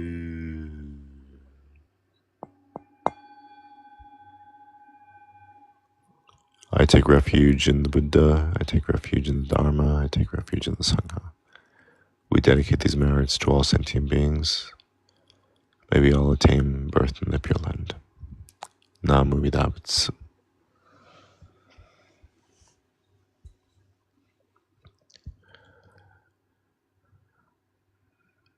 With that, I hope that all of us go into this next new year with great blessings, great merit. May we all attain the Bodhi mind. May we all be liberated from suffering. May we all have less suffering. I ask that all of you, those of you who attended, whether it be for this last minute or for the past several hours, that you learned something today and that you can implement it into your daily life. I hope that all of us can obtain some benefit from this Buddhist teaching that I value so much. And I look forward to speaking with you all in this coming year. All right? I wish you all well, and I hope you have a good night. Namu Midabutsu. Gassho. Namo Buddhaya.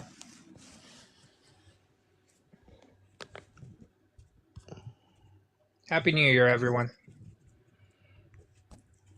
Yeah, it's really great that I got to talk to you if this is your last one. You're a really smart guy. I really appreciate your input. Roads converge and roads separate. This is life. I'm pleased to have met you. Thank you.